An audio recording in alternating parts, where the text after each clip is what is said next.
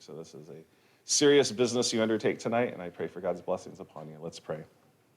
Lord, we ask for your blessing to be upon mayor and council. They have stepped up to be servants, public servants, to exercise wisdom and prudence, whether it's budgetary matters, land use matters, local ordinances. Lord, they seek your wisdom. And so I pray that you grant it to them in great measure. Lord, give them open ears and minds to hear, to think, to deliberate on the things that they're to hear tonight. We thank you for the public who has come to speak, to give input. May their input be valued. May each person here be listened to, no matter what stature they have in our community, big or small. All people matter in your sight. So Lord, we pray for equity, justice, and mercy, Lord, on the decisions that are before council tonight. And we thank you for this community. We thank you for those who serve. We pray, Lord, your blessing upon them and their families. In Jesus' name, amen. Amen. Amen. Join me in the pledge. I pledge allegiance to the flag of the United States of America and to the republic for which it stands, one nation, under God, indivisible, with liberty and justice for all. Rick, thank you so much. Appreciate it. Roll call.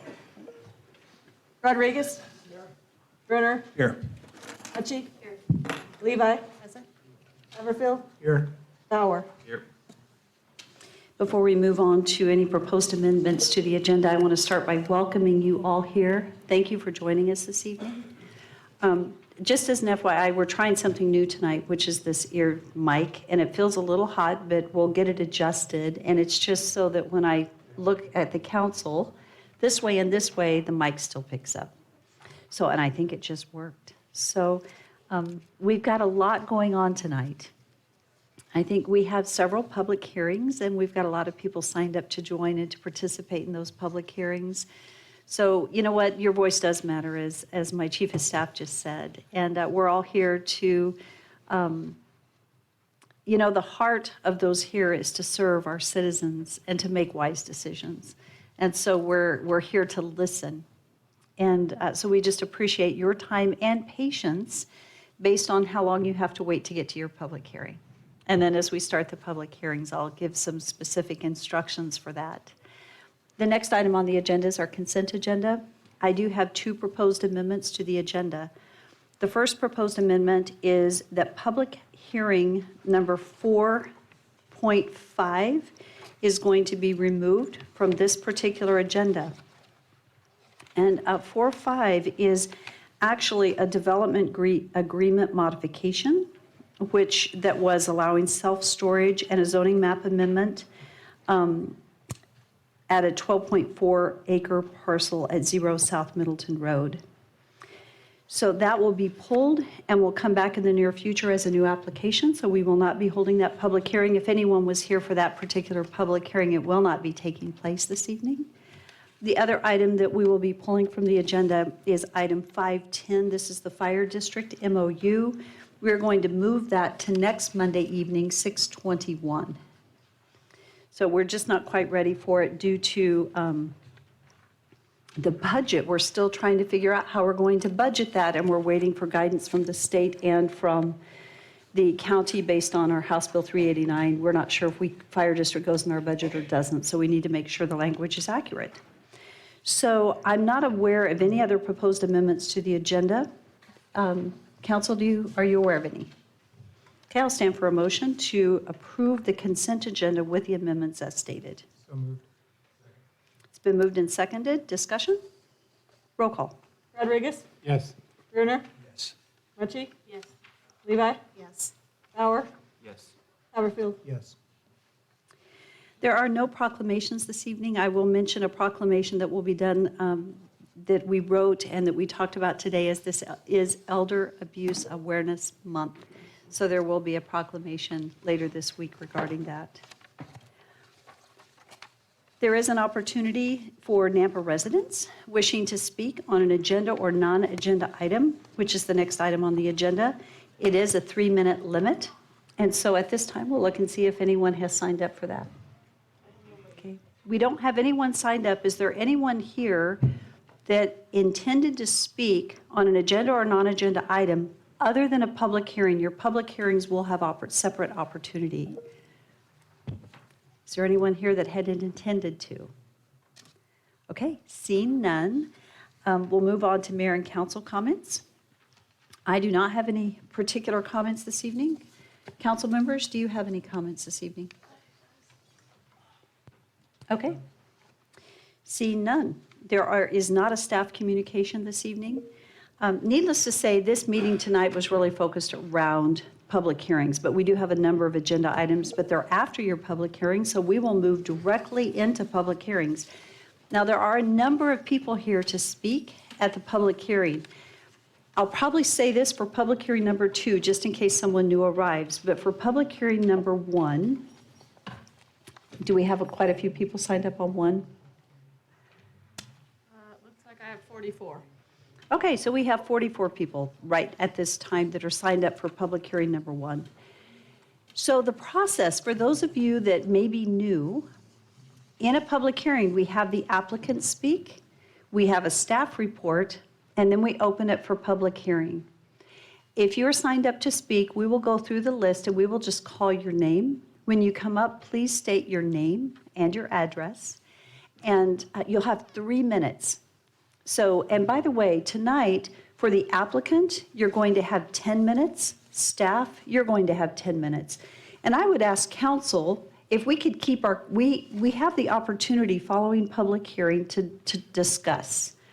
I will ask for staff, let's also, in council, let's keep our closing comments to what we ask of our public, which is 3 minutes. So that we don't go on a long time this evening, because it's important that we keep moving through and give adequate time. So it'll be 10 minutes for the applicant, 10 minutes max for the staff. We will have 3 minutes for public hearing, and we will just go down the list. And then I appreciate, no matter how you feel this evening, in favor of something or against it, we ask that you just not make any comments during public hearing, just to keep it very orderly. I have to say that last Monday night, we had an applicant, and his application was denied. It did not work in his favor, but you know what he said? And I loved it. He said he was so impressed with the people that were here, and there were a lot here, at how orderly people were and respectful. And I thought, you know what, that's what I love about our community. As difficult as the decision is, we respect the process. And for us, we'll do the best we can in coming up with the right decision. Okay, so I think, is there anything I forgot? Mayor, just question, just process-wise. So if someone has already said what another Oh, yes, thank you. individual wants to say, do they actually need to come up to the mic, or can they just say they agree or do not, or whether yes or not with the Thank you. application? Thank you so much, because I forgot it, Darrell. So when Debbie, our clerk, reads your name, if you just want to do nothing more than say, I agree with the person before me, and I am in favor of or opposed, you are welcome to do so, and it will be so noted. We do encourage people, if you're wanting to say the same thing that's already been said, it isn't necessary to actually state that if you have something different to contribute. But if you just want to stand and say what your position is, you don't have to fully come to the front. Just say, you know what, I'm here, I oppose, I support, and then we'll so note it. Is there anything else that I forgot? Thank you for the reminder. I appreciate that. You know, one thing I will tell everybody, that more is not always better, because it makes for a very long evening. And so you don't want the number 4 public hearing, right? Which it happens that their time is shortened. Okay, so our first public hearing is action item 4.1. This is a development agreement modification to modify the concept plan, ordinance number 3528, from 3 commercial buildings and associated parking to a concept plan for single-family townhome residential for Sterling Commons subdivision in a neighborhood business zoning district, changing this for 4 buildable townhome lots and 8 common lots for 4.82 acres and 10.37 gross lot density, and a reduction of the 25-foot landscape strip buffer to 15 feet, all located at 0 and 905 South Middleton Road. This is for Bonnie Layton, representing Sterling Land Development. Is our applicant here this evening? Good evening. And are you Bonnie? Yes, I am. Thank you.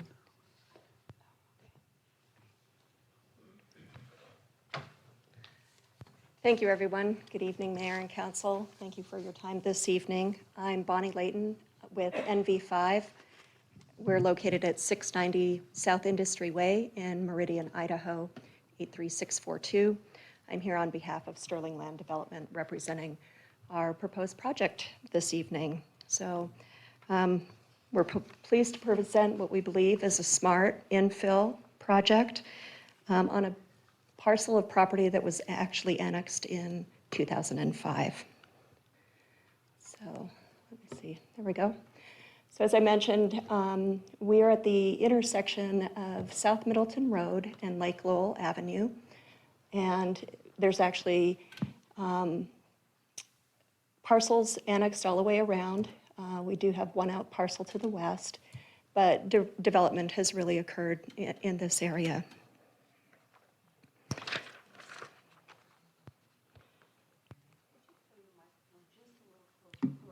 Close. There we go. Is that better?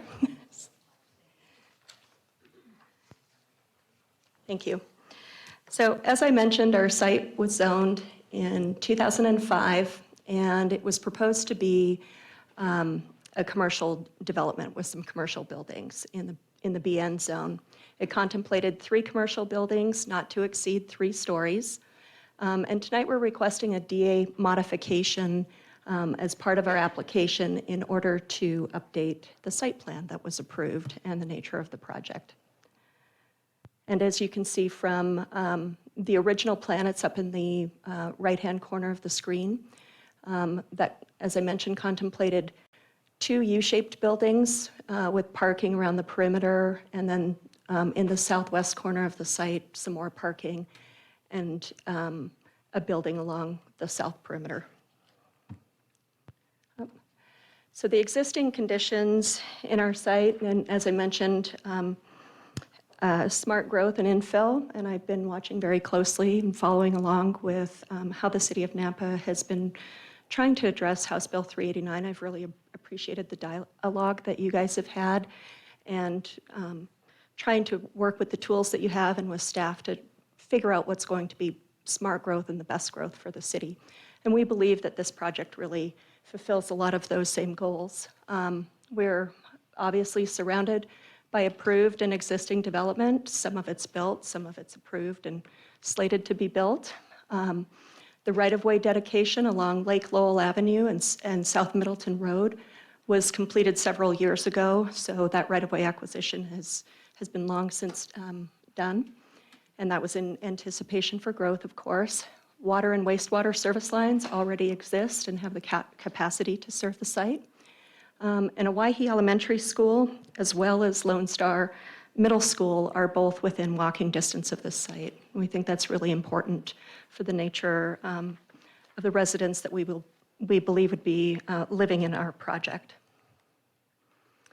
So the project details, I do want to clarify something, Madam Mayor. Initially, we had requested a waiver or variance from the landscape buffer.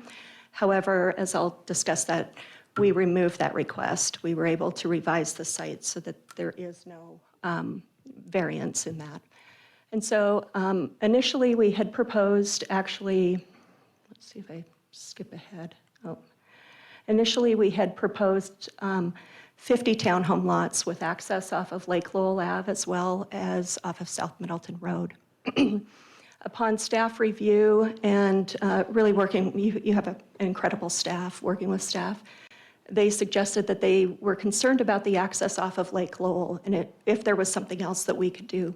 And so what we did is we proposed, Rodney, does this have a pointer on it? It does, but it doesn't work on the screen. Oh, okay. So we eliminated that access off of Lake Lowell Avenue, and What that did is we have our primary entrance off of South Middleton, and yeah, somebody's pointing to where the access was off of Lake Lowell. So we kind of reconfigured the site plan, and we were able to achieve 53 single-family attached homes. They're 3- and 5-unit buildings. Some of them have 2-car garages. Some of them have a 1-car garage. They're 2-story homes. I've been reading a lot of comments that were received by the public, and I just want to make that very clear. These have always been proposed as 2-story homes. The zoning allows for 3-story or up to 30 feet, but we're definitely 2-story townhomes. We also have 27 guest parking spaces dispersed throughout the site. That was important to us to make sure that the site was evenly balanced.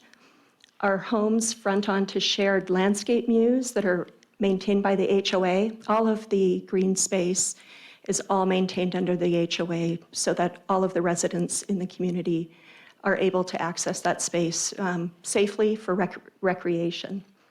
Let's see, the large park and the common area located in the southwest corner of the site was really situated to help provide an additional buffer to the subdivision to our southwest.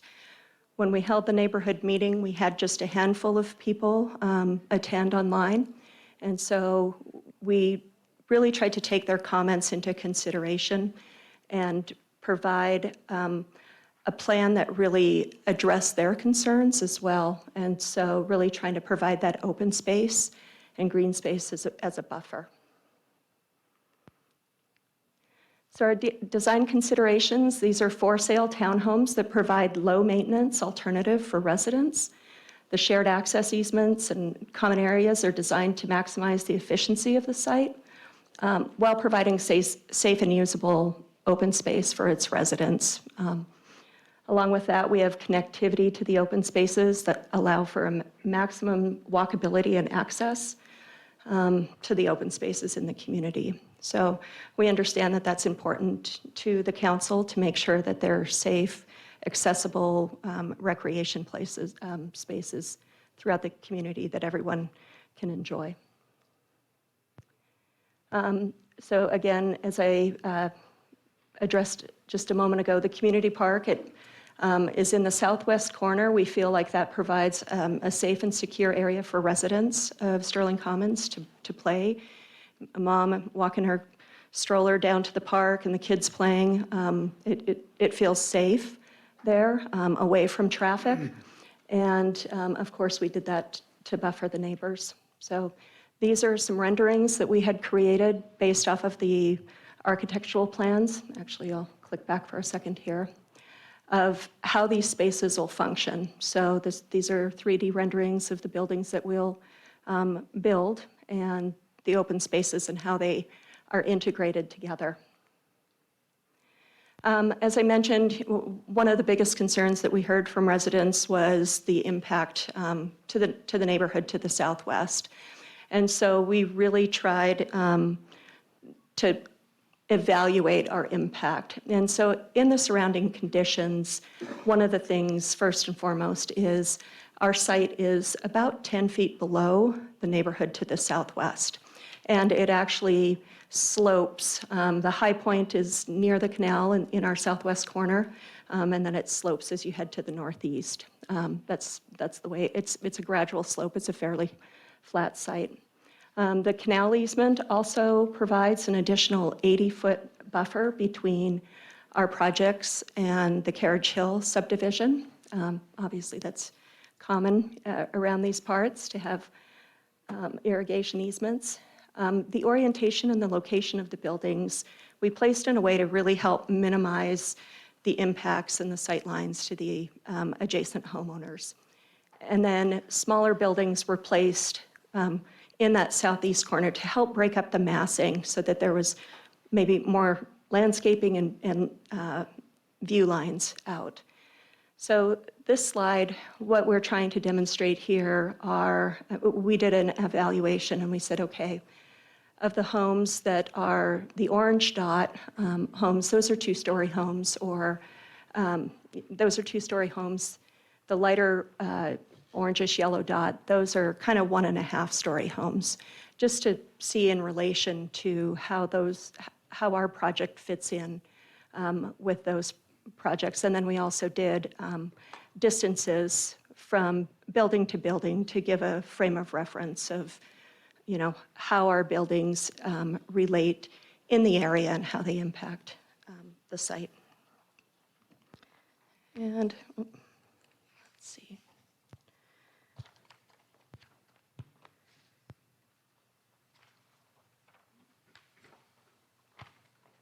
I think that's really, the basis of our project this evening. I know staff will have some additional comments, but we really believe that this provides an affordable housing option for the community.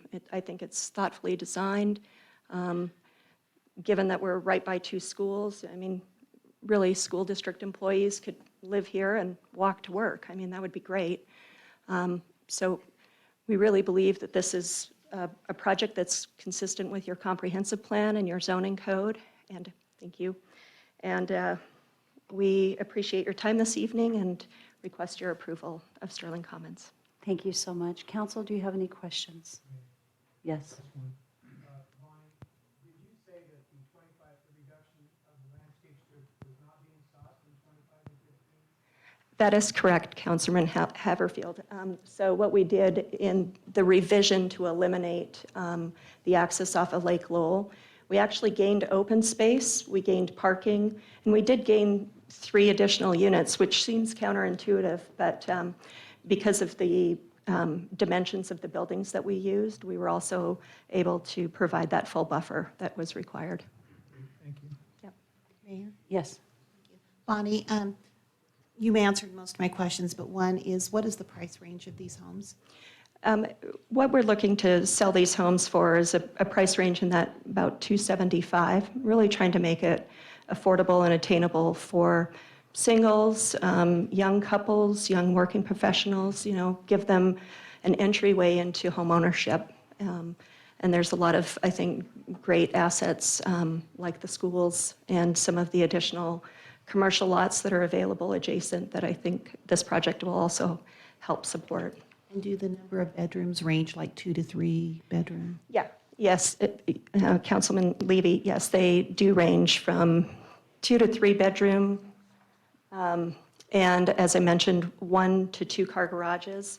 Some of the units have some additional garage storage space as well. So we really believe that for folks that want that low maintenance lifestyle, kind of a lock and leave, whether you're a young working professional that's gone all the time or a retiree that doesn't want to worry with that. So I'm just trying to get a number in my mind of how many people would actually be living there. I see. Thank you. Thank you. Are there any other questions? Mayor, yes. Yes. Your open area at your park. Yes. I know I saw the photo. Can you give me the specifics on what the amenities would be in that park, please? Yes, thank you, Councilman Bruner. What we are looking at doing, and let's see if I can. Right now, we've got 2 main open spaces. One is you enter into the site that would have a central gathering area as well as some benches and trellis structures for shade. And then as we move to the the southwest corner, right now we've got a gazebo, landscaping, nice wide open space for kids to play and be able to throw a ball around or practice soccer. So, Mayor, if I may, any chance of playground equipment being added to these amenities? I believe that's a possibility, yes. Yep, yes. I've seen a shake of the head. Yeah. And I can only speak for myself, but I believe this council is very, as far as children and so on, that there's areas for them to have fun and also, as far as gather. So. Yes, Councilman Bruner, we would be happy to add that to the plan as part of this project, for sure. Are there any other questions? Yes, Councilman Bruner. Bonnie, Bauer, tell me excuse me. a little bit about your dialogue with the surrounding neighbors. Thank you for that question, Councilman Bauer. We held a neighborhood meeting. This was several months ago. We had a few folks attend that neighborhood meeting. They had a lot of questions. We did have a couple neighbors that actually followed up and thanked me, thought the project was great. Of course, those are usually the folks you don't hear from. A lot of the comments, as you probably saw in the staff report, were concerned about density and traffic. And really what we try to do is address those concerns the best that we can. Unfortunately, there are some comments and maybe some misconceptions of what higher density projects do to the value of surrounding homes. I think it's really, it's addressed in your comprehensive plan as well, raising those same concerns, and they really don't prove out to be true. You know, these are homes that your first responders can live in, your teachers. I know there were comments about additional crime, and I just haven't seen that. I live in a high-density community. We have one of the lowest crime rates in the area, so we try to address as best we can to buffer and from a site planning standpoint and move forward from there. Are there any further questions? Mayor, one more. So this is HOA, and who's the HOA management? Who will control the HOA? Councilman Brunner, so we will hire an HOA management company, Sterling Land Development. They are developing a number of communities, so they will hire professional management.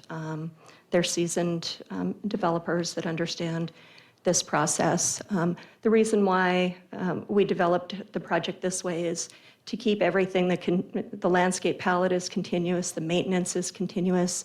It's one cohesive project that looks well, that feels great, that lives great for its residents. And that's a really important part for us. Yeah. Mayor? Yes. I'm sorry, I have one last question, Bonnie. So I saw the concept of the exterior.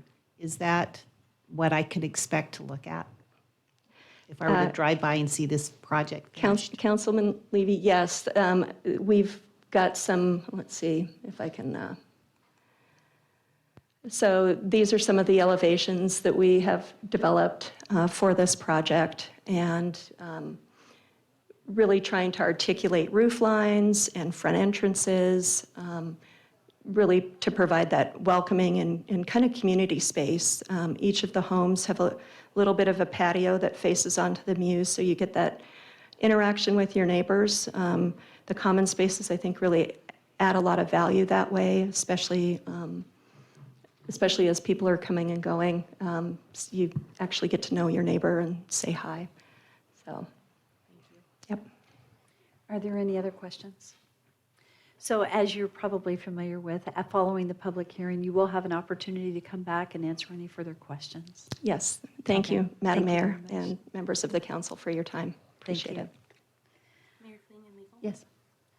I live in Carriage Hill, so many of you are my neighbors. And I just want to let you know that I received the same flyer that I see many of you holding. And I, Go ahead, speak a also- little closer. oh, sorry. I've also had, neighbors make comments to me. However, I do not believe it will unduly influence my vote. Thank you. Legal?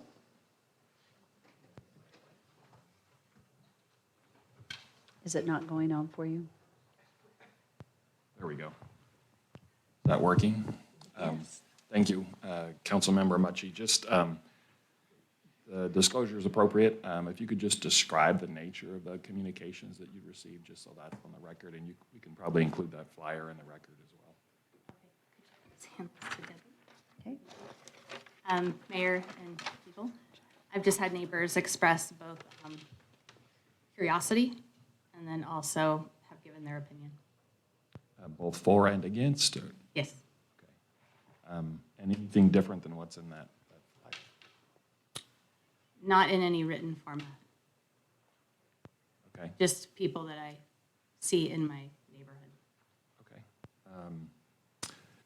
And maybe, just again for the thoroughness of the disclosure, if you could kind of describe some of the comments in support and in opposition. Sure, thank you, Mayor. Here we go. So opposed have been, I think what you'll see in the record in the flyer. And then 4 has been what we hear, that we know we have to do something, but where is the right place? And so maybe not, blazingly 4, but understanding that we have challenges. Okay, appreciate that. And then, yes, Mayor. Speak right into that mic. It's a little hard to hear you. Thank you. Sometimes this goes really loud, and so I'm a little gun shy. Mayor, if you could also ask, I guess, the same question of any of the other council members, if they've received any communications outside the hearing and what the nature of those might be.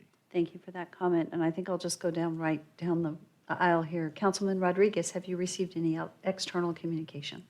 I received from my email, from the City of Napa email, and I've made no comment one way or another of how I will vote on this project, but I have read every email. Yes. At times, I have responded by saying, thank you for your comment. Okay. So Councilmember Rodriguez, just to, again, be a little more descriptive, if you could, of the nature of those emails that you received. And Most of the emails have been sent city, or I should say, council-wide. Most of them, 90% of them are against this proposal, and very few in favor of. okay. Now, the information they have is the reasons why, and I don't know of any other objective other than that. Mayor, Yes. I just wanted to point out that those emails were sent to me as well and were included in the staff report.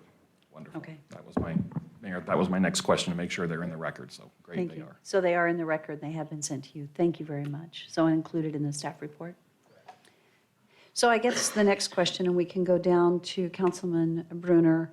Have you received anything outside of those that were received by everyone that have been sent in any communication?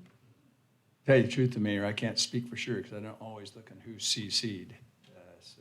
If I personally, I don't like the process, but I understand it's a legal process. But if I see it's an individual and I read the first sentence and I realize it's about a public hearing, then I do not read further, which is always tough for me, but I don't respond because I'm one who strongly believes that everyone who sends a communication should have a response within 24 hours, but because of the legality of it, that's how I handle it.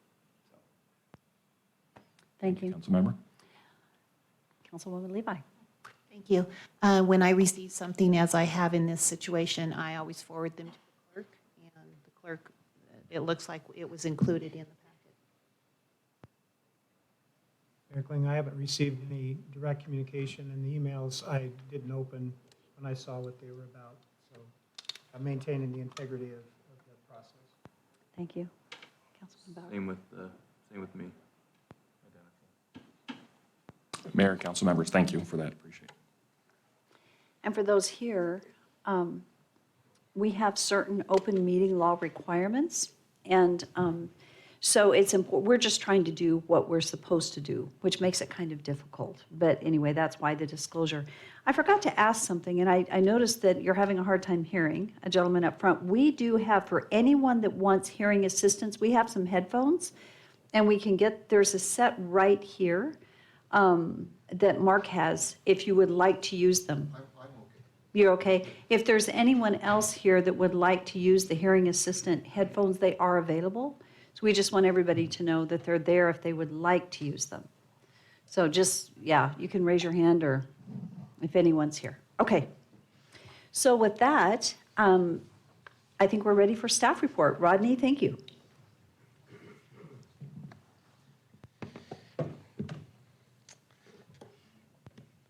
Mayor and Council, Rodney Ashby for the record. So the requested action before you is on the screen, hopefully soon. There we go. The development agreement, as the applicant has stated. I did want to point out something, though. There was a lot of communication about townhomes that seemed to imply that they believe townhomes are considered apartments. So I just wanted to clarify the definition of a townhome is a single-family home that has a shared wall, at least one shared wall with another home. They can sell as their own separate unit, and the home and the property beneath it are sold as one, just like a single-family detached home would be, but they are joined. So I just wanted to make that clarification and then confirm the comment that the applicant made about withdrawing the request for the waiver of the landscape buffer. That has been taken care of. So with that, I'll continue on. So December 2005, annexation and zoning occurred to neighborhood business with a development agreement. In 2016, November of 2016, was a conditional use permit for self-storage, and it was approved, but then expired. In June of 2019, a development agreement modification and conditional use permit was requested for self-storage, and it was denied. October of 2020, pre-application meeting was held, and it was about single-family attached unit developments as we are considering this evening. April 13th, 2021, the Nampa Planning and Zoning Commission recommended approval of the development agreement modification and approved a CUP and preliminary plat for single-family attached residential, conditional upon council's approval of the development agreement modification and with the conditions that are in your staff report. May 17th, because of concerns about House Bill 389, City Council continued this public hearing to today. So just a background as to where we've been. The property is currently within the city limits and zoned BN, neighborhood business. The surrounding zoning, I think I can, whoops. As you can see, there's quite a few different zones in this area, single family, commercial, then the BN, and then just to the top left corner of that picture, you can see the RD zone, which is the two-family residential, which allows up to fourplexes in that zone. Utilities are available to the site and are in the statements from the memo from the engineering division. Sorry, I keep jumping back and forth. There's the utility lines there. So a development agreement modification is basically a contract between the city and the developer. Approval or not approval is up to the two parties. And you can put alterations on the approval or conditions on the approval. And it's up to council to make that determination. Okay, so the applicant presented this slide to the left in a little small picture on the screen, but I just wanted to point out the differences there. You can see pretty clearly the differences. It went from commercial uses approved in the development agreement to these residential uses.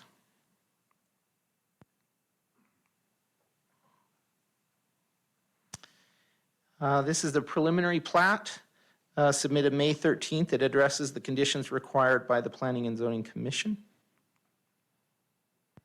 And then revised preliminary plat on May 13th, which also addressed those concerns. This revised landscape plan was submitted after the original staff report was complete, but addresses the concerns expressed by the Planning and Zoning Commission. A little closer view of those. Agency comments are in your packet and on the screen. Happy to address any of those, but pretty standard comments. Police and fire give the impact to their services. And engineering comments are also listed.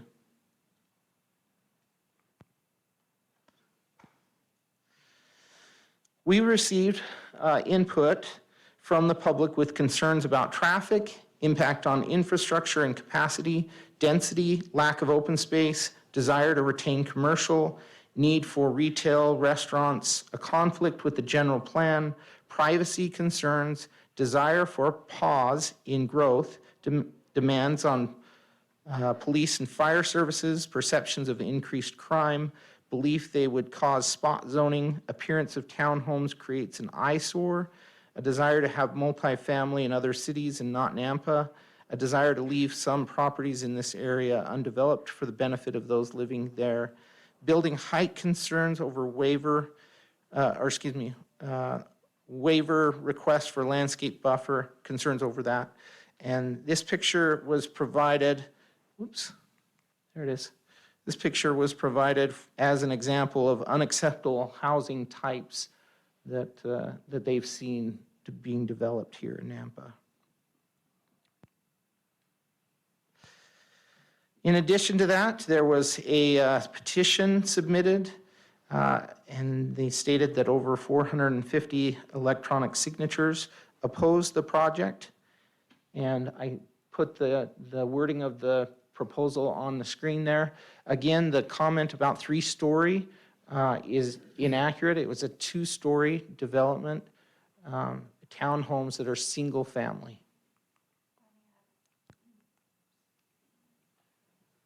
I have a quick question, and this is also for legal. What do we do with a comment like this that has been submitted with 450 signatures that does not have correct information? Because these are not 3-story. It's my understanding they are 2-story. So, Madam Mayor, I guess you give that the weight that you think is appropriate. Individually. Individually. Okay, everyone can individually assess that because of the inaccurate information that's on the petition. How much weight that and the other factors in that communication. So, yeah, it's up to you individually to determine. Thank you. And Rodney, can I ask you a question? bet. Was this originally slated as a 3-story? No. It never was. So the information, even from the beginning, was not accurate. Is that correct? Well, it was With this particular it was project? accurate. It was just interpreted as 3-story. Is 3-story accurate? No. No. So it's inaccurate information. Inaccurate information that the survey or the petition The petition included. had. Mhm. Okay. Thank you. Mayor, if I may just, Yes. the BN zoning was allowing for commercial 3 stories, is that correct? BN zone would allow for 3-story, correct? Yeah, but the proposal itself was only for 2. Thank you for that. Yeah. I see where you're headed. That's Yeah. how it got there, probably. Yeah. Thank you. Thank you. We also had additional comments. All of these comments have been provided to you, but these all came in after the deadline for the staff report, and I just didn't have enough time to analyze all of them, but all of these comments have been forwarded on to you.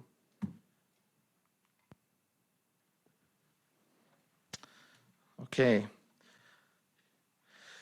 So just a quick staff analysis here. Land uses in the nearby area are single-family residential to the west and commercial to the north and east, with more single-family on the northeast corner of South Middleton Road and Lake Lowell Avenue. This development proposes 53 single-family attached units on 4.82 acres.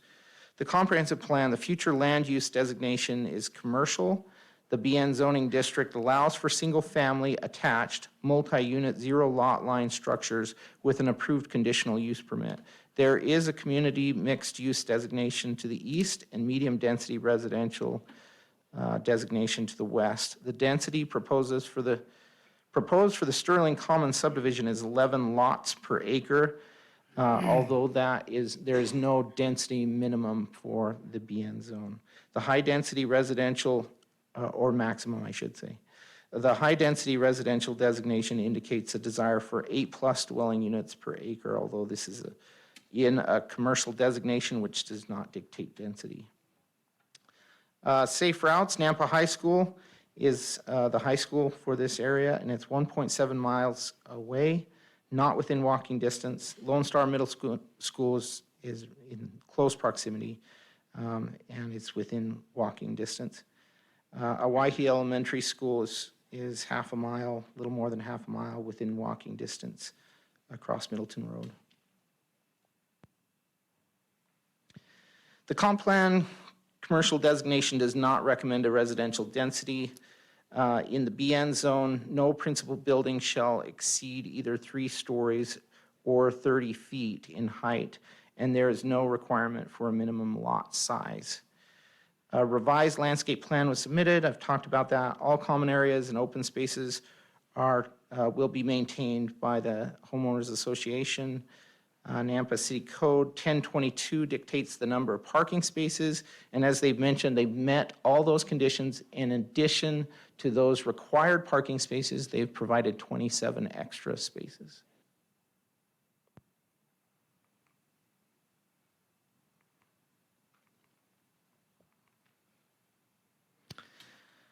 So I wanted to cover some of the comments that we've received in the response to those. Public concerns focused on traffic safety and congestion concerns. The commission will, or the council will need to consider the potential impacts and determine whether the proposed development is compliant with the conclusions of law.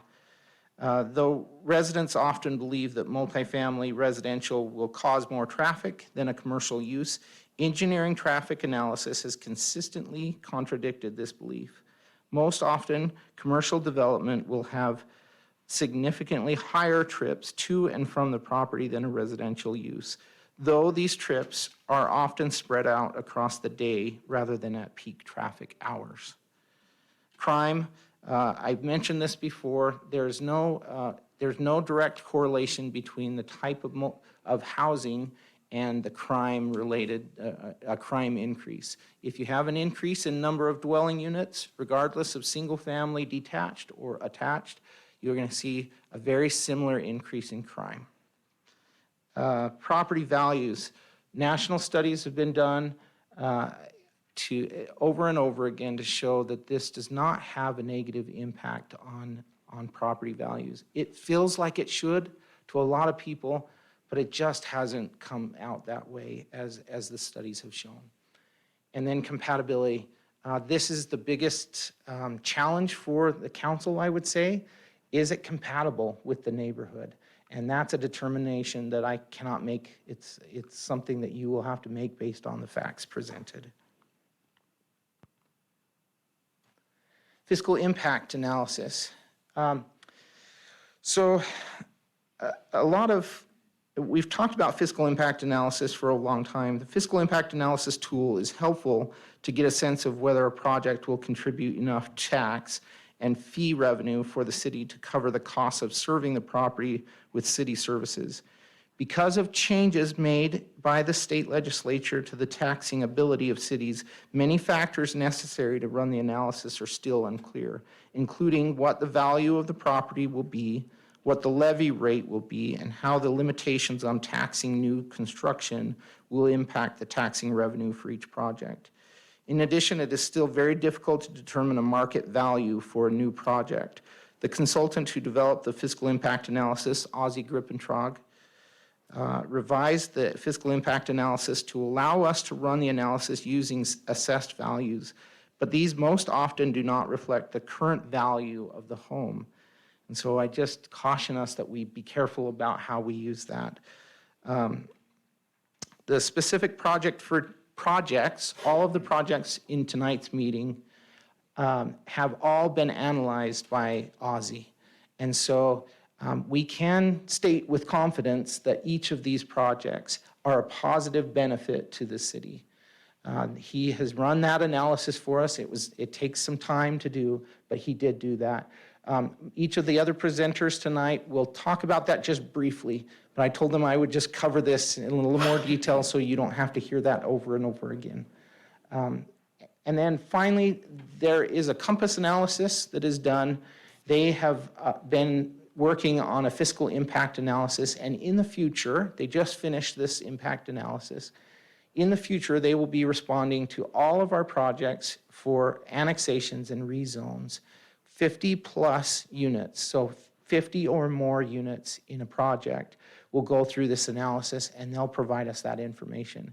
It's not as detailed as ours, but it is an average of whether it will benefit the city or not based on services and costs of services. So I think I'm pretty much done.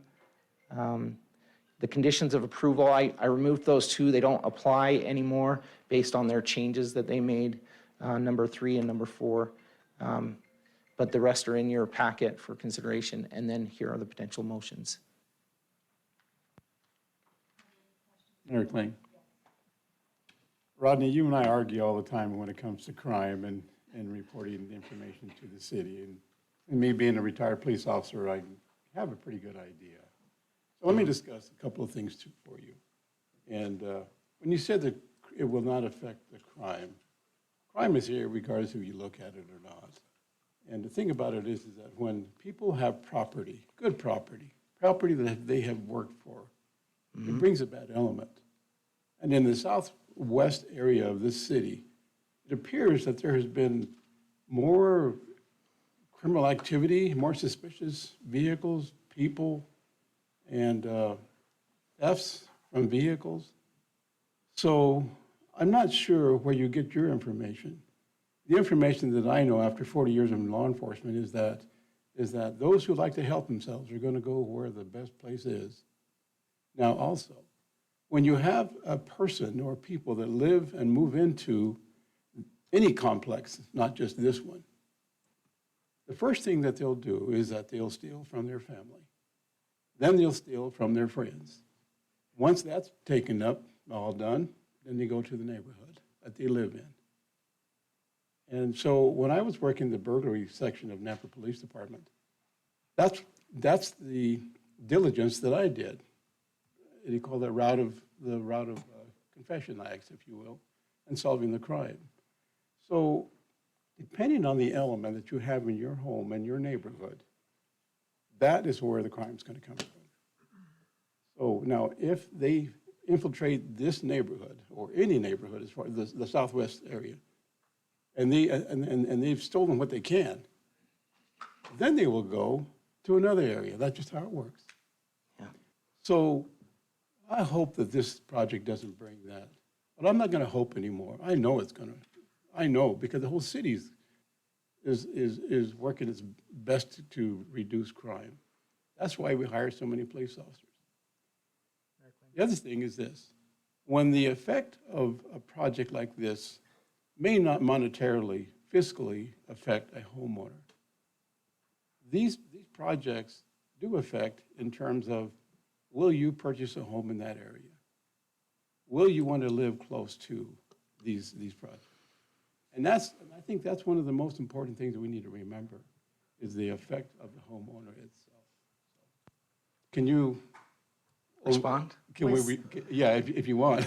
I guess a question is, I want to make sure that we state questions, not statements at this point in the hearing, but was that a question? And I guess what I want to do is, do you agree with that or not? Yes, I think so. There was a lot in there. Yeah. But we may need to ask at a later time, police to actually respond to that, or regarding Right. We do coordinate with the police department on this, though, and what their statement has been is that as population increases, crime follows that increase in an area. So it's not the type of housing, but it is the increase in population that impacts crime. So. Perfect, thank you. Councilman Haverfield. A couple of questions for you. Sure. In looking at our packet, there was a lot of confusing aspects of it. There was information that was provided that wasn't accurate because it reflected maybe a prior submittal. Yeah. I was reading through and there was mention of a CUP. We're not looking at a CUP. It's already been approved through the Planning and Zoning Commission. Conditional upon your approval. Okay. Yeah. So it's not just a development agreement modification that is being sought from us tonight. There's more than that hasn't been spelled out. Maybe that's in your motion. I didn't look at it. But in looking at the general site plan, just page 73 versus 74, they're two completely different site plans. So I assume we're looking at 73, which more reflects what was put on the screen. My question to you is, it didn't appear that there was a second access point. So I assume Correct. that's maybe what's been mentioned as an EVA or something on this site plan, but it wasn't described. You have to have two. The access point off of Lake Lowell has been removed. So just wanted to make sure that was your Yeah. understanding. Because our packet doesn't really explain which one we're supposed to be Yeah. following until it came on the screen. Understood. Mayor and Councilman Haverfield, you're correct. There's some plans in there because that's all we had, that's what they presented, and then they revised it. You're absolutely right. So the access to Lake Lowell has been removed at the request of our engineering division. The comment about having a second access, I guess I'd look to our engineering division to help us with that. Well, it'd be probably the fire department question, since they need a second point of Right. removal, and I assume that's what EVA stands for, is evacuation? Okay. I just, in looking at again, I'm a technical guy, I'm just looking at the radiuses they don't provide access for a fire engine to get around to get to that evacuation point. So there's gonna have to be some more modification to the site plan to make it work. And then my question is the parking. It was mentioned that there's more than enough parking. Are all of these units provided with garages? Yes, I think her comment was that at least one car garage was going to be provided for each unit. Okay. So it's internal to the unit itself. Are those units 20 feet apart, or are they more than 20 feet apart? I'd have to look at that specifically on the plan, but that will be analyzed to meet code at the time of submittal. Yeah, if it's, again, that's something to look at. I didn't see trash Yeah. enclosures or anything else, things as far as for Right. service. Just in the general layout, Councilman Bruner mentioned the play areas that aren't truly defined but assumed in the photographs, which aren't in our packet. So again, Yeah. that information needs to be put into legal records so that we've got it to go back and look at. Yep, It's understood. not in our packet, so. I'm sorry, Mayor. So Councilman Haverfield, would you like, Ron Johnson with the fire department is online. Would you like him to answer your question regarding fire access? Well, not necessarily, because he's going to have to review it for compliance anyway. Right. And right now, it's not properly indicated on this site plan. This is more general, I think, in layout. They might not get quite as many units as they're asking for, maybe when it's all said and done. Well, we've gone through that before. So I just wanted to alert staff and fire that that's something that they need to make sure and review and approve.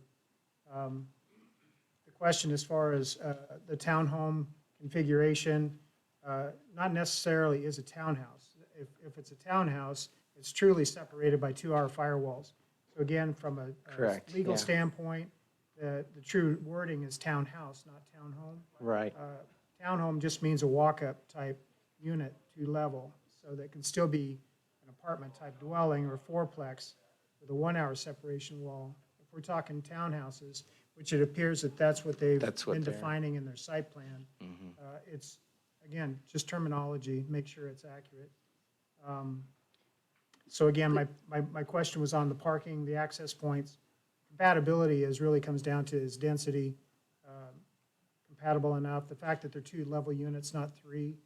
The fact that it's 10 feet or more below the houses up to the west, that was defined, and then the HOA. So that answers my questions. But I was a little concerned with the packet information and how, it took me a while to figure it all out. I appreciate the question regarding a townhouse versus a townhome. So I guess I would like the clarity. Is this a townhouse or is it a townhome? And then could you tell us exactly what Yeah. this is intended to do with the individual ownership? Correct.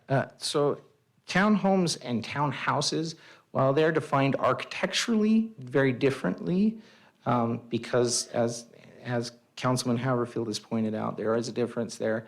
In our planning code, we treat them, that term, the same. So I'm thinking I need to just take that out of our planning code, the townhome reference rather than townhouse, based on Councilman Haverfield's comments. But we treat them the same. So townhouses are exactly what he's described. They are on their own separate lot. And I can't say that they're homeowner occupied every time, just like I can't say a single-family detached lot or unit is homeowner occupied every time.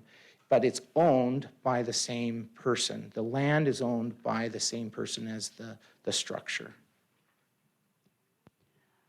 So on this one, can you clarify, were these intended to be owned, individually owned by, at least my understanding was that they were?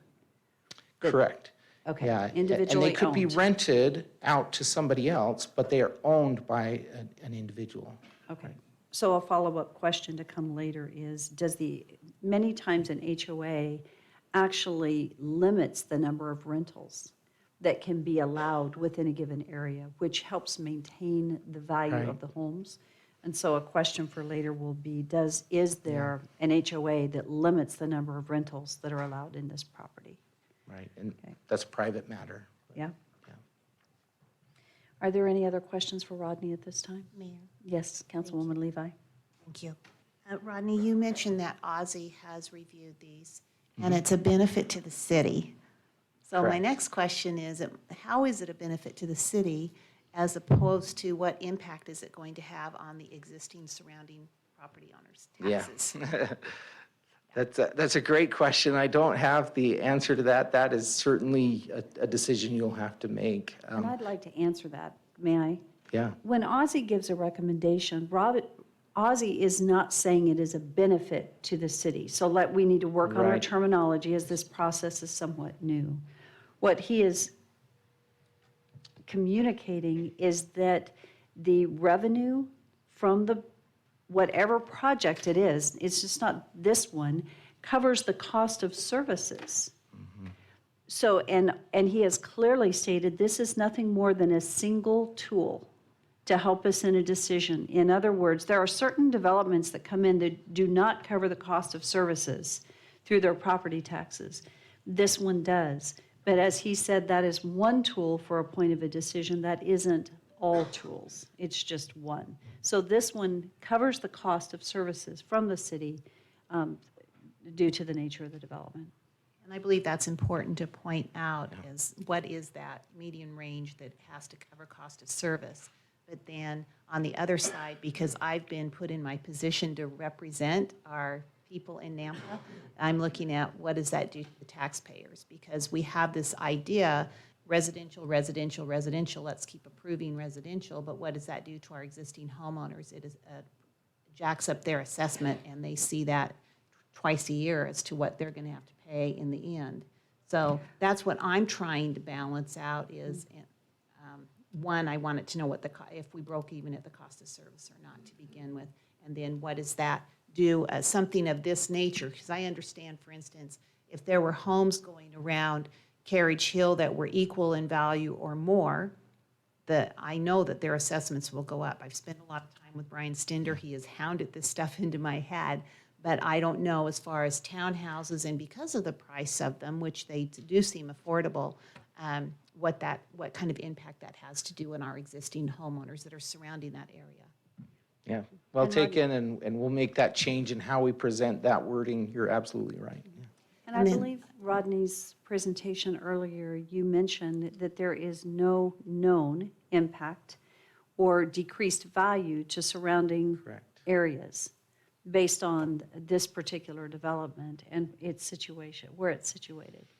So that tool is not designed to indicate what the property does in assessed values to other homes. It has nothing to do with that element. Which is the cost of service. It's strictly the cost of services within the city. So for example, early on, we talked about storage units, right?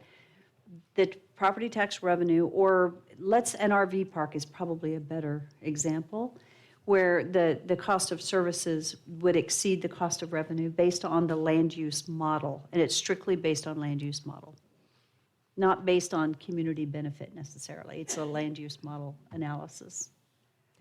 And then Rodney, just as a side note, the presentation, your staff report, was really easy to follow. I don't know if you've changed the format or what, but thank you. Oh, you're welcome. Are there any other questions? Yes. Thank you for the information. A lot of kids in this area walk to school, to Lone Star and to Owyhee. What is the exact plan for, I just want people to be able to understand what the exact plan is for crosswalks and safety at that intersection. I guess I'm looking to Daniel again.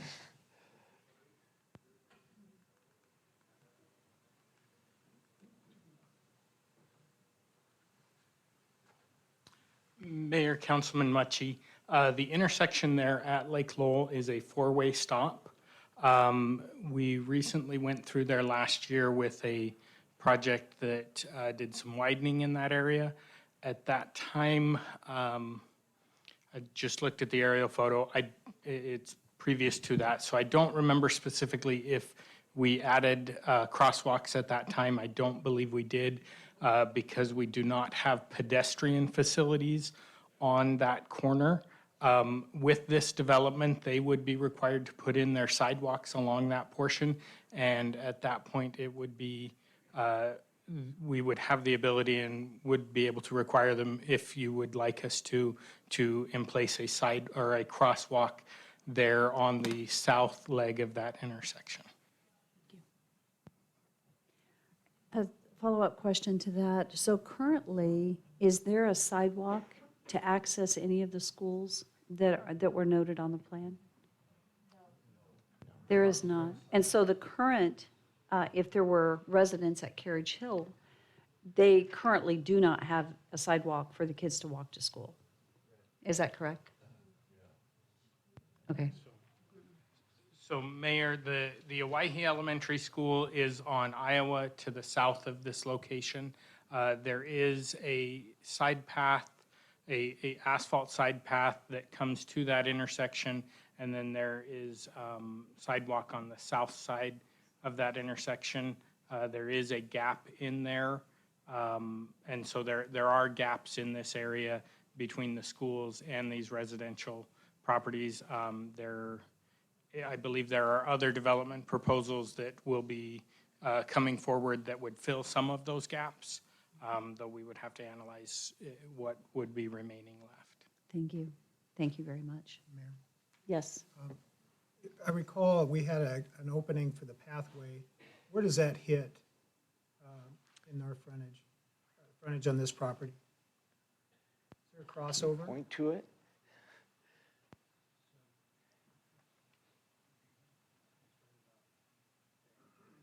Oh, quite a ways south then. Okay. Thank you. Are there any other questions for Rodney? Yes. Mayor, Councilman yeah, Brennan. a couple hypotheticals, which I know you love, Rodney.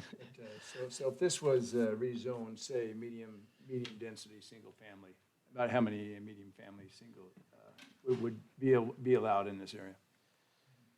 I'm just doing a comparison between this. So the size of the property, trying to look at that again. No, I'm putting you on the spot, I know. 4.82 acres. Typical lot is 6,000. Christie, you're better at this than I am. What?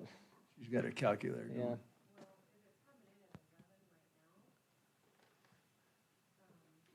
Do you mind putting your microphone on there to answer that? So it's coming in at 11 right now, and it allows 8 in medium density. So You you're allow, you're talking about Eight 11 gross. acres? eight per acre. So we're talking about 80, potential 88 homes. I'm sorry, could you repeat that again? No, sorry. No.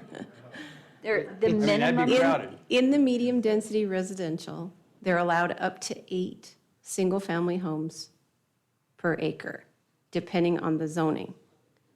So if they were to do RD zoning with fourplexes, which is still a medium density Just give me- designation, I'm sorry, Single single family. family. Single family. So your typical is about 3 to 4 units per acre.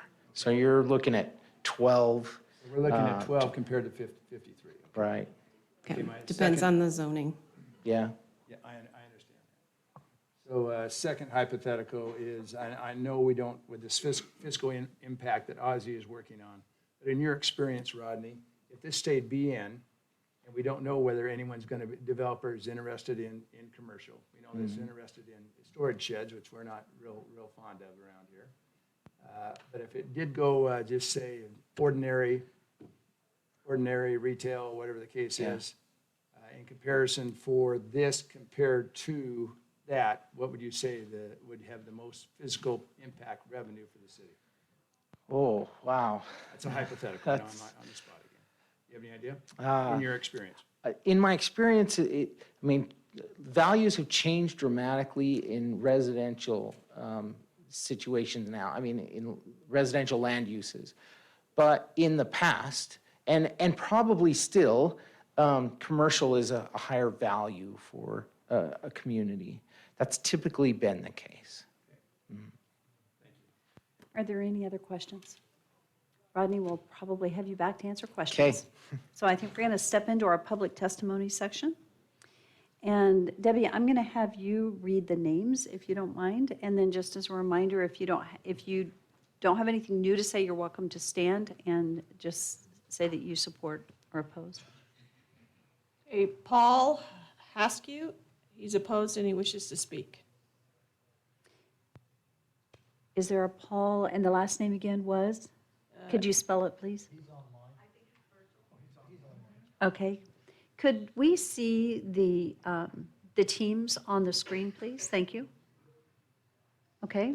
And so I understand there's Paul and Rodney and Christy. Who's helping us with the online with our people? We'll need somebody to be helping see if they're there and pulling them up, if you guys have access. And so, Paul, I think I see, are you there? I am. Paul, thank you for I'm joining. not on camera, I'm just on audio. And that is great. That's just fine. Thank you so much. So, Paul, could you restate your address? Absolutely. This is Paul Haskew. I live at 12325 Landau Way in the Carriage Hill, the Ridge neighborhood. I'm opposed to the Sterling Commons subdivision, not necessarily development of the land itself, but I'm opposed to bringing townhouses into this particular area. I'm also concerned that this is still being zoned BN, where everything else around it, where other requests for townhouses and things have been zoned RS6. So it doesn't quite have any sort of lot density requirements, as noted earlier in the presentation. And it's far above the gross lot density that I'm seeing for surrounding neighborhoods, which are all single-family detached homes. And then you do have a business park across the street.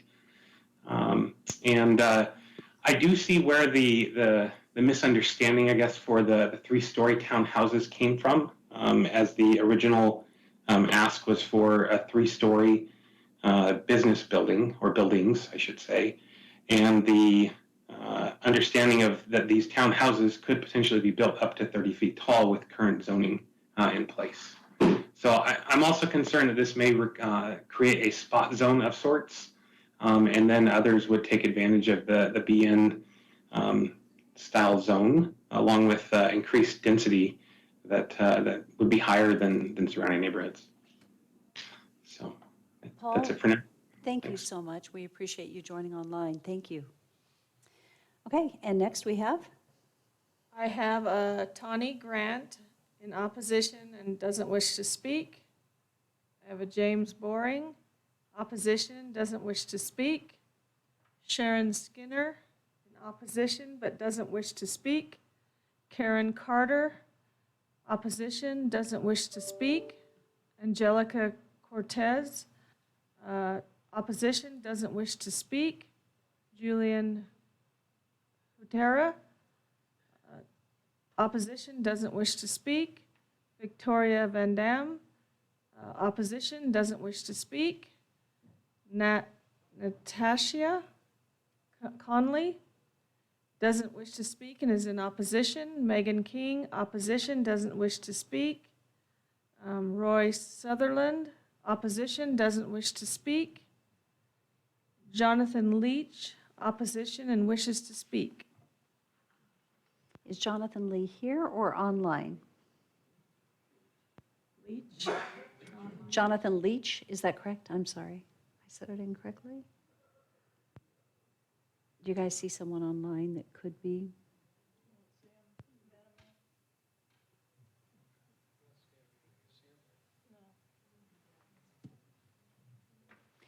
Mr. Leach, do you happen to be online? Okay. So we'll go on if he comes back, and he was in opposition, is that correct? Yes. Okay, so noted. Dana Katona, opposition, doesn't wish to speak. Jeff Katona, Opposition, doesn't wish to speak. Douglas Adams, in opposition, doesn't wish to speak. Rebecca Johnson, opposition, doesn't wish to speak. Dave Johnson, opposition, doesn't wish to speak. Don Adams, opposition, doesn't wish to speak. Neil Squires, in opposition and wishes to speak. Is Neil present or on? Hi, Neil. I should look up. There we go. Thank you for restating your name and your address. Thank you, Honorable Mayor and Council. Neil Squires, address 12318 South Carriage Hill. I oppose the project as presented. It will bring a high-density zone and increase traffic to the Middleton Road corridor. Let me highlight just one of these nearby intersections from my personal experience. Just north of this project is the corner of Middleton and Orchard. I think you guys are all familiar with that. It's a four-way stop. I looked at Compass, the website. Looks like at least 18,000 vehicles as of 2016. That's the most recent data. Passed through there. Due to the dispute over the right-of-way, that still hasn't been signalized. As you are aware, typically I will encounter at least a 10-minute delay going north or south on that. So imagine what this proposed high-density project will do to this corridor. I will also mention that there are 2 additional four-way stops that will be impacted. That's on Lake Lowell and also on Iowa with the other projects. Also, I want to reference the Nampa 2040 Comprehensive Plan, Section 3.1.1, quote, mixed-use residential, which allows for a mix of housing types and neighborhood-scale business to co-locate, has been specified in strategic locations to conserve agricultural land and reduce drive times. Nampa should seek to plan development patterns that are supported by infrastructure, reduces driving times to commercial services, and conserves this agricultural land and open space. Let me continue with one more section, Section 3.1.4 of your comprehensive plan. Dense housing, quote, must have features that blend it into the fabric of the community. Streets must provide adequate capacity to handle the increased use, and there should be walking and biking access to pathways and commercial areas, close quote. If approved, the proposed high-density project does not blend into the current medium density of the housing around it, nor is there a sufficient increase in commercial areas as you are seeking, nor are these areas that are really accessible by biking or walking. You saw the slide that the schools are not within, or I would consider a realistic area to walk. Also, this is a 45-mile-an-hour road, and I see people going 50 or more. I would not want a child walking to school on that road. We understand you're trying to create smart growth and a compact city. I read through that comprehensive plan. You're trying to increase housing supply and limit urban sprawl. You're trying to concentrate growth into these compact urban areas. This project should be located much closer to an urban center, a center where, as you say, would have the appropriate amenities like town squares, larger parks, amphitheaters, et cetera. There's no nearby large parks. There are no town squares near this, and this should be moved closer to an urban area. Thank you very much. Thank you. Thank you. Okay, next. Dan Hawley, in opposition and wishes to speak. You all restrained yourselves very well. Good evening, Honorable Mayor, City Council. I don't think I'll be quite as eloquent, but I'll do my best. According to the comprehensive plan, my name is Dan Hawley. I'm at 11162 West Troyer Drive in Carriage Hill North. My concern is the fact that with the services that we have right now, we're understaffed, and with the fire department in particular, the closest service that we have is 2.9 miles away on Flamingo and Middleton. Now, according to what Brent Hoskins had to say in a memo dated 4/7/2021, we should have one firefighter per 1,000 residents. Right now, I believe we have about 105,000 residents in Nampa. So we should have about 105 firefighters. According to what the number I have, we have 87. We're already at a deficit of 18. If you put high-density housing in, it's going to increase the residents without increasing the support. And I believe that that would constitute a hazard. At the end, on the comprehensive report, at the end of the introduction, it talks about to ensure public safety. I don't believe that public safety would be enhanced by this. Thank you very much. Thank you. John Freeland. He wishes to speak and he's in opposition. So I'm sorry, so did you say, who is that you just called? John. John Freeland? He's not here. Can I read this on his behalf? Sure. Thank you. Go ahead and just state your name and address, and yes, you may. My name is Rainey. You can turn that down, yes. There you go. My name is Rainey Holly, and I live at 11162 West Troyer Drive in the Carriage Hill North community. This is from John Freeland, and it has to do with the impact on the police with the new high-density housing proposal. Nampa Police currently has a staffing shortfall. Based on 1.5 officers needed per 1,000 residents, Nampa Police currently is understaffed by 23.5 officers. Currently, Nampa has 134, and we need 157.5. This is based on current population estimate of 105,000, and the current population is rising with Nampa needing more officers. The debate by planning on crime increasing with multifamily homes versus single-family homes is looking at research to back this up. The fact is that crime increases with population. You mentioned the Compass study. They hired Tischelbeiss, a Maryland-based fiscal, economic, and planning consultant. They stated that most local governments make major decisions without understanding true cost.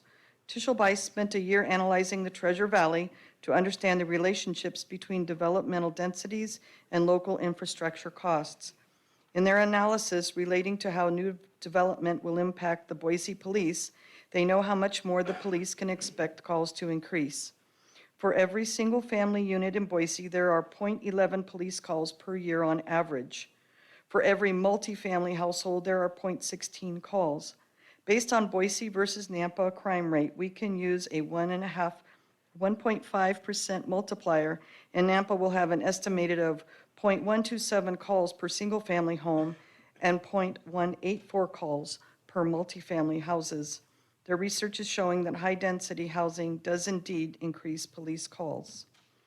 So keeping this in mind, I recommend stopping or putting proposals on hold until everything is evaluated and possibly looking at using this new tool. Thank you, Madam Mayor. Thank you. Cheryl Higley, opposition and wishes to speak. Hi, Cheryl. I'm Cheryl Higley at 12441 South Abbott Downing Way in Carriage Hill, the Ridge also. And could I ask that I sent something in that I want to refer to? It's a map, the land use map. I'll get it up as soon as I can. Okay. All right, great. All right, Madam Mayor Kling and Council, I want to first let you know that I pray for you regularly, that you may continue to have wisdom and discernment in leading our city. This is my first time coming before you, but I have attended previous meetings, and I've been extremely impressed by how carefully you listen and deliberate over the issues that are brought before you. So I come before you today, trusting that you will do the same for my concerns regarding this project. I've reviewed the Nampa 2040 Comprehensive Plan and the staff report for this development, which is in the midst of a sea of medium-density single-family homes. I propose to show how this is not in agreement with the intent of the comprehensive plan. As you can see, can we pause just for a minute? Because I brought some maps just in case. Can I pass them out to you? Yes, you may.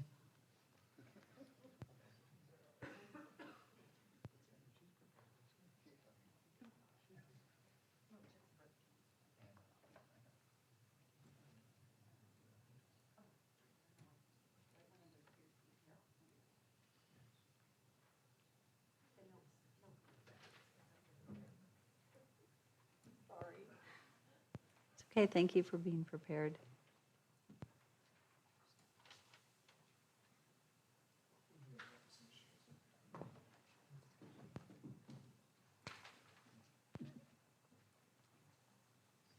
Sorry about that. I actually brought these for the agenda number 5, public hearing. Okay.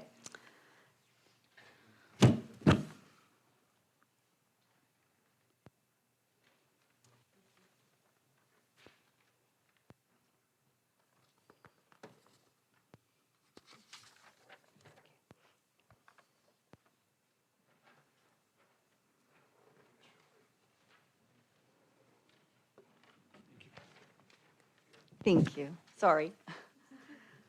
As you can see on the Nampa 2040 future land use map, this property is one of the few in the southwest quadrant of Nampa that is designated as commercial, and even more specifically as BN, which stands for neighborhood business. According to section 5.8.1.1, access to commercial developments near residential neighborhoods will be by internal access from a residential dwelling unit, walking, biking, or short vehicular trips. Per section 5.4.1.4, the intent of neighborhood businesses is to enable residents to obtain necessary goods and services without having to drive a long distance, and if possible, to walk or bike. Commercial development near neighborhoods would include such businesses as barbershops, hairstylists, daycare, professional offices and services, neighborhood markets, banks, restaurants, etc. Allowing high-density housing of 53 townhomes to be built on this 4.1-acre lot is a direct contradiction to the intent of the comprehensive plan and will only exacerbate the problem of more people having to drive a long distance to obtain necessary goods and services. Thank you. Yes, I've circled the proposed project. The traffic on Middleton Road has worsened dramatically with the completion of many new subdivisions of thousands of homes, and it is not able to handle the traffic as it is. Having the neighborhood Walmart and Idaho Fitness nearby spares us from having to drive much further from our home to areas like 12th Avenue, Karcher Road, and Garrity Boulevard, which are already heavily congested with traffic. Since this commercial lot is one of the few in the southwest quadrant of the city, it could help provide traffic relief by providing necessary goods and services to nearby residents. In an informal poll that I took, the responses were virtually unanimous that the neighbors would love to see some local businesses in this location that they would support. Therefore, I urge you to deny the development agreement modification and the conditional use permit for this property because exchanging an area reserved for neighborhood business to high-density housing is extremely short-sighted and is completely contrary to the intent of the comprehensive plan. Thank you so much. Thank you. Thank you. I have a Bob Higley, opposition and wishing to speak.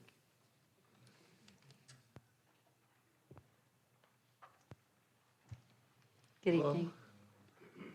I'm Bob Higley. I live at 12441 Abbott Downing Way with my wife, and she's a tough act to follow, I guess. But Honorable Mayor Kling and Council, I'd like to talk in regarding the development in question. So this is being done under a conditional use permit, and according to the regulations and the staff report, a conditional use permit may be granted only if the proposal conforms to the following general use permit criteria, and there's 3 points that I'd like to read.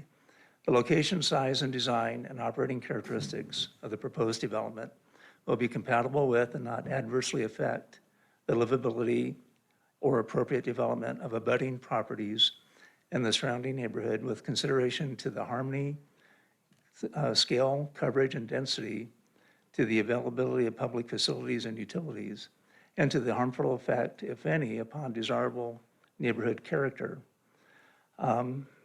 Number 2, the location, design, and site planning of the proposed development will provide a convenient and functional living, working, shopping, or civic environment, and will be attractive as the nature of the use and its location and setting warrants. And number 3, the proposed development will enhance the successful operation of the surrounding area and its basic community functions. So our concern is, often we see a lot of areas zoned as BN, neighborhood business, but it seems to be like there's a loophole that if a developer gets that hold of that property, they can zone it or seek out this loophole and then rezone it under a conditional use permit and put in high-density housing. And we would rather see it zoned as medium-density housing or a commercial business. I personally would love to see a coffee shop or something like that go in there. So, yes, okay.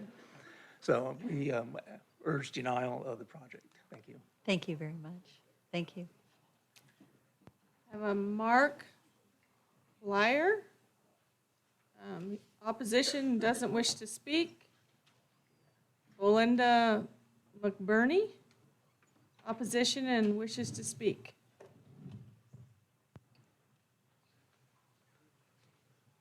Good evening, Honorable Mayor and Council. I haven't come to many of these, but my experience, it probably plays more on, I've been through this. I've been here 16 years. I live at 11914 Iowa Avenue. And I have seen a dramatic increase in the traffic. And we know Carriage West is not open yet. We haven't even seen the impact of that traffic. So my concern too is I sat on the way over here, I left early, and I looked and I thought, how is this gonna look? How is this gonna fit in? It's not. And as I agree with everybody else, we do need some commercial. I'm not against the growth. I'm not against single family homes, but the townhomes do not fit into the southwest area of Anampa. So as I have seen the increase in traffic. I've watched a car just as I was pulling out of my driveway doing 50 down Iowa. And these sidewalks that are necessary for kids to get safely to school don't exist. We've got sidewalks to nowhere with those ugly, ugly barriers with the stripes, and that's as far as you get. So the infrastructure is just not there for the safety of the children. And I can't even imagine the traffic trying to pull out onto South Middleton, especially during peak times. And I know that if anybody travels Middleton, or maybe try doing it at peak times, which I did the last couple of weeks, and it's just too much. It's too much for Middleton to handle all of this. Dowling Woods down on Midland, there was a little shopping center that's been there for a long, long time. It doesn't dramatically impact the impact with the traffic. And I've always driven past there and even gone in. And you can get in safely and out.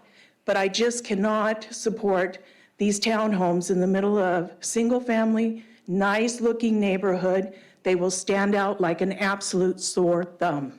Thank you very much. Have a good evening. Thank you. I have Daniel Hawley, opposed and wishes to speak. Oh, that's me, I already did. Sorry. Thank you. Go again. I got on there twice somehow, I'm sorry. Thank you. Rainey Hawley, I know you read for somebody, but.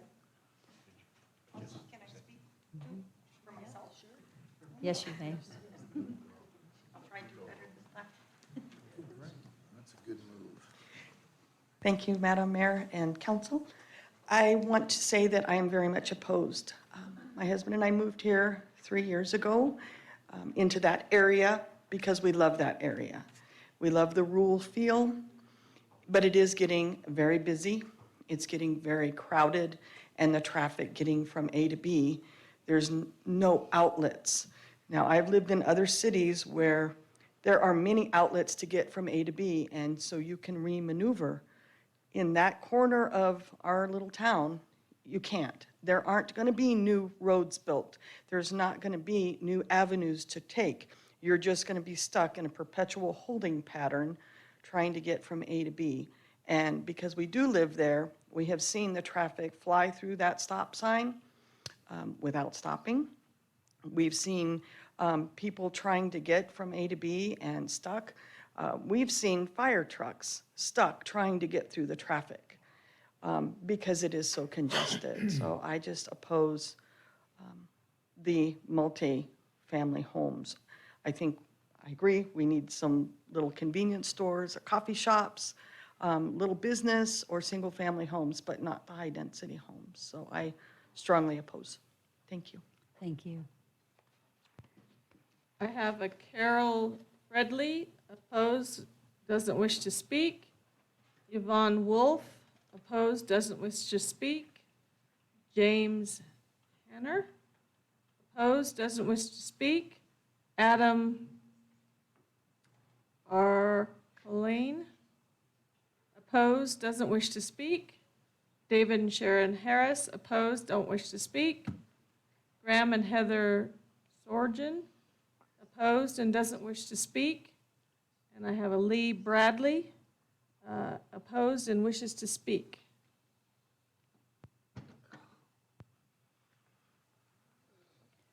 Madam Mayor, Council, my name is Lee Bradley, 1143 Meadowbrook Drive.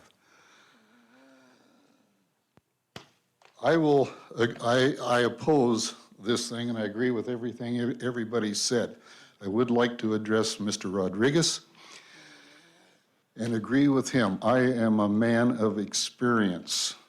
High-rise apartment buildings, townhomes, I don't care what you call them, I don't care how you zone it, anything. They will deteriorate the value of the homes. Not right away. It takes a little while. It takes a while for the homes to be bought, sold, rented, whatever, run down. The upkeep is not kept. And therefore, they're sold.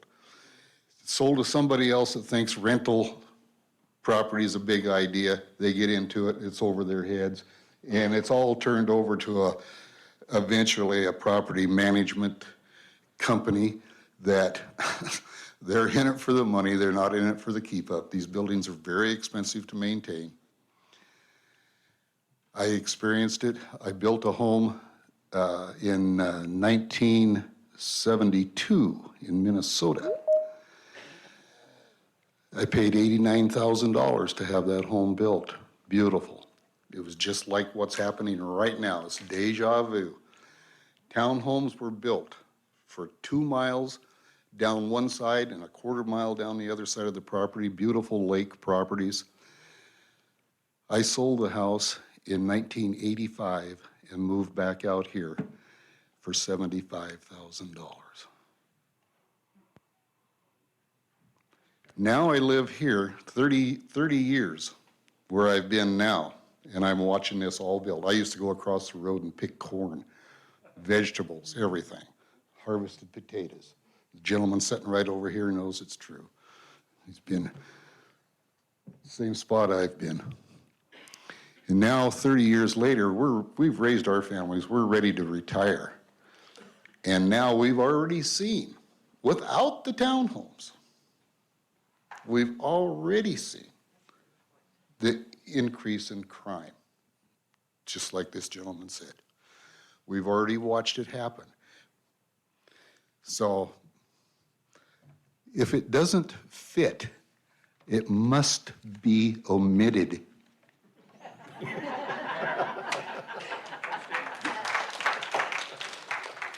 Okay, who's next? John and Janice Moot, and they say they're neutral and would like to speak. Thank you. We live 11140 West Brett Avenue in the Carriage Hill North. And I'm changing my tone here a little bit because I've noticed that every time that somebody else takes care of your property, you don't have pride of ownership. And the first thing you know, it goes downhill. So they propose that a company will come in and keep your lawn looking green and everything. You don't have to worry about it. And I found out if you don't pay for it, you don't appreciate it. Now, if this goes through, which I doubt it will, but Middleton Road, to me, should be a rider on that so that it's 4-lane all the way from Greenhurst to the freeway. And if that happens, then I don't work anymore, but I went down that road at 7 o'clock, and it took me longer to get from my home to the freeway than the freeway to Boise. So it doesn't make good sense, so we need to develop property here and use the same density deal that we have for single-family homes. Thank you very much. Thank you. And then Debbie, we had both he and his wife, correct? Does your wife wish to speak? You don't? Okay, thank you. I have Greg and Gail Newcomb. They're opposed and they didn't wish to speak. Pat and Julian Morris, opposed and didn't wish to speak. Lisa Bell, opposed, didn't wish to speak. Robin Squires, opposed and didn't wish to speak. Marnie Ramsey, opposed, didn't wish to speak. Jennifer Aldous, opposed and didn't wish to speak. Laura Gasper, opposed, didn't wish to speak. Yes, you may. Go ahead and come forward and state your name and address.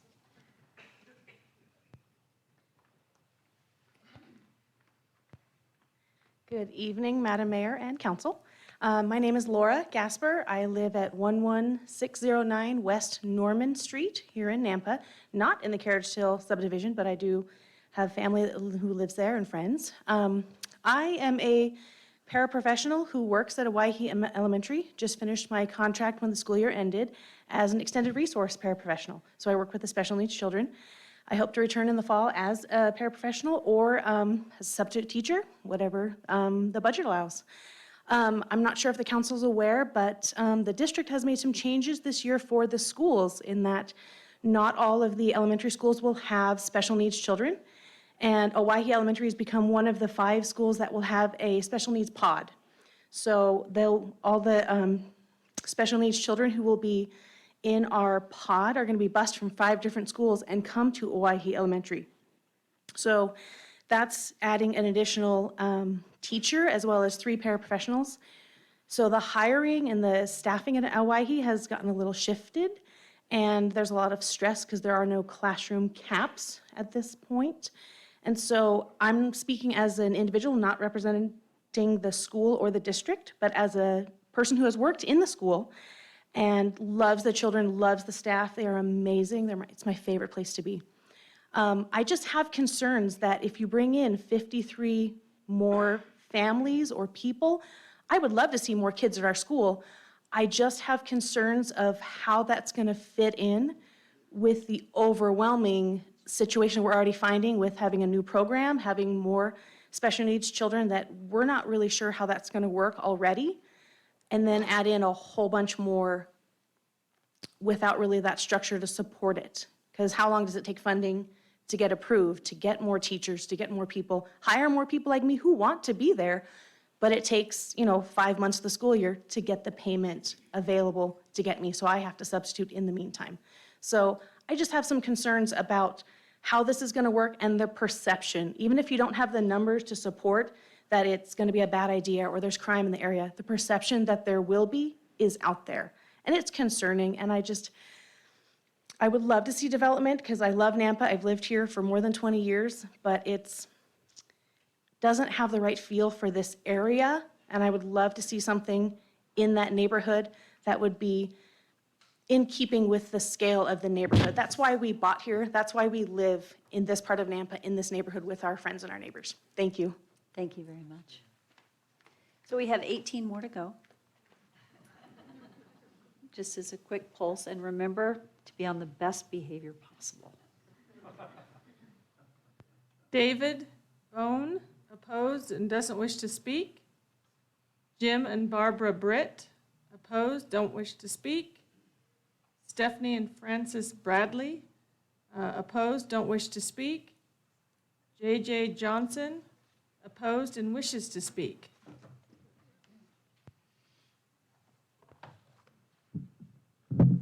Hi. Madam Mayor, City Council, it's an honor to be here with you. I want to thank you for your service. I know this can't be easy for all of you, and I appreciate your public service. Do you mind real quickly sharing where you reside? Thank you. My name is J.J. Johnson, and I live at 11700 West Buteo Drive. I live in a Red Hawk subdivision. I have a file. I don't know if you can try to get this again? I can try. Okay.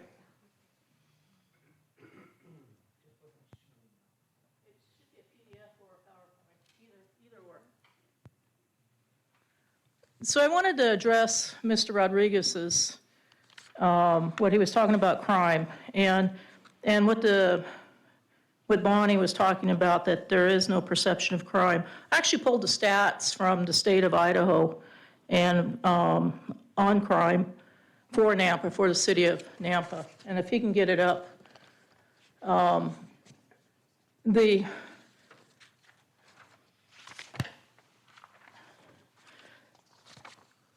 I don't know if you can see this from here, Madam Mayor, but this blue line right here represents Nampa, and this red line right here represents the state of Idaho, and the gray line represents the United States average. These are averages, average crime rates, and this is vehicle theft per 1,000, per 100,000 of the population. So these are actual stats, which backs up what Mr. Rodriguez is saying.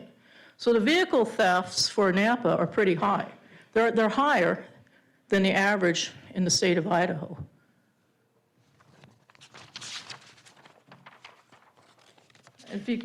Okay, there they are. So you can see the blue line there is for Nampa. It's from 1999 to 2019. The vehicle thefts per 100,000 population are the highest in the state of Idaho. If you go to the next slide, the burglaries in Nampa, Idaho, they've come down a little bit in 2019, but they're still higher. They were higher than the U.S. average, and they were higher than the state of Idaho.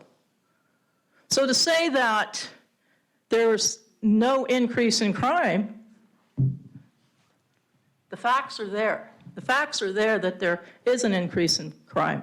And the crime is, can you go to the next slide, please? The response time in the police has gone up. It's gone up by a little over, just shy of 2 minutes for the police to respond to a call in the state of, or for Nampa.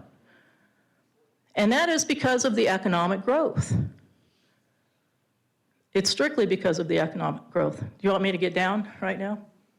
No, we do have to stay with the 3 minutes. Okay. So I'll let you wrap. If you have just a second to wrap up, I'll let you do Okay, so. but it is because of the economic growth.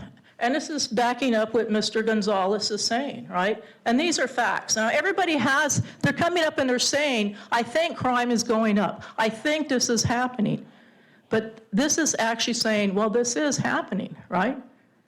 So the next slide, please. Well, actually, we need to wrap now. I just wanted Okay. to let you make a closing comment because we are Well, limited the to closing 3. comment is that in Carriage Hill and in Red Hawk and the surrounding areas, there is a concern because it is a high-end neighborhood. And there is a concern of high density, the high density growth versus the low density. And it does, and statistics state that crime follows that. And Mr. Gonzalez, Mr. Rodriguez is exactly right. Thank you so much. Thank you. Appreciate you coming here. So just for clarity, I just want to say I'm going to ask our Nampa Police, or McGuire, to come forward at the end and provide actual crime stats so that we're accurate, So we'll have that coming so everyone has an idea to see what they actually are.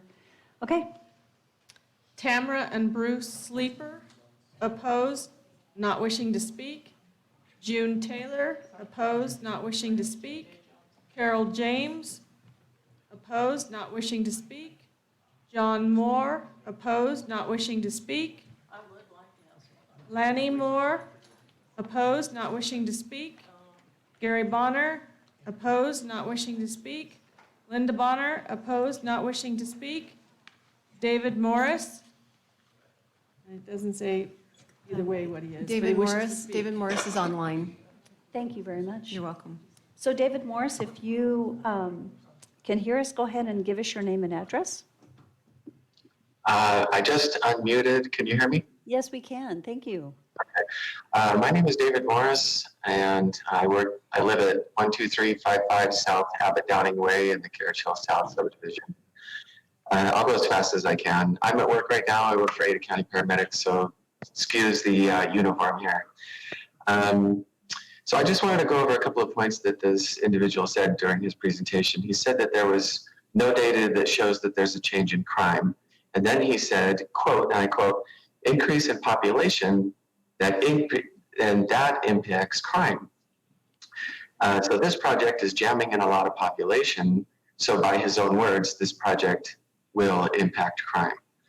And he also said that the property values are not affected by this type of housing. But then he said later regarding value that the factors have not been, on his presentation in one of the slides, he said, these are factors that are not clear. So he's talking out of both sides of his face, and he contradicted himself in his presentation. This will affect crime. This will affect the property values of the people, of the houses around. I just want to say on a personal note, because of my job and what I do, I can attest to the fact that I do respond to more high density and low income housing than any other type. And that's my personal experience. Also, another thing that does not get mentioned in the presentation is price point. I spoke at another council about townhouses that have been built in East Boise. And they were built with a $350 to $400 per square foot price point. And they were touting such a thing because that actually did increase the property values of the houses around them in the Harris Ranch subdivisions. And I know a friend that lives in the Harris Ranch subdivision that actually looks at those townhouses not in a bad light, but in a favorable light, because they are upscale. And I did not hear any of this desire to put upscale, high price point value into these homes. It's just a matter of jamming in as much as they possibly can and getting away with getting as much money as possible. I can guarantee you that is that note for me? That's for 30 seconds. Yes, 30 seconds. 30 seconds. I can't read it. So I just wanted to say that the price point was not talked about. Square footage was not talked about. These projects with the high density, they do stick out, especially in areas like the Carriage Hill and the Red Hawk, Hunters Point. They stick out like a sore thumb. They do not belong there. There are places for them. And I wanted to close by saying that all of these other subdivisions offer amenities like pools, walking paths, and playgrounds. And the only thing that I heard that was offered in this new place was more parking. It doesn't belong. It's going to be an eyesore. Traffic is already bad. So thank you for your time, and I appreciate all that you guys do. Oh, if I can also... We're actually out of time. Oh, thank you. Yeah. Thank you.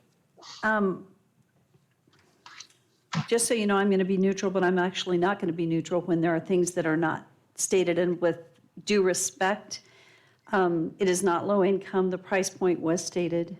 and again, I'm neutral on this, but I want to make sure that we listen to actuality. So staff works very hard to be objective, and I tell you what, I do expect respect and truth. Staff is not speaking out of both sides of their mouth. They are providing information to make good decisions. And playgrounds were stated, the value point was stated at $275,000 per unit, and that is not low income. So just to be clear of what was stated, that was what was stated that is fact. So next person. Catherine Weiser, opposed and wishes to speak. Is Catherine here? Thank you, Catherine.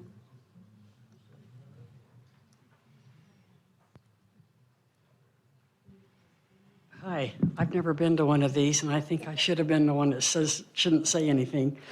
But I'm here, Do you mind and stating your address? I'm Catherine Weiser, 1922 West Brookwood Court, and I live just off Midland. And with the 4 schools that are around there, I don't have a second choice. My only choice is the way I go in is the way I go out, and it's sure getting harder. And we have some very brilliant people who have expressed all my thoughts, so thank you. Catherine, thank you for your courage to stand up, and your voice is worthy of being heard, so thank you for your courage. I have Brooke Schiller Atkins, opposed and doesn't wish to speak. Stoddard and Carol White, opposed and wish to speak. I honestly think that most of the questions that I Feel have free to, go ahead and come forward. Since you're here, you might as well, Okay. go ahead and share your name and address. Yeah, my name is Stoddard White, and we're at 11103 West Blaine Avenue in Morningside. And let's see, Madam Mayor and Council. Actually, I was kind of wondering, we might have gotten here maybe about 5 minutes late. We were wondering what the square footage of the townhouses are and what the actual, the height of the townhomes. Looks like it could be up to 30 feet. Is that 2-story or 3-story? It just seems kind of high for, 30 feet seems pretty high. And I guess the other question is there any plan to widen Middleton with this huge density that's coming in? Because it's getting to be a nightmare, just trying to get in and out, just trying to go to the store, or trying to get the freeway, as everyone has stated here, is almost impossible. And it's just going to get worse and worse and worse. We're just kind of wondering, is there any planning? Because there's so much going on Middleton, but they had the opportunity of widening the road, but it looks like they didn't. I'm just kind of curious as to why that never happened with all the people out there. Thank you for the questions. Okay. I've written them down. I'm sure staff has written them down, so we're going to respond to Okay. the height question.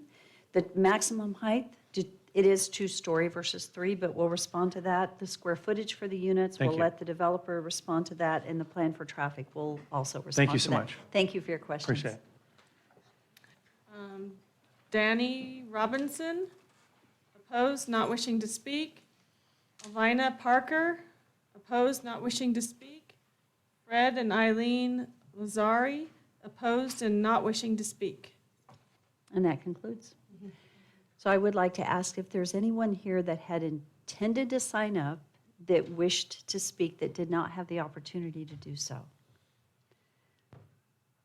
Okay, it's a little scary to ask when it's been a long evening.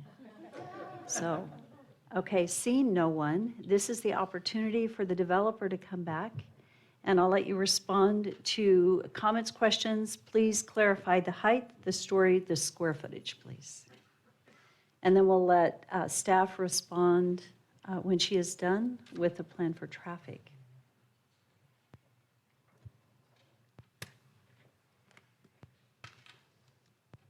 Thank you again, Madam Mayor and members of the council. I'll try to make this brief and maybe break it into, I think, 3 main sections, just to try to keep it orderly and respond, hopefully, adequately to everyone. So first off, this property is zoned BN, and in that zone, development like this is conditionally permitted per the City of Nampa Code. So I think there was a gentleman that spoke about a loophole, but actually it's something that is permitted in the city zoning code. So we're not trying to get away with anything. We're trying to follow the city code on that. This property is 4.82 acres, and excuse me. Right now, this property was annexed and zoned in 2005. It's been underutilized. It's been paying city taxes. I looked it up last year. It was $800 into the city coffers. However, we're trying to bring a quality development for first responders, teachers, people that are just starting out. And in providing these homes, we're also providing, it was really important to us, to provide open space that was usable to everyone. In the nature of this development, we were able to provide 26.6% of our site is dedicated to open space that is usable for everybody in the community. And you normally don't see that, but these types of developments, there's some opportunities to provide amenities that are at a higher level than maybe somebody living in an apartment. You know, you've actually got your own yard. I think that was another question. So these are definitely for sale homes. Everybody owns the ground. Below them, the walls, there's fire-rated walls, so everybody has their own unit. The gross density of this project is 11 units per acre. So I just wanted to clarify, there was some discussion about that. This is not a low-income development. Thank you, Madam Mayor, for clarifying that. P&Z Commission, when we spoke with them, we gained unanimous approval of this project. There was a lot of conversation about the commercial component, and just as this evening, residents wanting to see commercial development. One of the commission members spoke up and said, you know, I drive past this site all the time. There's a commercial pads available on the southeast corner of this intersection that have remained undeveloped. We believe, many of the P&Z Commission believe that bringing more residents to this area would help make the already approved commercial pads that are ready to go more viable. They've got more foot traffic, more people in the area that will help bring business, get that coffee shop, make it profitable. Let's see, frontage improvements on this. In our plans, of course, as I mentioned earlier, the right-of-way acquisition was already done, but we're required to do the frontage improvements, and that's part of our plans. And so we're complying with not only direction from engineering staff, but the Highway District, ITD. I should also mention both the Highway District and ITD did not see any negative impacts with this project to their infrastructure. Moving on quickly, let's see. So revisions to the plan, and I think Councilman Haverfield, you had some questions about that. We initially developed our plan, we submitted it to the city, we worked with staff, and we had an entrance off of Lake Lowell. And as we went through the process in reviewing those plans, staff had some concerns. So we actually did a turn lane analysis off of Lake Lowell that was requested by staff, so my client went ahead and we did that. And then in the meantime, as we got a little bit further along in the project, we had submitted the plans. There was back and forth between the engineering department, and Caleb had suggested maybe if you limit that, provide an EVA access, which is an emergency vehicle access. And Rodney, could you put the slide on that has the, thank you. And so in working to revise the plan to address those comments, and that's why you see the old plan, but then the new plan with the, how about the one with the green? Okay. So in that process, we were trying to respond to comments provided from staff. And how about the one that you have in the staff report? Yeah, and it has the EVA markings on it. So anyways, we were trying to be proactive and address staff's comments, and they were really, really happy with the fact that we eliminated the access off of Lake Lowell and provided the EVAs. The fire department has reviewed the plan. There were a couple of runs that they felt, yep, there it is, that they felt were just at the length, but they felt they were fine to serve. The one run at the southeast corner, They requested that we put an EVA, emergency vehicle access, and there's ways to do that with landscaping materials. It's very common. There's set of standards to do that. So we do have an emergency vehicle access out that way, entrance off of Middleton Road. And then we also have an emergency vehicle turnaround on the north end of the site that complies with fire truck turnarounds. So let's see. So we worked with staff to address all of that. And, you know, the staff was really great to work with on that. I want to get into some of the comments we heard tonight. I appreciate the neighbors that have stood up and given the information that they have. Some of it is a little challenging. I think I'll start with the change.org petition that Mr. Leach had submitted. And, you know, in going through that, wow, over 450 people had responded to that.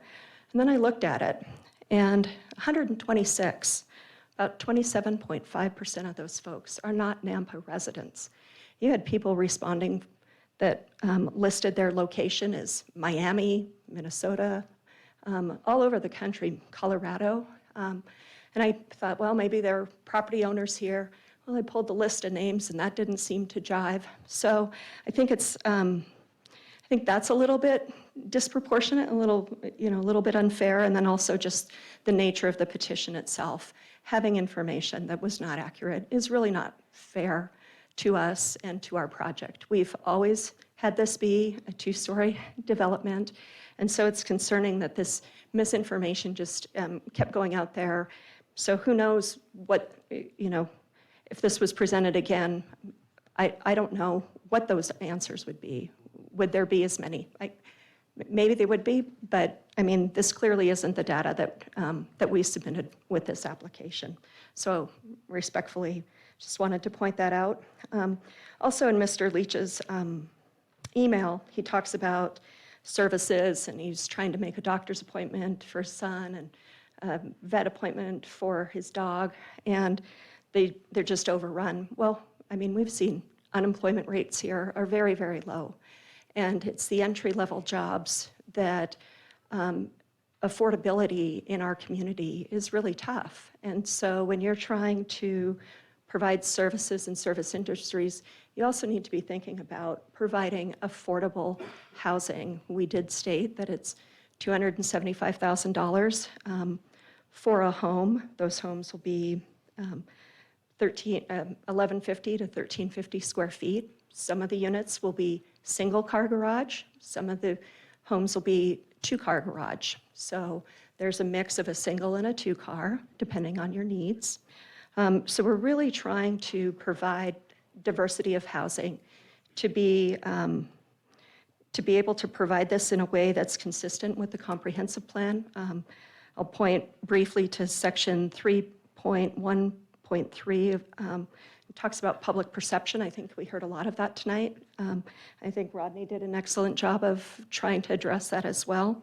And just in your own comprehensive plan, talking about affordable housing buyers, often include first-time home buyers, young families, single adults, seniors, low-income, middle-class families attempting to be upwardly mobile, and that affordable housing is not just another building constructed, but a place where both residents and the community members can interact, whether it be social gatherings, recreational space, or shared amenities. These affordable properties have the potential to be like any other market rate asset and can be viewed as such. And this is actually, there's a citation in here, but just really asking you to consider the goals of your comprehensive plan. And we really believe that this is a perfect location. Fire and crime response, there was comments about that as well.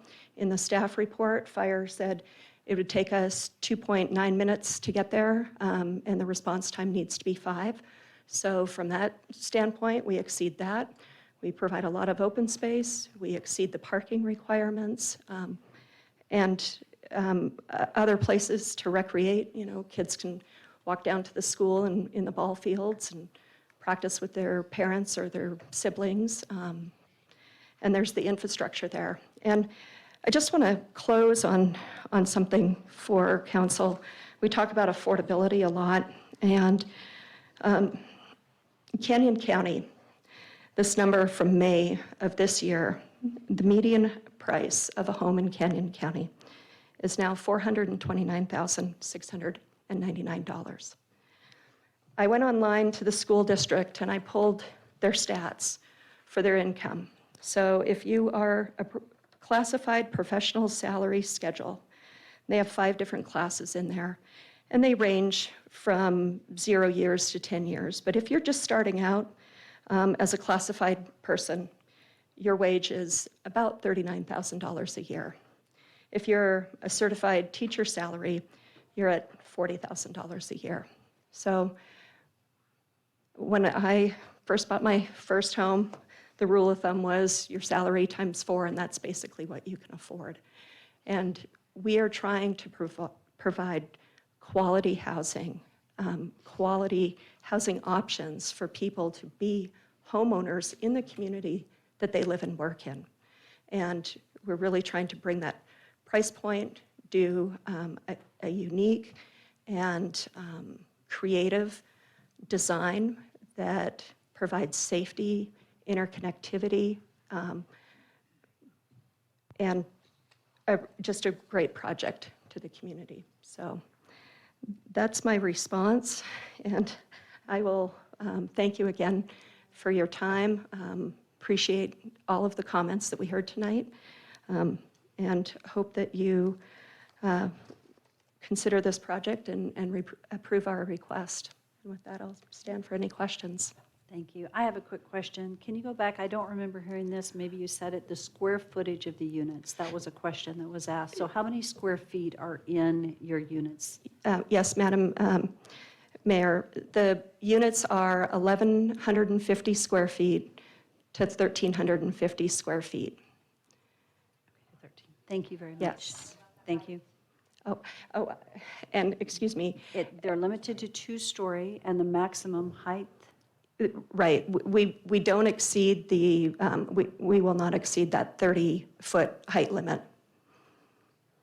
But it is no more than 2 stories. Correct, Madam Mayor. It's a standard like any other project, any other 2-story home, your typical height on a roof of a 2-story home. It's that, yeah. Thank you. Council, do you have any questions for the applicant? Okay.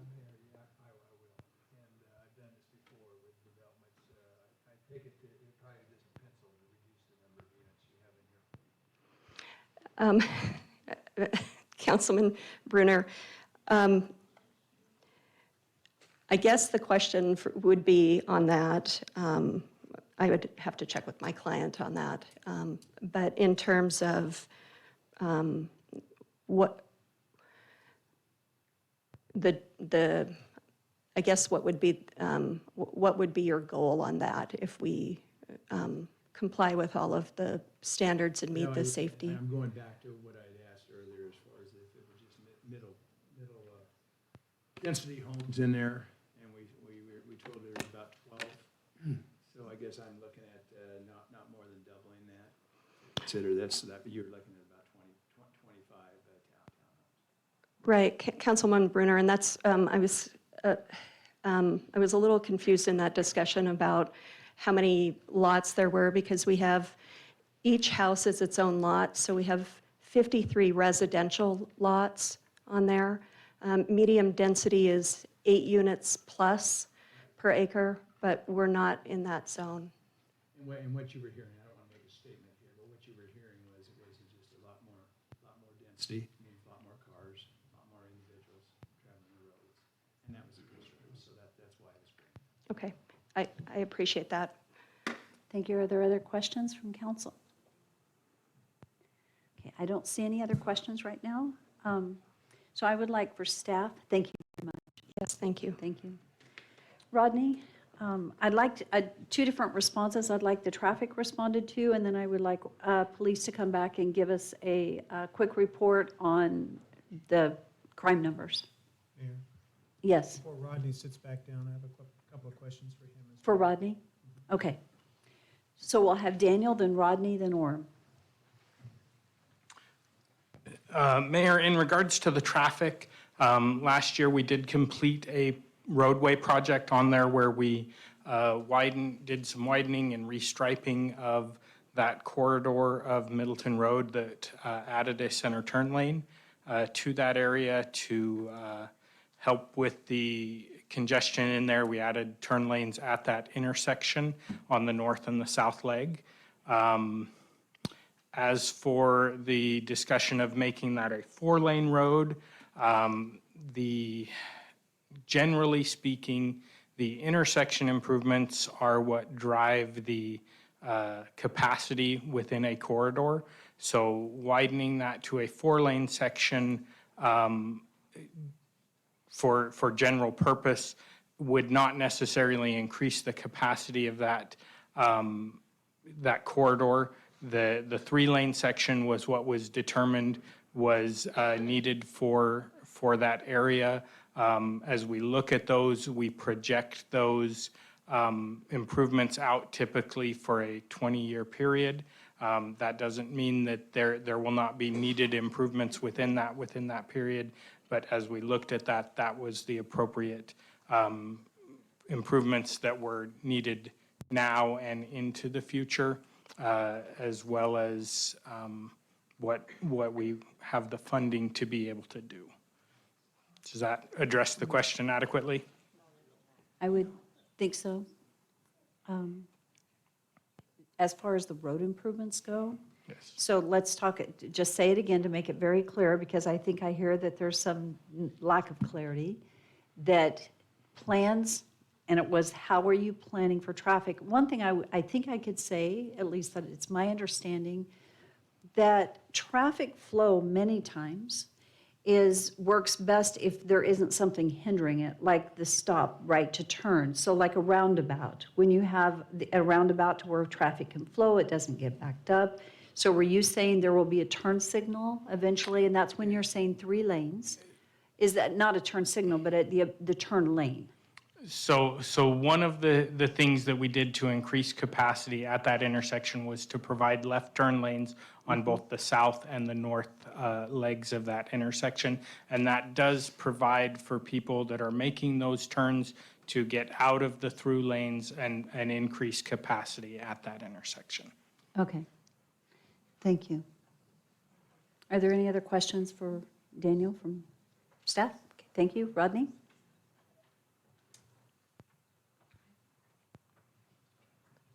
Here, I think the only other question was the confusion about the 30 feet.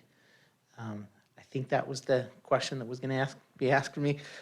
So just for clarity, our zoning code, we establish, and it complies with our comprehensive plan. Our zoning code puts some standards, some barriers to where you can and can't, what you can and can't do.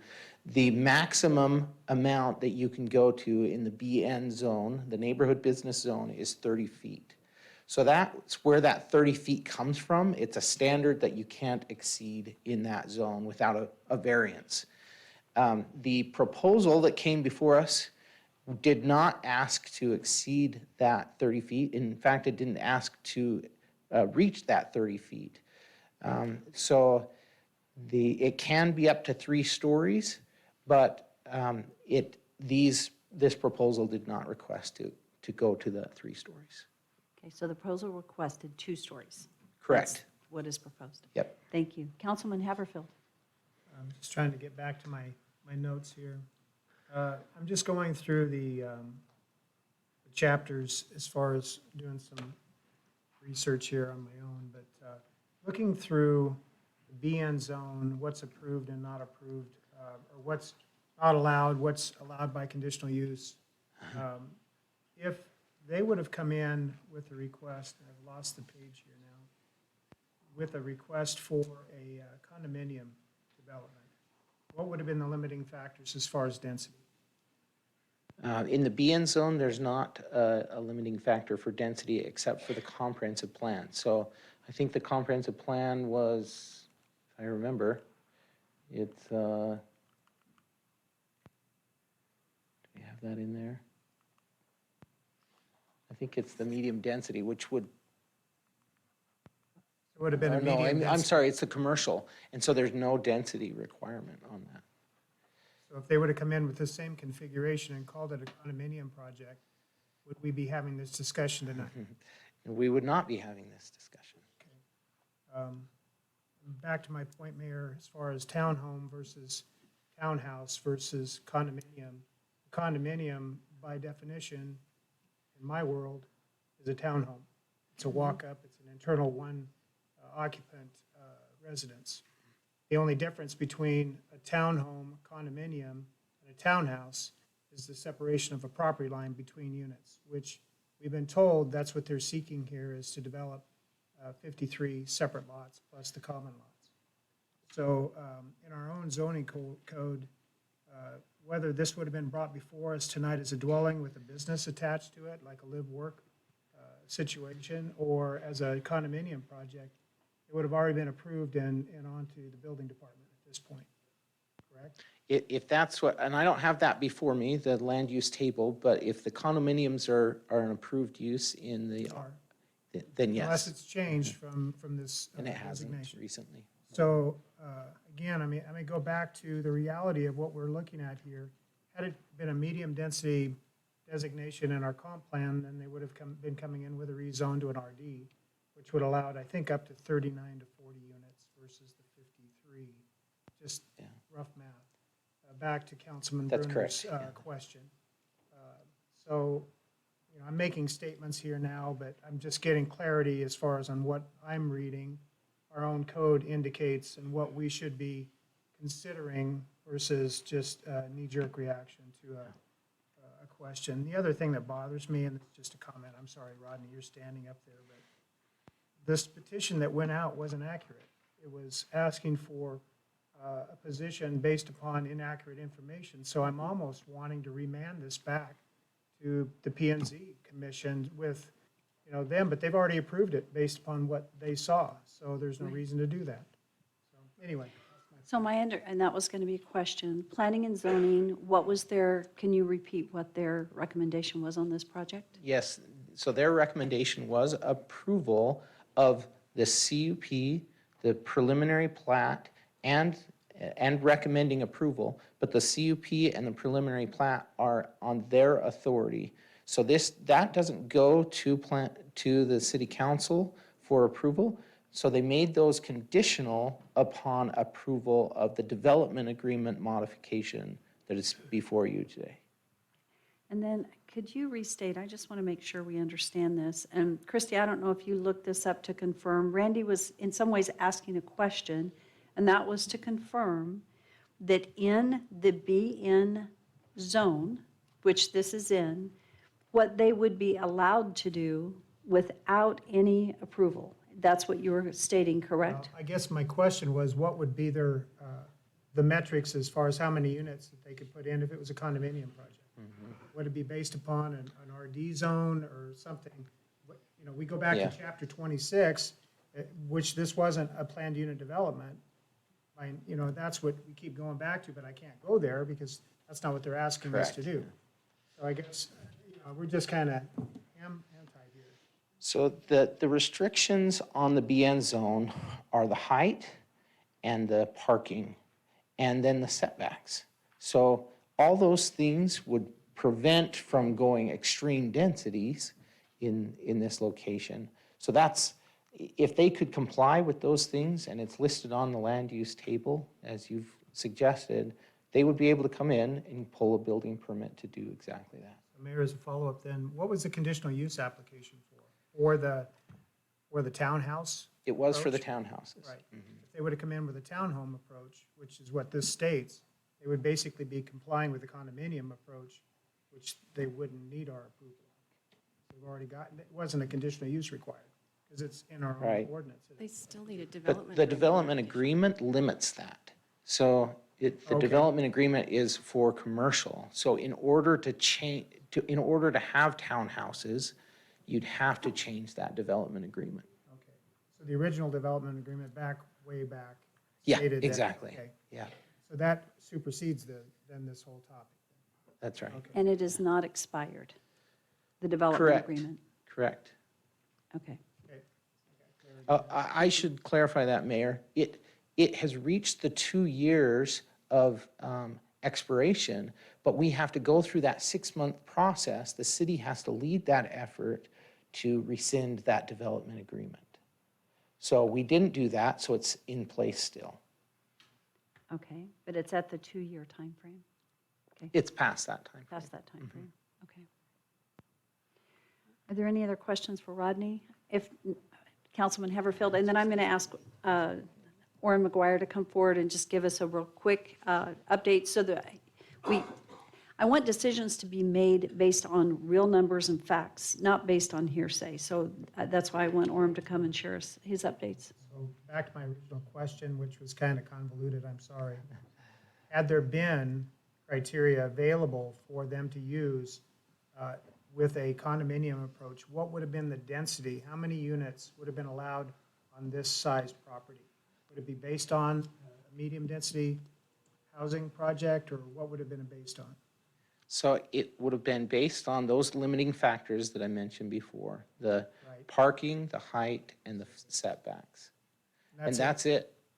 Well, I mean, you could qualify quite easily. I mean, if they're looking at 1150 as their low end or square footage with 2 parking spaces per that unit, plus 1 per 25 for the ADA, it wouldn't be that difficult to create this same count and not have gotten received or required to have our approval. If the development agreement weren't in place. Right. Exactly. Sorry, Mayor. That's fine, thank you. Okay, Rodney, I don't think, unless there are any further questions for Rodney? Seeing none, Orem, could you come share with us just the current stats for crime in Southwest Nampa? And the one thing I believe is true is that has it been going down? I'll let you tell us. Yeah, so Mayor, Council, my name is Orrin McGuire. I'm a lieutenant with the Nampa Police Department. I supervise the patrol division. Yes, so crime in Nampa in general has been on a downward trend for quite some time now. A lot of that is to the style of policing that you're familiar with that we've instituted called CompStat. I wasn't prepared tonight to bring specific numbers forward, but I can speak in general terms as it relates to high-density housing, which I think that's the topic at hand here. So about 3 or 4 months ago, we did have crime analysis pull all the calls for service and all the data related to all the areas in Nampa that would be classified as high-density housing. The numbers do show that we do have more calls for service in those areas, in those specific apartment complexes or anything that would qualify as a high-density housing. Typically what happens within the first year or so, it's not as bad, but as time goes on, slowly the calls for service creep up, and it's a multitude of different types of calls for service. It's not any one in particular type. But having been almost 22 years on the police force, I can tell you that high-density housing does task the police department more than the single-family dwellings that are more spread out. So, Can I ask a question just for clarity? Does home ownership, where it is a townhome that is owned versus an apartment complex where they're rentals, does that seem to make a difference? So in ownership, high-density? I'm sorry, Mayor, yeah, the ownership does make a huge difference, whether even a single-family dwelling, if it turns into a rental, calls for service in that subdivision will start to skyrocket. Home ownership, if it's the actual homeowner living in the home, does make a huge difference. If it becomes a rental or they start renting out to other people, usually that's when we start getting more calls for service. Great, thank you. Are there any questions? Yes, ma'am. Yes. And you said that there was hearsay information that I said. No, I didn't mean you. I just wanted to make sure that in the crime stats, just everything was correct. Okay, well, I'm going to ask a question. Because of the lack of police officers in our city, I think there's 55, because the police department is doing a new program with CompStat that focuses on different areas, particularly high crime rate area. How many cases in Southwest Nampa go unresponded to of thefts and burglaries because of the low manpower rate? So I can't tell you how many, usually the stuff that goes unresponded to by us is stuff that's filed online or by mail-in that falls within our response plan, because we've had to change our criteria over the years of what we will and won't respond to, because we can't respond to everything like we used to anymore. So I can't give you an exact number of how many would go unresponded to by an officer as opposed to how many are reported.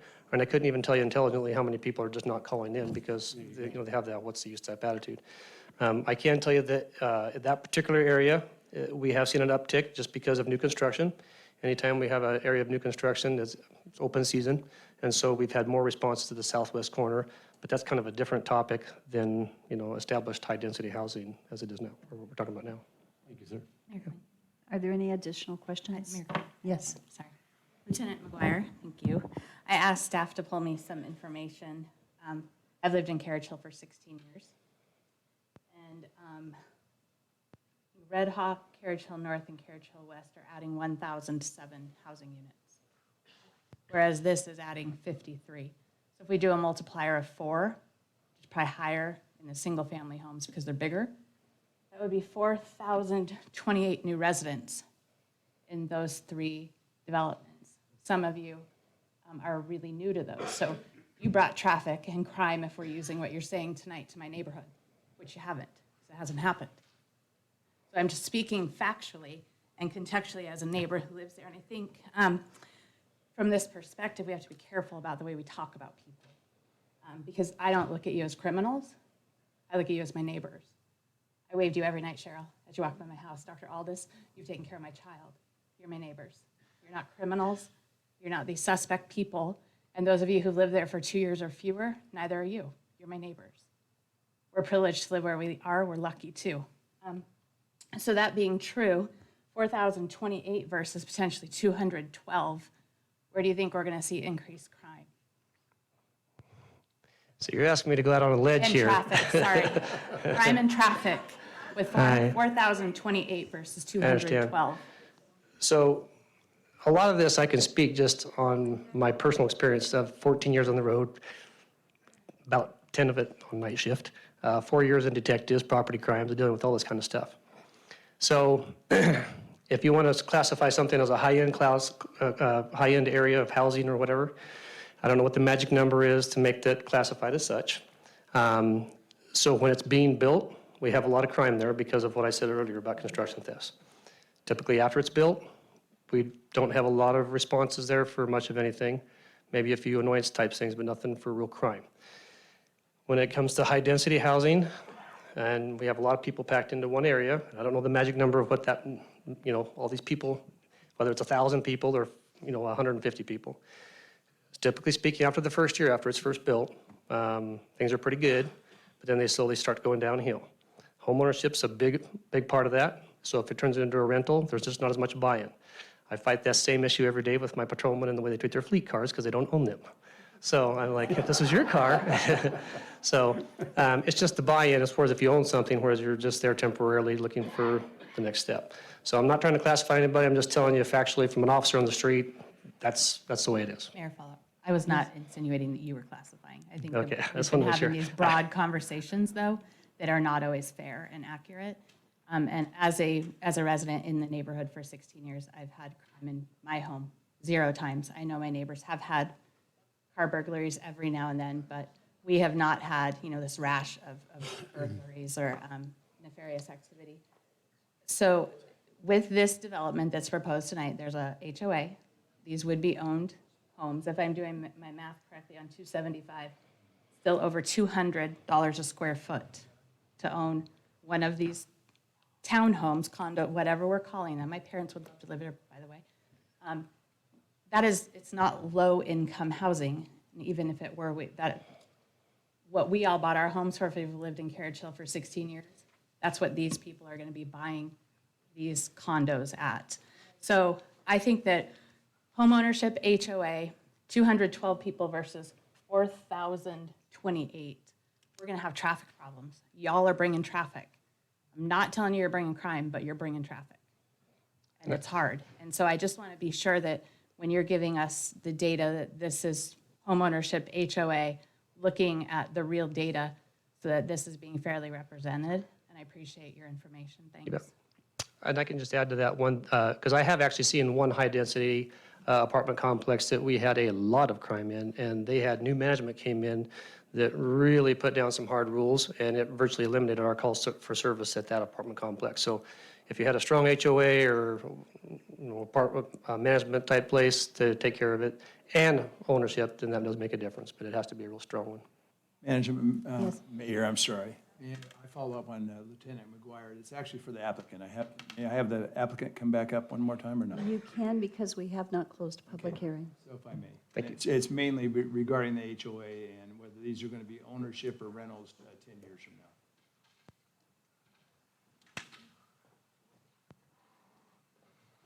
And I believe it was the mayor, Bonnie, that brought it up as far as, sometimes when there's HOAs and in townhomes and condominiums or whatever, there's a limit to how many units can actually become rentals. Is there any limitation on that currently for this project? Yes, Madam Mayor and Councilman Brunner, we do have language in our CCNRs that limits the number of rentals. And we've got that language proposed in all of the subdivisions that we do so that there is some control. Because we really do want this to be a community that brings value not only to the city but to the residents. Having home ownership, I think there was a lot of discussion about condominiums. We could have gone down that road, but we felt like we wanted to be able to provide people with an opportunity for home ownership. HOA management, I live in a high-density community myself. I don't think I'm a criminal. My neighbors are all, a wide range of people, Mayor, I'm going to pin you down a little bit. So we have 53 units. How many of these would be allowed to be rentals? It would be 6. Is that the percentage? I'm sorry, I just need to look at the And so language in there. once that max is reached, then no one else could turn their unit into a rental until it was less than whatever we're going to hear. That is correct. There's language in there. If somebody, it's managed by the HOA, you'd have to be put on the waiting list if you wanted to turn that into a rental. It's policed by the HOA. Same with limiting short-term rentals. I know in my community in Harris Ranch, that's how it is. And other communities where my parents live, same thing. So And Mayor, I know this shouldn't happen, but is there a maximum number of residents you can have like in a two-bedroom unit? I mean, what's happening, it's a reality right now. We have folks that cannot afford housing, so they're combining families together. Is there any maximum on that? I think the maximum goes by the building code. And so I would have to look at what those numbers are. Well, that would have to be the HOA and neighbors saying, hey, there's 12 people living in the unit next to me. That's how that would be Sure. enforced, I would think. And that would be the same for any single-family detached home, too, I think what you're going to see. Could everyone be quiet, please? Thank you. Yeah, I think he's came in with. May I have just a second, please?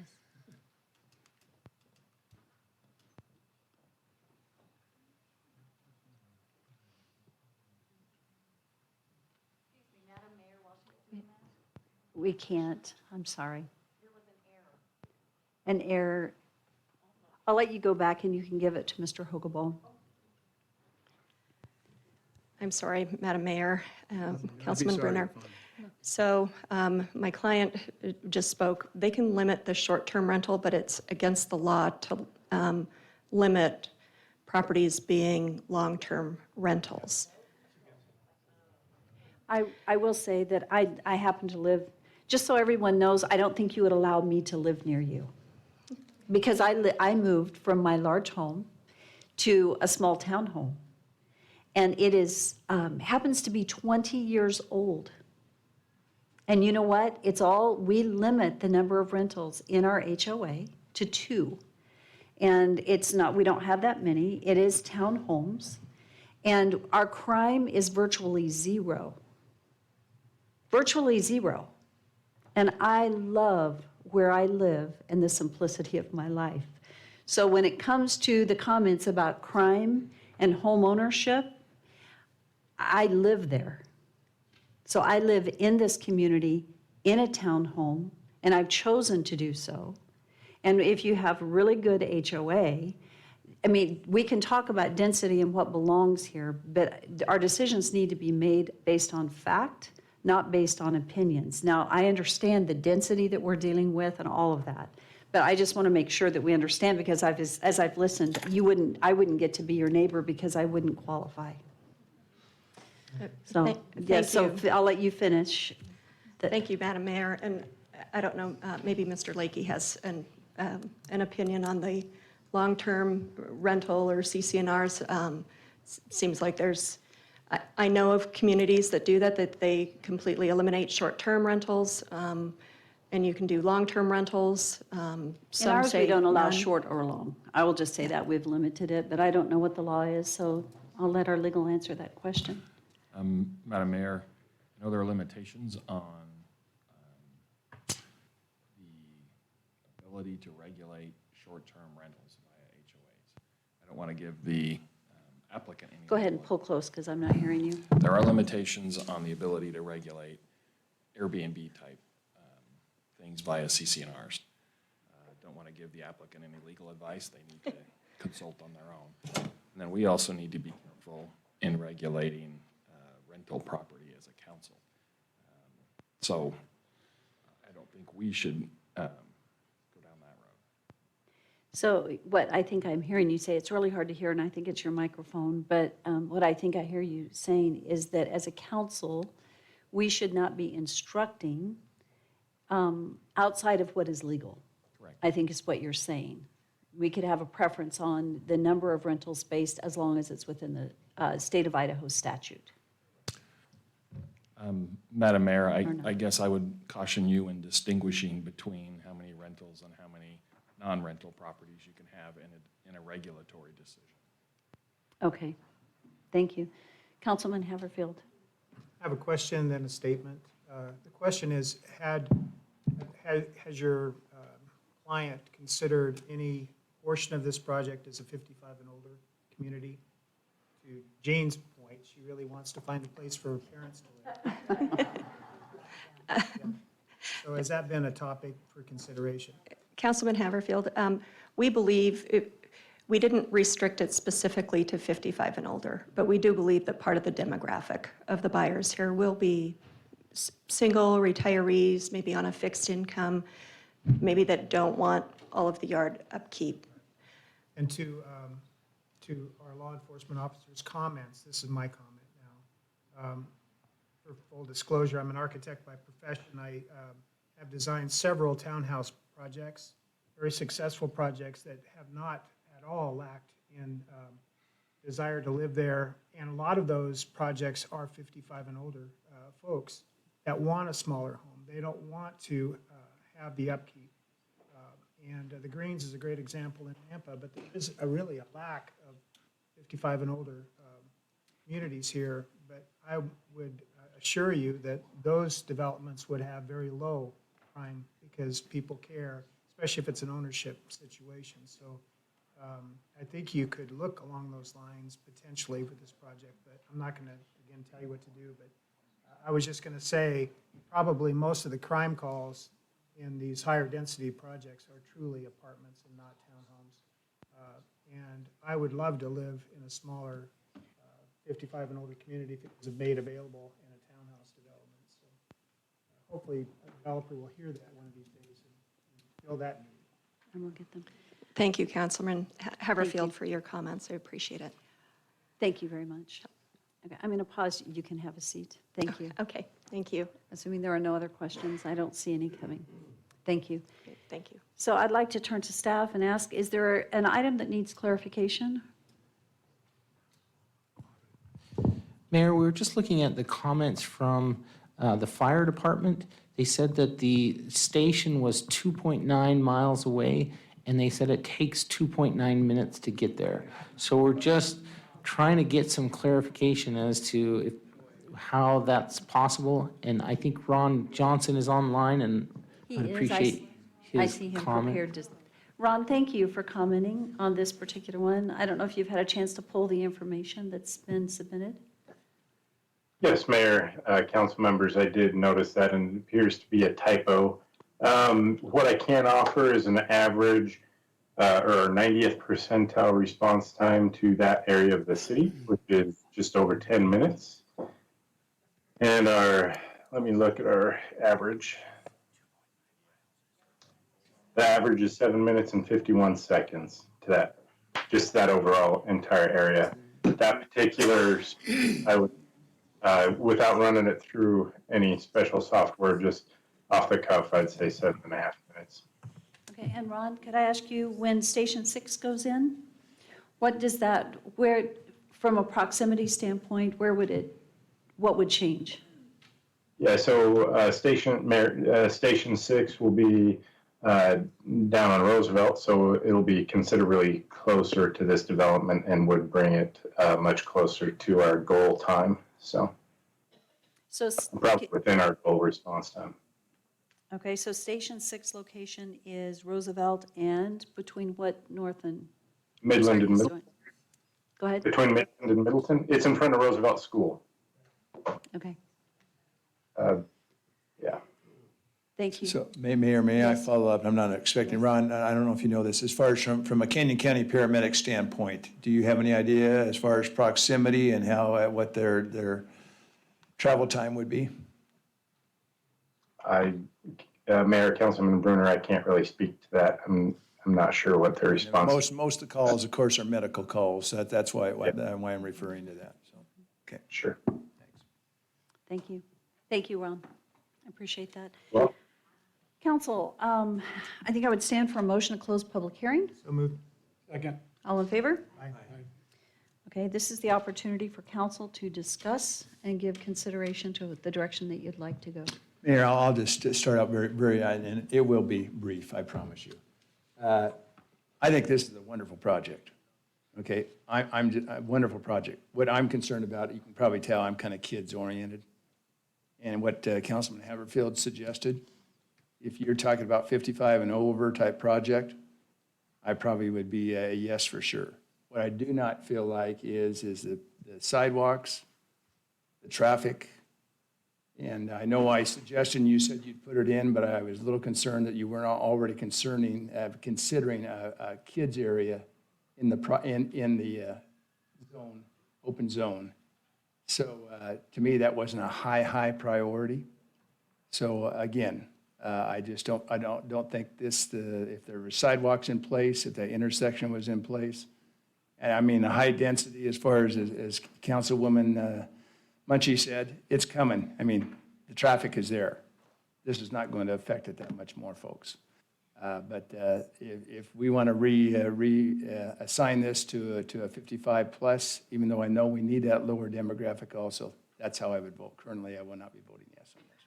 Mayor, I'm just going to go right to the crunch. I make a motion to deny the development agreement. There. Second it. Okay, it's been moved and seconded. Discussion. Since I second it, I'll just chime in real quick. I like the development a lot too. Compatibility is huge for me. So in every single direction, it's houses. It's just, bigger laid out houses. So to me, it's we just need to keep it the same. I know it's not according to the rules and to the plan. When I look at things a little bit different. Just as a citizen and talked to many of the citizens I've talked to, and talked to a lot. I've talked to hundreds of people about this specific plan. I haven't found a single person that's in favor of it, and I didn't hear a single citizen that came that was in favor of it besides the developers. So I'll be voting against it. Any other discussion? Mayor Kling? Yes. I selfishly would have loved to have my neighborhood stay the same, and that would eliminate a lot of you, and I apologize for that. I loved walking up behind the old neighborhood, and you had this completely unobstructed view of the valley. So when I'd walk across from Carriage Hill to the older neighborhood that kind of U-shapes that, beautiful. I could look out at the hills. Now I look at roofs. Remember the same discussion when the neighborhood Walmart was coming in, and people were up in arms. I was not in favor of that either, but I find it incredibly convenient now. I got to run down to the store. I can actually ride my bike. I used to, before all your houses went in, I'd ride my bike to Whistle, to the little produce stand. It's too busy now. But I loved that. I'd get on my bike and go get corn. or get cucumbers, whatever, from Whistle. Change is here. We're a community over 100,000 people now. I love where I live, but I used to work in downtown Boise. And it took me 20 minutes to get across town. It takes me 25 now. It's going to take 30. It's just the price of us all wanting to live where we live. And where I would love selfishly to say, I don't want this in my backyard. Why should I benefit from living where I do and then tell other people they can't? I've really struggled with this because I told people last week I won't be a hypocrite when it comes to my own backyard. And I have to stand up for that. I don't just represent me and you guys. We represent the entire city right now.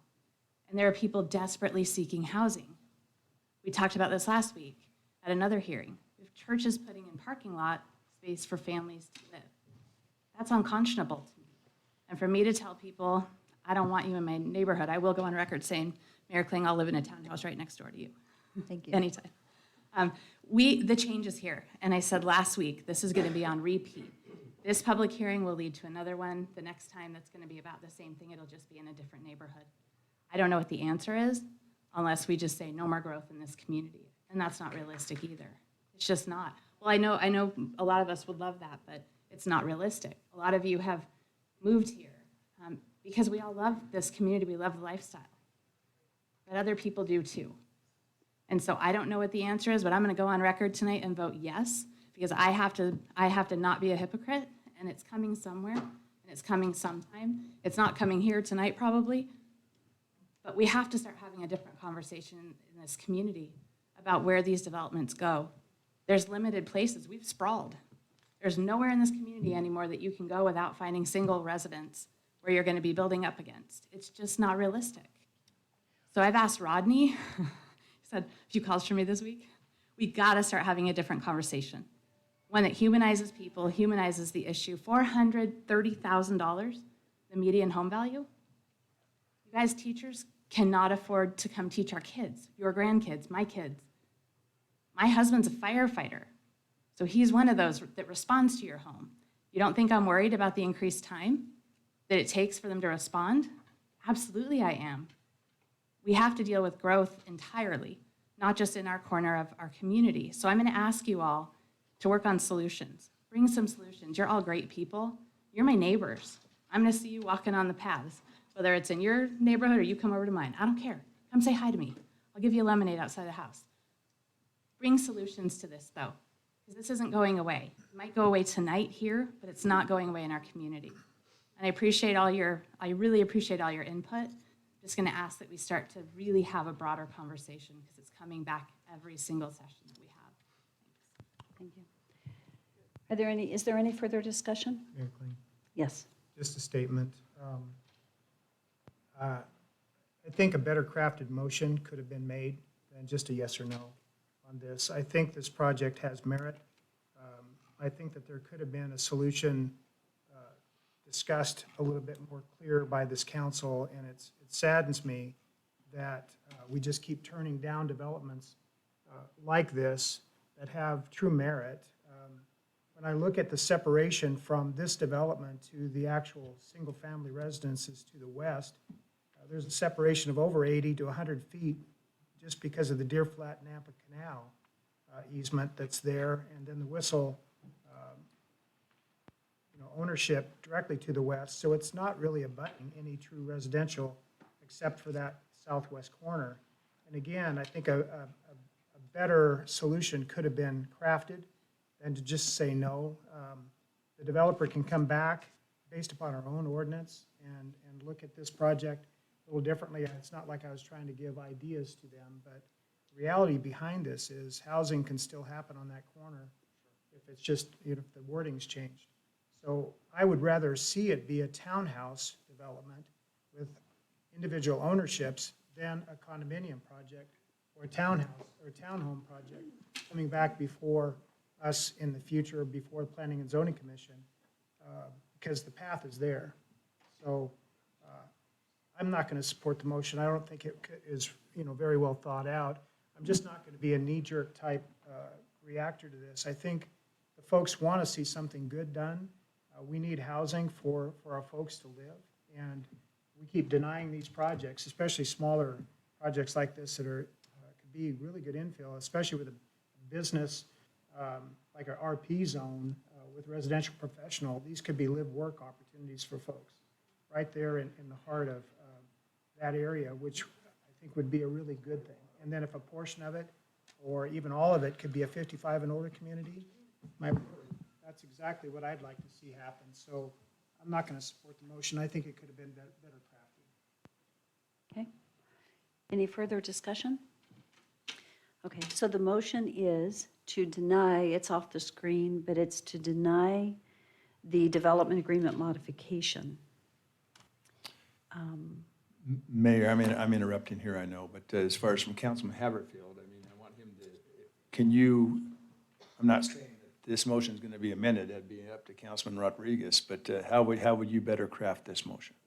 Well, I'm putting you on the spot. I agree, I totally agree, because I want this to be able to happen, but I think there needs to be a different avenue. well, again, I mean, especially the 55 and older concept with townhomes, people want to have smaller properties. I mean, I live on a half acre right now, and I'd love to downsize. I can't even think about affording something today because of the cost of what they cost. And obviously, you get more out of your home, but you're going to pay more to move into a smaller lot. It doesn't make sense.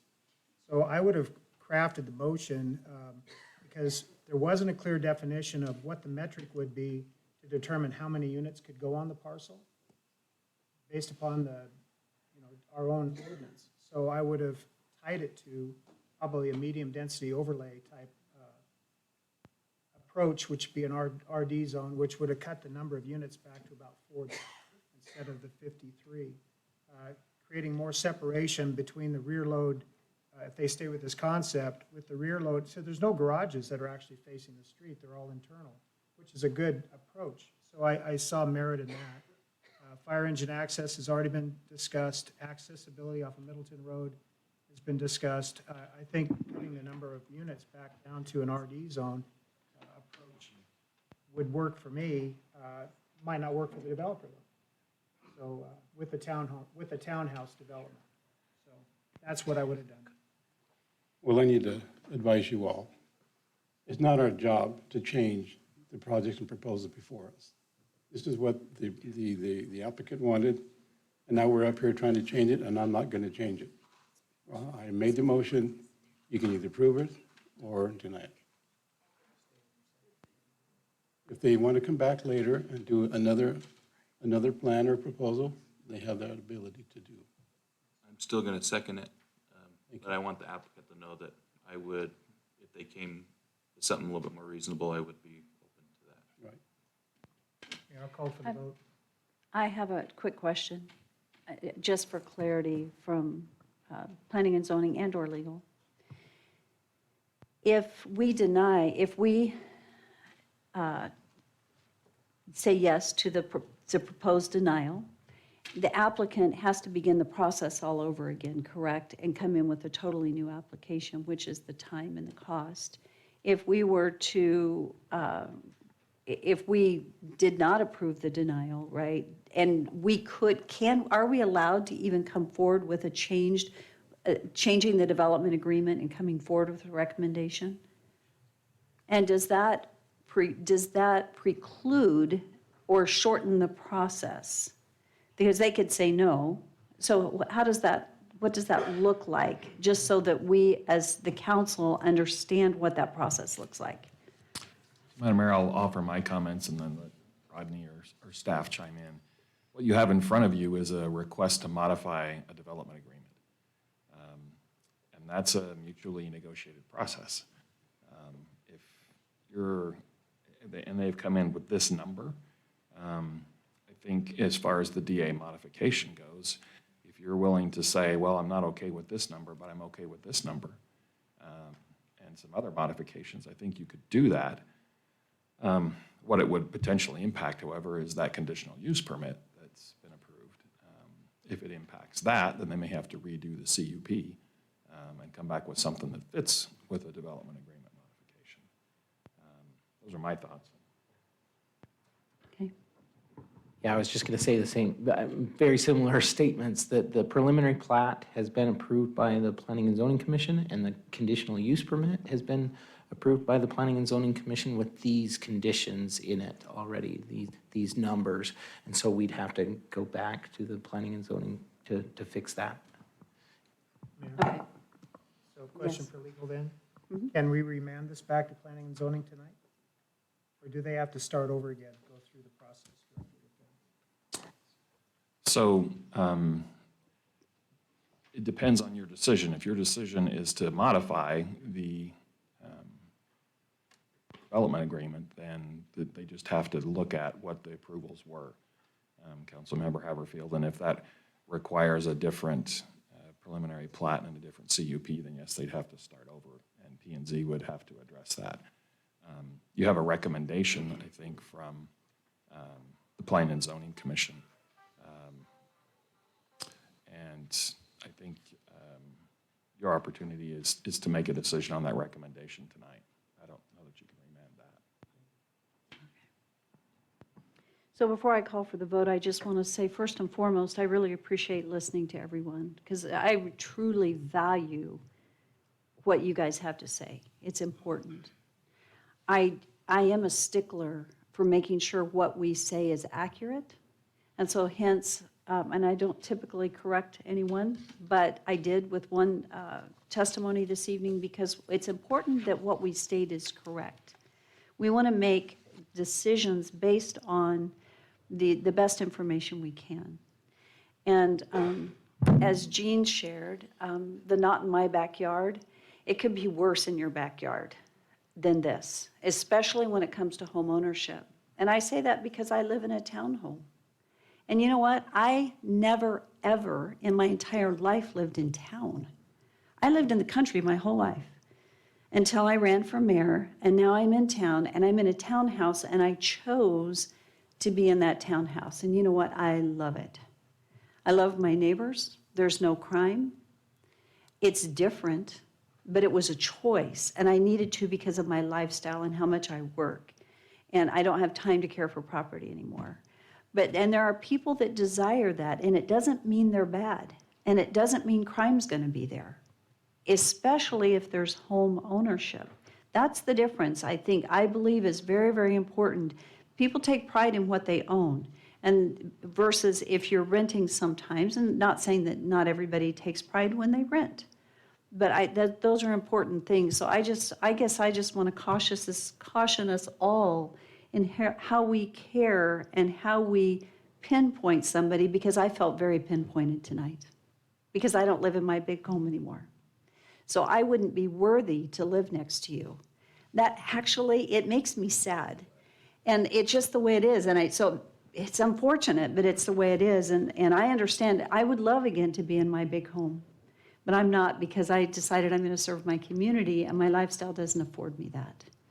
So anyway, with that, I think I'll call for. Mayor, I still need clarification. I'm being a little dense tonight, and maybe legal. So if we deny the applicant tonight, then we cannot make another motion to hear this again, or what? I mean, it's totally I'm not understanding whether they have to start the process over and over again. It sounds like there was some contingencies with P&Z and so on. So I want something to happen here, okay? So I'm trying to get on middle ground to a certain extent. Madam Mayor and Councilmember Brunner, so it depends on the motion that's in front of you. Right now, you have a simple denial that's in front of you. And if that motion passes, then the modification is denied, and the CUP and the plat would simply no longer be valid because they were conditioned on that. If the motion to deny was to fail, then you have an opportunity to make a different motion regarding the modification, and that could include potentially some of those things that Councilmember Haverfield discussed. So in other words, I'm interrupting you again, but if I vote yes in favor of the applicant, then we can remodify here tonight. Madam Mayor and Councilmember Brunner, if if I'm understanding you correctly, if you vote against this You motion, know, I'm talking about if I vote in favor of it. Yeah, I'm hearing you that if I vote against it, that nothing can be done. If you vote against the motion. Right. No, I'm talking about if I vote in favor of Councilman Rodriguez's motion to deny the applicant, then nothing else can be done if we have a majority vote in that regard. That is correct. If I vote opposite, then we can make another motion to remodify. Madam Mayor and Councilmember Brunner, that's the way I see it. Right now, the motion is a motion simply to deny. And once that passes, then if that's the motion, it passes. If it doesn't Councilman pass, Haverfield, are you ready to make another motion then if Well, this we- happens? Okay. So, Okay. is there any way to delay the process and have them come back with a different? So this is, Madam Mayor and Councilmember Bauer, this is a request to modify a development agreement. It's a negotiation. If you were to pass a motion that said, we only will approve 44 units, they still have the opportunity to say that doesn't pencil, we don't want to modify the DA. If you're asking them to come back with a revised presentation, then I think you probably need to give folks the opportunity to comment on that revised presentation, depending on what they present. So if they're bringing something back that's different, then I think that's additional comment and testimony at a hearing. If you're saying, here's what we're willing to do, they have the opportunity to say yes or no. Okay. I'd like to, Just yes. a question then for Todd. If the, they would have to go back and get if we revise anything here, they would still have to go back and get a conditional use permit reapplied for, which would be, again, full public disclosure, public hearing. It's just that it would save them the money of having to reapply since it's a continuation. But it would give them a path of at least cooperation on the part of the city in trying to see something develop. So that's kind of the way what I'm hearing you say. Madam Mayor and Councilmember Haverfield, yes, again, if you say, here's what we're willing to do as far as a modification of the DA, development agreement, they have the opportunity to say, okay, we can live with that, and we'll have to modify our CUP and our preliminary plat in accordance with that. Or they can say, no, it doesn't work, and try to retool something different.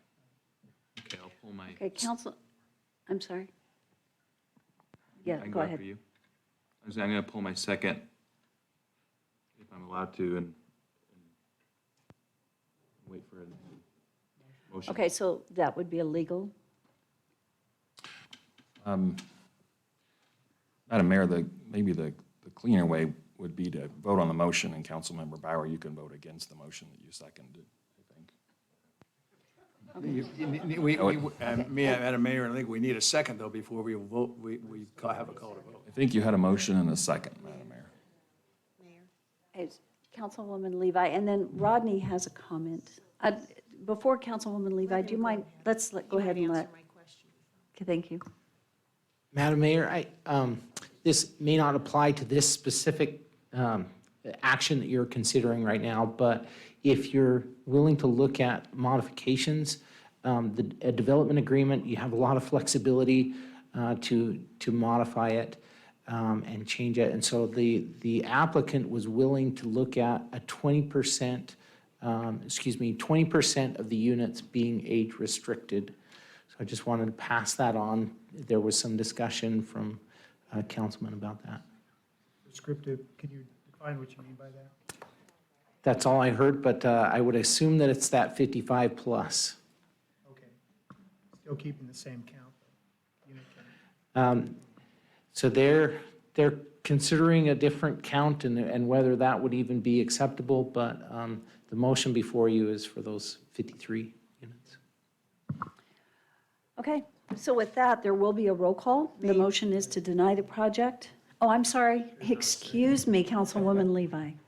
I apologize. I was okay, and I know Councilman Hatfield called for the question a long time ago, but the longer the discussion happened, it raised questions. So I'm not 100% sure of what the motion was based on. From the discussion, I'm guessing it was compatibility. Is that correct? there's a couple of things, and one was compatibility, number two was density, number three was traffic, and all the other issues that these folks brought up. I just wanted to make sure I was clear on that. So if, I wanted to check on this then. If we were to deny this tonight as proposed, then the applicant could come back with another proposal for condos, and it goes through P and Z, and it's approved or denied through P and Z, and it stops there. Because where I'm going with this is, do we have more control over making a decision tonight than if it were to go, the applicant would go back to P and Z and go for condos? Mayor and council, the issue again is the development agreement. There is an agreement in place that restricts what can be done, and it's for commercial buildings. The site layout and everything is in that development agreement. So anything other than what is proposed in that development agreement has to come before you through a change to that development agreement. For clarity, Rodney, that development agreement is in the process of expiring. And when that development agreement expires, then what happens? The only way to get rid of that development agreement is for us to go through a notification process, a 6-month notification process where we say, you have to cure the conditions in the development agreement. So they have to build a storage unit. So they'd have to, not the storage units, the commercial buildings commercial that were on that original development agreement. So if they did that, they could do that. They could build those commercial structures. But if we wanted to get rid of that development agreement, then we'd have to go through that six-month notification process and say, please cure this. And if you don't cure this by the end of that 6 months, we are going to rescind this and get rid of the development agreement. And then they'd have to propose something new. Okay, question for Rodney. Oh, sorry, go ahead. No, follow up. So what I'm trying to figure out here is, I'm very supportive of the neighborhood business. I believe they need commercial out there. So I'm trying to figure out how I need to vote. Well, and for clarity, there is commercial currently across the street that is undeveloped. Right. So let's, Councilwoman So I'm trying to Levi? figure that out. Okay. Where that goes with the development agreement, so, or else I just abstain from the vote, because I really don't know, I'm confused. Mayor Kling, my question to Rodney would be, for my neighbors and myself, if it remains business commercial, we can have 3-story buildings on that property right now because it is zoned as such in the development agreement. Except for the development agreement. 3-story buildings, it depends on how it's done. So again, the development agreement is in place. So are you asking that if that development agreement were to go away, could they build 3-story buildings on this property? My understanding earlier was that where the trip up was in the 2-story condos versus 3 where it was made in error, it's because 3 stories allowed in this current zoning that they hold for this piece of property. That if it was business commercial, it can be 3-story buildings. I'm still not following the question, I'm Could a sorry. business, in business commercial, if they were to put a building there, could it be a 3-story building? Yes, they could. That was my question. Yeah. As it is now, as currently zoned. Yes, but with the development agreement done away with, right, rescinded. Well, the development agreement is for 3 commercial buildings and a Oh, concept plan. yes, I'm sorry. So yes, So if they could have a commercial- 3-story Yes, commercial you're building absolutely right. in that location. Yeah, correct. Okay, so I think we're at the point of, yes, I'm Councilwoman, sorry. to call for the question. I'm going to probably go there. So we could modify the development agreement so they couldn't build the 3-story commercial. Yes. I'm struggling with that because they're requesting residential. They're not commercial developers. So I'm struggling with that a little bit. Just one, I mean, they could sell it to another property or a developer, and it could be developed as three-story commercial buildings.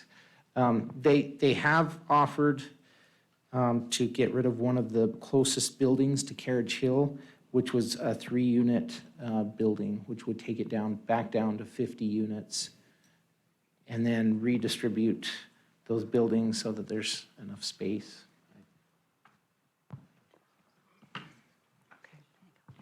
Okay, I think we're ready to call for the vote, and then we need a bathroom break. So, We don't have a second, do we? well, I agree. I don't believe that Councilman Bauer rescinded his second. Is that correct, or did you? Because if we don't have a second, we don't go anywhere. I'll resend the second. Okay. So, Madam Mayor, my concern with that before was that we had the call for the question, and then the attempt to rescind. So I think the cleaner way is for you to just take your vote. And Councilmember Bauer can certainly have listened to the discussion and vote against the initial motion. Okay, so even though he seconded it, he can vote however he chooses to vote, because I'm not encouraging him to do so. So whatever he chooses to vote, we will call for the vote. And the vote is to deny the development agreement modification. Bruner? No. Mucci? No. Levi? Legal, can I abstain? Because I still don't understand. No. Because I took part in the deliberation, so I don't know. I'm not sure, Councilmember Levi, what you don't understand. No. Haverfield? No.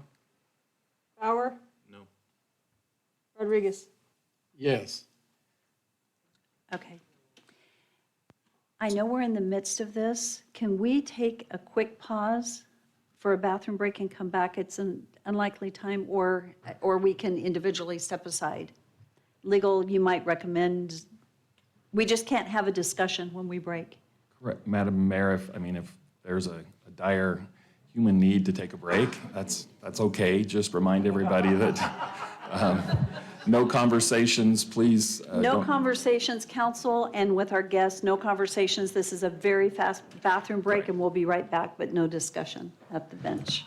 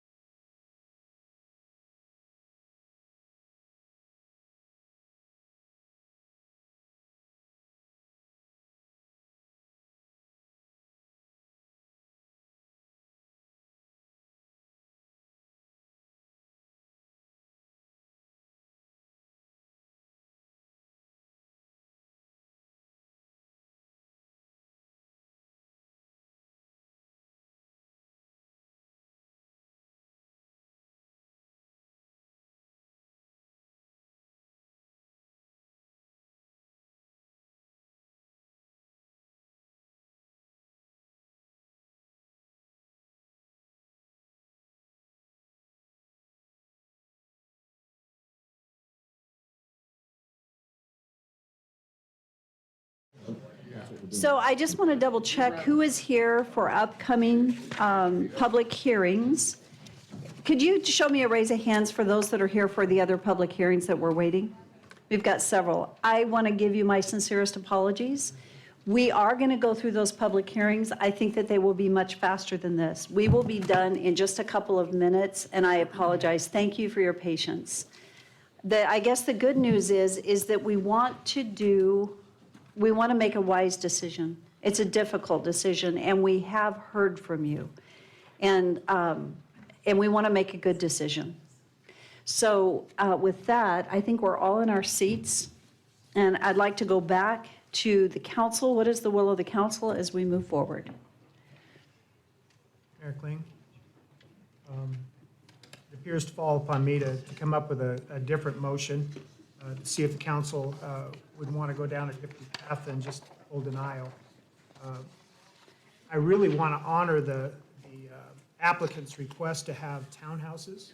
I think that that is a really good approach because, as stated by our law enforcement officer, the crime rates with ownership is a lot different than apartments with rentals. So I think that's important to keep. I also want to make sure that the motion includes that these are two-story units of residential character. Nothing was in our packet that gave us that definition. It's just what was put on the screen. The way that these are set up with rear access as far as for garages being off-street, internal to the development, I like that. I've seen that done very effectively in other townhouse developments. So I'd like to maintain that. Also, the 25-foot buffer for landscaping along Midland and Lake Lowell, I think is important, and it's been stated that that would be retained. But the one thing that concerns me was the density, and that's what was stated early on. The density of this development is they're maxing out the potential of the property, even though they're leaving a portion along the canal. The layout didn't really have a definition of how many units could be provided. It was only based upon, if it was a condominium development, it would just be based on the number of parking spaces that could be developed and with the setbacks and height restrictions. So I really want to maintain that townhome development or townhouse development so that there's individual ownerships. The way that an RD zone would be set up, if this were to be a medium density residential development, it would be based upon the first two units having a minimum of 7,000 square feet per unit. The balance of the units would be based upon 3,500 square feet per unit, but still would have to fall in line with the parking space requirements. So my motion, is ready for me, is to allow the development agreement modification, but to modify the concept plan as presented to us tonight, that it would limit the number of units to be the number of units that would be allowed in an RD zone versus a definition of,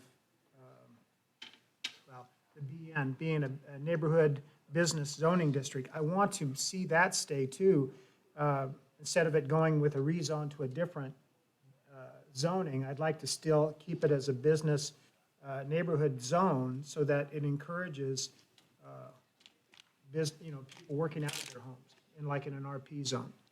So my motion would be simple enough just to allow the development agreement to stand with the townhouse development, but to limit the density to what would be allowed in an RD zone, restricting the height of the units to two-story by keeping them as residential character with pitched shingle roofs to match in with the neighbors to the west. That 25% of the development would be set aside for seniors, 55 and older, and that the 25-foot landscape buffer be retained on Middleton, and Lake Lowell. I'll second that, and I can make a comment. I like that motion a lot because it'll limit the amount of people, significantly, and then by making the age requirement, you also you'll probably cut down on it'll it'll force the area to have more ownership in that area. So that will provide a good compromise here. I live in a townhome too. It's a very nice townhome, and like the mayor, I'd only be there for a little bit and move and actually really enjoy it. But I think this will help a lot. Our townhomes has older individuals in it, and it'll really, really help the long-term stability of it. So I'll second it. Mayor King, Yes. could I ask Councilman Haverfield a question on this motion? Yes.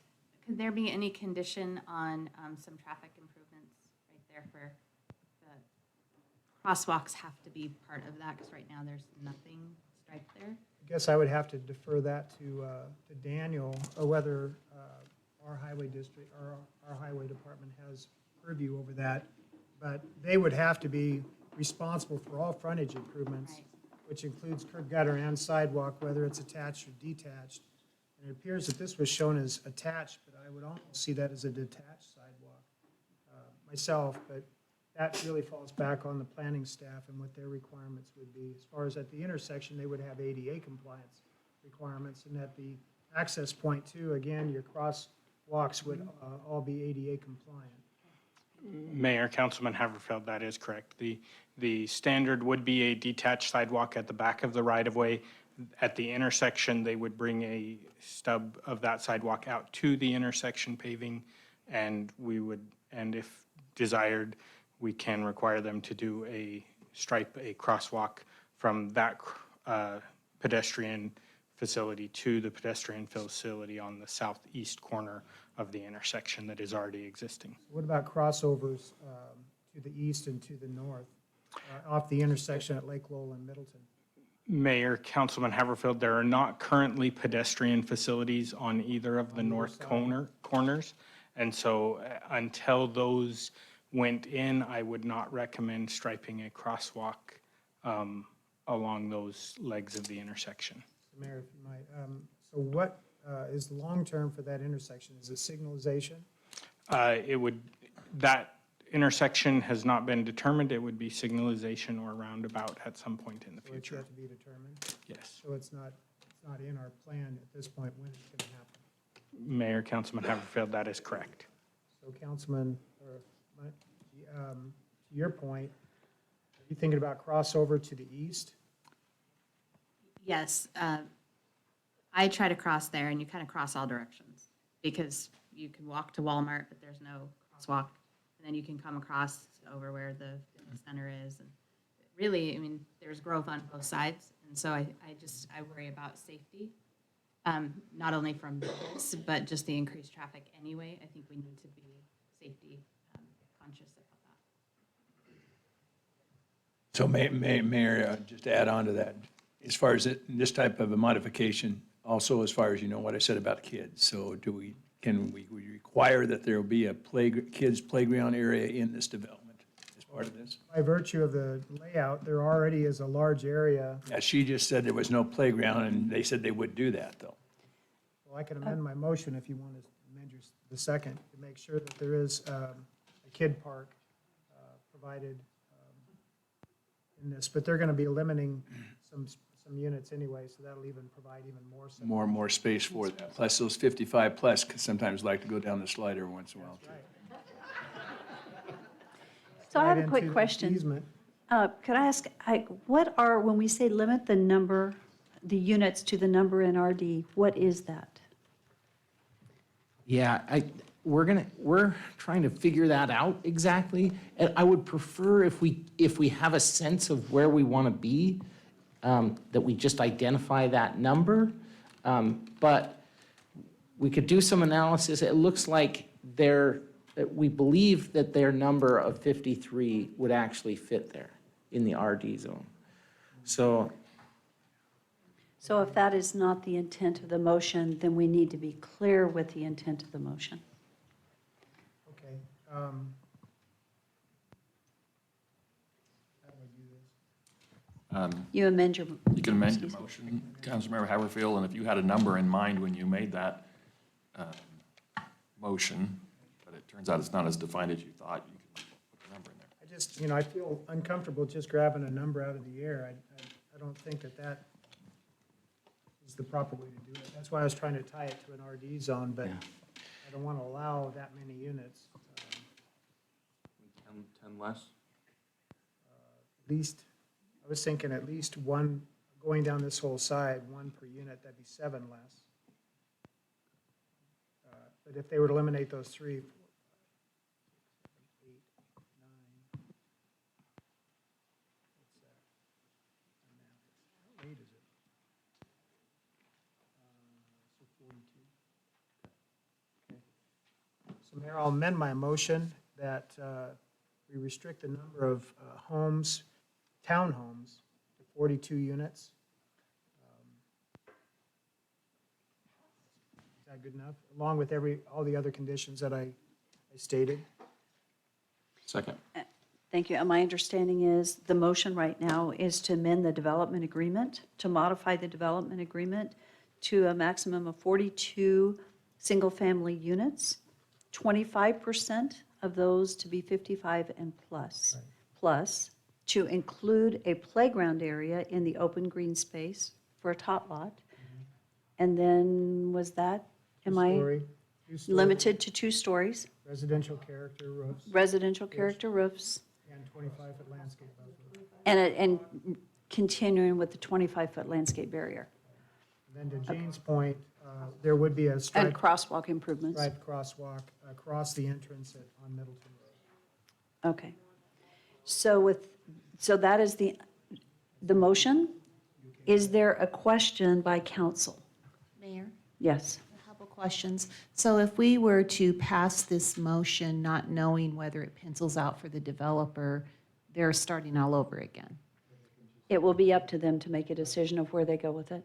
Okay. This is So- the recommended development agreement from the council. So then I'll make my statement. I liked the project from the beginning. I liked the quality of it. I liked looking at the appearance of it. I'm not really excited about it being in the location it is. I run out there and I run out by the lake, and when I see all the homes that have been built there, a sea of homes is what I call it, and those that are still to come, it really troubles me that we have so many residential dwellings out there. And I personally, I like the idea of the business neighborhood because I like having an area coffee shop, little sandwich shop, little things there that the residents could go to. But when I look at the reality, if I'm understanding this correctly, that if we have control over what we're deciding tonight with this unit, with this project, excuse me, but if it stays at business neighborhood, you all of a sudden you could get a 3-story commercial, or you could get condos in there, and we have no control over that. So that's kind of where I'm weighing this out in my mind and what we need to do. So I hope my thinking is correct on that. One clarification, if I might, Councilmember Levi. I think that's correct in the commercial context. But if they were looking at 3-story residential, then that would require a DA modification. Say that again? So let staff correct me if I'm wrong, but they could come forward with, they would require a DA modification to get to a 3-story condo or whatever. Is the DA limit them to just, does it prohibit them from doing 3-story commercial? It does not prohibit them So from going that's the 3-story. first answer that I had to your question is they could do 3-story commercial without having to do a DA modification or move forward. But 3-story residential would require a DA modification. Okay, great. Okay, I'm understanding what I'm saying then. Okay, thank you. Thanks for the clarification. Mayor Blaine? Yes. I do have to voice that I think, Randy, you have a good idea. I think it's probably a better idea than this other one was. But the point of the matter that I believe that we are making a decision for the developer, ignoring the community when they have said against this. And we are, the developer now is making agreements with the city without notifying our community. I don't like that. That's a process issue. And like I had a discussion with Todd, I don't agree with this. I think there's a better route for us to go through to modify this whole issue and to modify this project. We're forcing the developer to do that they didn't want us to do until now. So I just will not be supporting the motion at all. Is there any further discussion?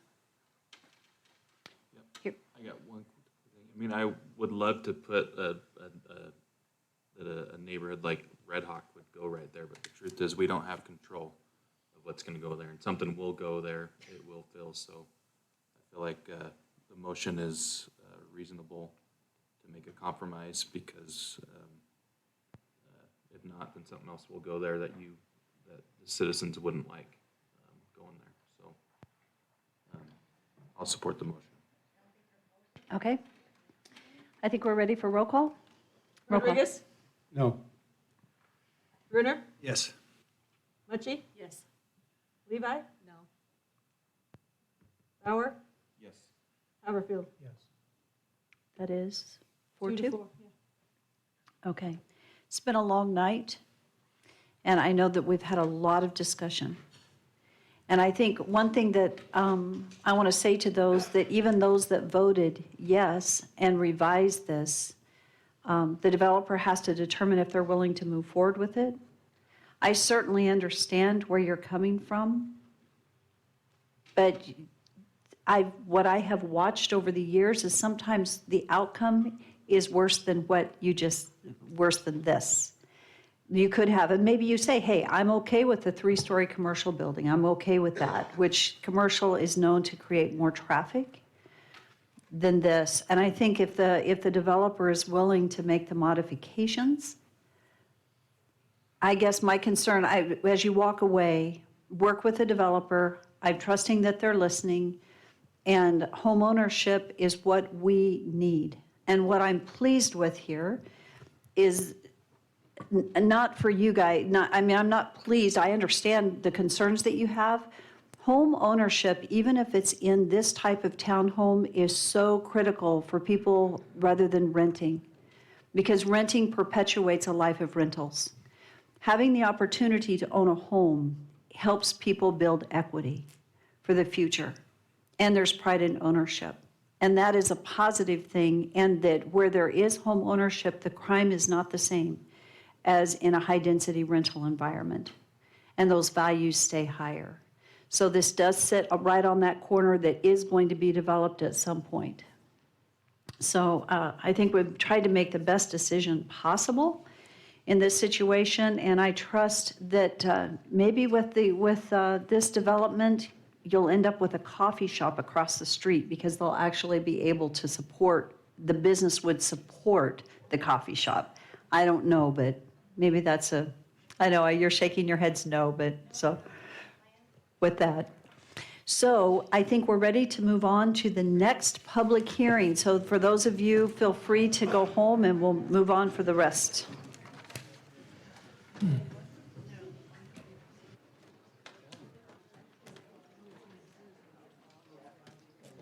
not. You got that right.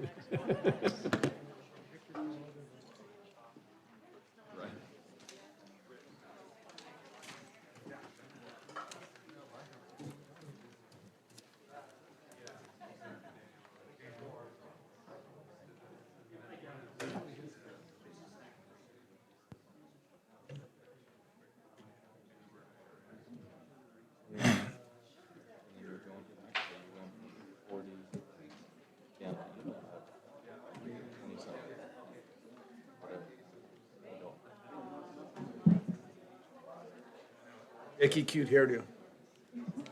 I can say that. Okay. Cute hairdo. I think we're ready to move on. You know, sexual something if people were not around, but. Okay, so we are ready for action item 4.2. This is annexation and zoning to RS4, single-family residential 4,000 square foot zoning district for Sharps Orchard subdivision. This is at 7928 Birch Lane. for 33 single-family residential buildable lots and 4 common lots with a gross density of 4.9 and net density of 6.09. This is for Taylor Schmidt, representing Dennis Sharp. Is our applicant here this evening? Thank you. Good evening, everyone. Keith Clark, representing the applicant, 251 East Front Street in Boise. And I hope this one doesn't hurt as much as the last one did, but we'll see how it goes. So I think we've got our slides up here. So this is an infill project just off of Birch Lane on just shy of 7 acres. The property has a medium-density residential comp plan designation. It is in a county enclave with city services that are immediately available to the property. It's located near employment centers to the south on a significant transportation corridor. So quickly about the proposal. This is a proposal for 33 buildable lots on 7 acres. The medium-density residential comp plan designation calls for between 2.51 and 8 dwelling units per acre. This is right in the middle at 4.9. 19% of the project is in open space. There is an internal community playground with a picnic shelter for the kids, for Councilmember Bruner to make sure we've got on the checklist. And we also have open space on the east side there near the Grimes Drain. There are no waivers of standards or variances that are being requested with this application. We agree with the terms and conditions of the staff report. So that's all, I think, the easy stuff.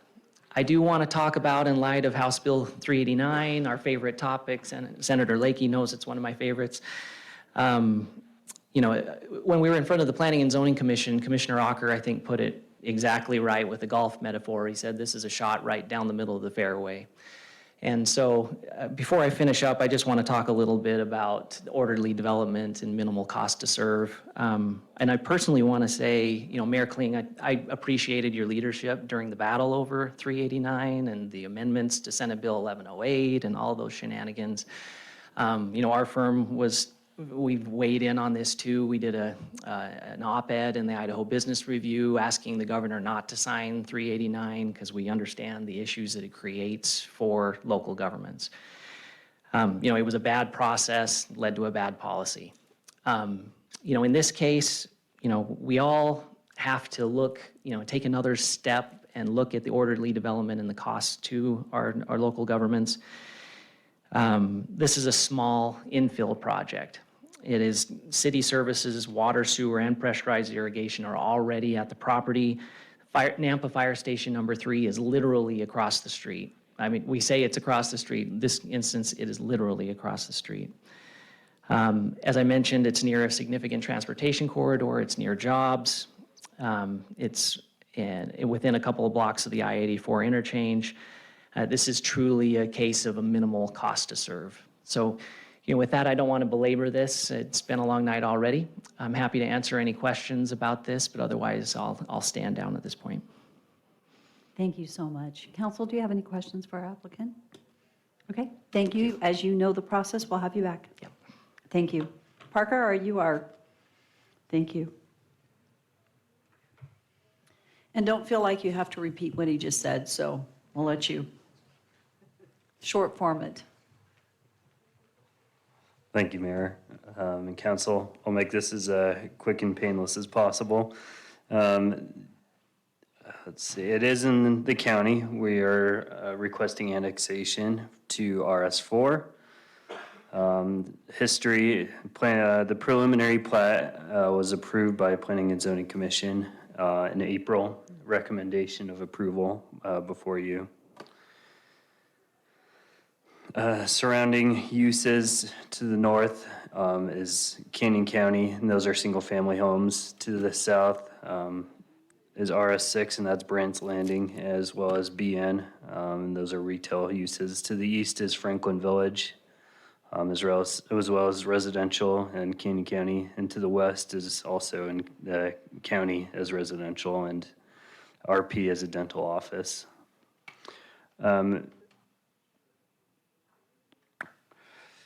Fire stations across the street.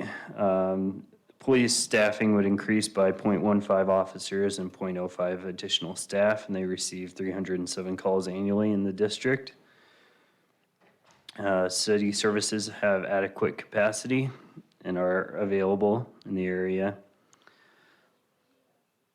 The applicable regulations for annexations are simple. It needs to be contiguous to already annexed properties, which it is. This is an enclave property. Analysis of the annexation. It's surrounded by single-family land uses near commercial. It would be in the public interest to provide more housing. Under what Rodney had stated earlier, as far as the fiscal analysis, all the projects tonight would not be a cost to the city, this one included. The comprehensive plan, it's medium density. This proposes 4.9, and that fits within the 2.5128 dwelling units an acre. Safe routes to school, 2.9 miles to Ridgeview High School, 4.3 miles to Sage Valley Middle School, and Birch Elementary is 0.9 miles, and that's within walking distance. Correspondence is all available in the staff report. One thing that I would point out is Public Works requesting one more street light need to be installed to light up the emergency access and the curve into the subdivision. So this is the plat that was approved by Planning and Zoning Commission. As far as the safe routes to school, one thing that I'll mention is that a crosswalk is proposed on this access. There's a path that goes to Birch from this. So there's not sidewalks along Birch in front of it, but there's sidewalks on the other side of the street that will go down to Birch Elementary. It proposes 37 lots, 4 common lots. The RS4 regulation requirements we don't see too often. It's pretty similar to other single-family zones. One special requirement would be the open space requirements. And the calculation would be 500 square feet per building lot as may be made a part of a continuous permanent functional common open space form to establish a parkway pathway area, and then 700 square feet per building lot of open space, permanent common open space to be made part of a larger micro park or tot lot. When it says functional, that means not covered by buildings, not part of any streets or landscape buffers. The analysis of the preliminary plat, it all fits within the RS4 designation. They'll be dedicating 40 feet of right-of-way.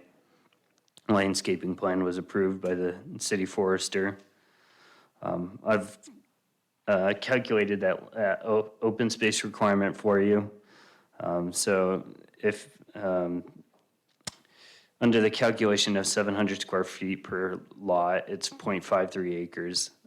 If the open space to the east is a drainage area, so it really depends on how they landscape that and how they use it. So if it excludes that area that's not classified as functional, then their calculation comes to 0.51, just short of that 700 square feet. But if it's can be created in a way to be used as open space, functional open space, then it would be calculated at 0.71 acres, exceeding that requirement. These are the conditions of approval for you and the motion, and I will stand for any questions.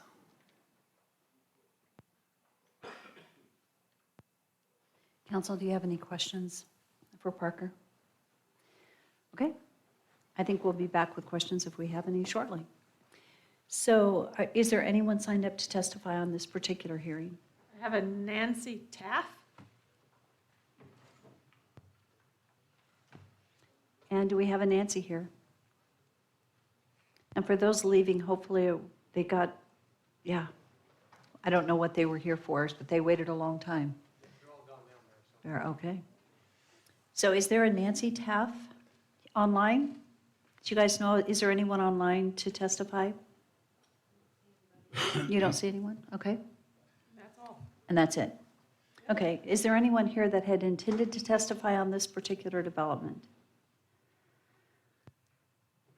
Okay. So seeing none, the applicant can come back. If you have any closing comments, I do have a quick question for you, and that is, it's very minimal open space, it feels like. Hopefully your drain area can be used, but it isn't the ideal thing because it's clear at the front side, and I understand that. But is there any likelihood of increasing the amount of open green space? Madam Mayor, And is there a tot lot and playground equipment? yes, Madam Mayor, Heath Clark, Yeah, that's 251 right. East Front Street. So yes, in the center of the project, you see the kind of triangular area there. There is a tot lot, picnic shelter, canopy, all of that right there. And that's almost a half of an acre. That, I Right. don't remember the exact size for that lot. I don't have a calc for that for you, but we can get Okay. that for No, you. that's fine. Now, the reason I wanted to come up, because I don't like to try to pull defeat out of the jaws of victory, but I just wanted to clarify on Parker's comments on the area on the east where the drain is.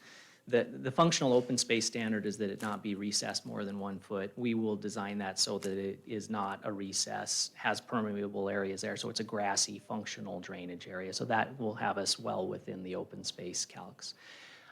The other thing that we'll be looking at with staff is that Caleb had suggested on Red Oak, the north-south roadway there, to do a crossing, some pedestrian pavers, something to bring people from the west to the east, get them to the pedestrian, or to the play areas. And that would also be a traffic calming measure. So that would be another item that we'll be adding. Wonderful, thank you. Are there any questions from council? Mayor, Yes. just one. Is your client a builder, developer, or is he going to be selling these lots? Madam Mayor, Councilmember Haverfield, my client is a developer and will be building the homes with a builder team. Actually, we are the builder team, so we're going to be doing all of it. So, And, you know, the one item I would leave you with is that this is going to be kind of entry housing. It's something that's really needed in the area. So I think this is going to be a great thing for the city. So appreciate it. So average sales price you anticipate? Yeah, so the homes will be somewhere in the range of 1,500 square feet. You know, given construction costs right now, it's probably going to be somewhere in the range of 350 to get into them, which is the crazy world we live in right now, that's entry, but that's entry. Fortunate. Mayor, if I may ask, so how many different home designs are going to be, the builders here, I take it, so how many different home designs are you planning on putting in this? 5? 4 to 6, just depends when we get to that point. Is that reliant pretty much on the buyer as far as what design? Yeah, and then each one will have different elevations, so, it'll be multiple different ones. Great. Are there any further questions for the applicant? Thank you very much. Thank you, everyone. I would stand for a motion to close public hearing. So moved. All in favor? What's the will of the council? Mayor, I'll make a motion to approve the annexation and zoning to RS4 for Sharps Orchard subdivision at 7928 Birch Lane for 33 single-family residential buildable lots and 4 common lots for a gross density with all conditions of approval listed by staff. Good job. Second. It's been moved and seconded. Is there discussion? Yes, Rodriguez seconded. Roll call. Brunner? Yes. Levi? Yes. Haverfield? Yes. Bauer? Yes. Rodriguez? Yes. Mucci? Yes. There you go. It didn't take 4 hours. You can go home now. I did want to just double check that there is no one here for item 4.5 on the agenda. I think pretty much everybody's gone. 4.5 is the development agreement modification at, on Middleton Road. So seeing none, I think we'll get done quickly as we see one person here. So item 4.3, action item, annexation and zoning to RS6 Single Family Residential Zoning District for Sunnyvale West Subdivision at 0 Flamingo Road. This is for 93 single-family residential buildable lots, 5 common storm drain and buffer lots, and 11 common open space lots for Providence Properties. This was continued from May 3rd. Is the applicant here? Good evening. My name is Patrick Connor. Address is 701 South Allen Street, Meridian, Idaho. It's good to see you all late this evening. A few of the crowd right now, so make this go relatively quickly, but not skip anything. So tonight I'm happy to present Sunnyvale West, which is an addition of 26 acres to the existing Sunnyvale subdivision on the north side of Flamingo, in between Midway and Middleton Road. We're asking for an annexation of the 26 acres, requesting an RS6 zone, and our preliminary plat includes 109 total lots with 93 residential lots. As far as the vicinity map where it is, the larger yellow spot you see is the Sunnyvale subdivision. The subject site is in red. And then I'm also showing the Brownstone subdivision to the west of the site, which we are closing out in currently. So in the future land use map, it's community mixed use. And talking and working with staff, they identified more of the area along Karcher as more suitable for commercial, whereas the remaining southern half of this pink area as suitable for single-family residential. It's pretty much surrounded by RS6 zone, so it's within compliance as far as the look and feel of the land use in the area. And as far as public schools and private schools nearby, they're shown and circled in blue. The fire station is very close by. I believe it's 0.8 miles away.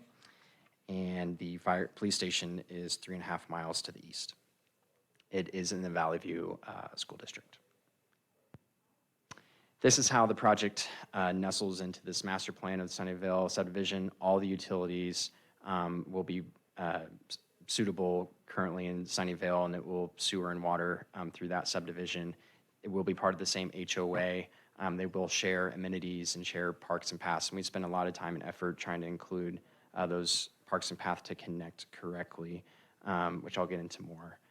And also shows kind of the greater project, how we do have future community business on the north side adjacent to Karcher. As previously mentioned in today's discussion, having a number of rooftops is critical to be able to sell property. Sometimes property will sit for years and years. Sometimes it'll get snagged up quick. So having a number of rooftops is what those guys look for. It's helpful as well that we have our RMH zone on our eastern side with 4 plexes on the southern part, and then higher density multifamily in the northeast corner. Here's a shot of the preliminary plat. As I said, it's 109 total lots with 93 residential lots. We have 11 open space lots. As far as what can be counted as usable, it's 2.2 total acres, which is about just over 8%. The storm drain lots per code cannot be counted as open space. And I'll get into there more because we have kind of an engineering solution that we think we can implement that can add more open space. But real quick about kind of how the housing is spread around. With this being RS6 zone, the average square footage of the lots is 8,000 square feet. Majority is the 50 to 52 wide lots, and then we have 60 and 70 foot lots where you see them in the peach and the blue color. This is a shot of our amenity map. We have a central gazebo, and we went through a lot of iterations of this, trying to create the most usable and most functional open space, working with staff to make it work better. The first iteration of this was a little bit of a mess because we were trying to work around a drain, which we decided that we were going to reroute and tile instead. So we're able to create that sort of centric park in the middle of the project and have the pathways connect to it. We have pathways connecting south to Flamingo as well as to the Sunnyvale subdivision to the east. The areas that you see shown in pink are the drainage areas that are technically ponds, though people use them to have off-leash areas for their dog or play frisbee or whatnot, but they're not counted in the open space. So something we started talking about, and there is an engineering solution to actually make those count as part of the open space, and you have a subsurface stormwater chamber. So the water actually, instead of it sitting in there and kind of becoming a mosquito bed, they implement it in parking lots a lot of times, or in big cities, they'll have the water go underneath the pavement. It can infiltrate the soil through there, but then the surface of it stays fresh and green grass, and you can, throw a football or play, bocce ball or have a picnic. So it's not part of this application because we didn't come up with that solution until after the fact. And so I'm asking you all to condition it so we can add another acre of open space, giving our open space to be over 12%. So those areas that we could do that underground water retention are shown circled in red. So it kind of creates pocket parks as well, which we all love. And as being a father of a young family, it's critical, keeping the kids moving. So here's a shot of our phasing plan, and just some background on kind of what Hubble Homes has been up to the past couple of years. We've been doing a major improvement as far as our home designs. We've been through a 9-month-long upgrade, exterior upgrades, changed a lot of our architectural elevations, updated our exterior color packages, added a lot more options as far as 3-car garages, RV bay for all 50-foot plans. So all those 70-foot lots can have RV bays. 3-car garages are standard in all 50-foot plans. More patio options, elongated covered patio options as well, and really kind of modernized and updated our exteriors. We also updated our interior selections, standard upgrades as far as the smart home devices, air fryers, and certain appliance packages. A lot of things that I don't quite understand or appreciate, but I know a lot of people do. Here's some shots from some of our updated elevations. Those are the single stories for the smaller 50 to 52-foot lots. Here are some of the 2 stories for the 50-foot lots. Here's some single-story shots of the larger 60 to 78-foot wide lots, and then 2-story illustrations of those lots. And the bottom right shows that RV bay, which is, if people have the opportunity to take it, they absolutely will. As far as the combinations, there was a question earlier about different plans.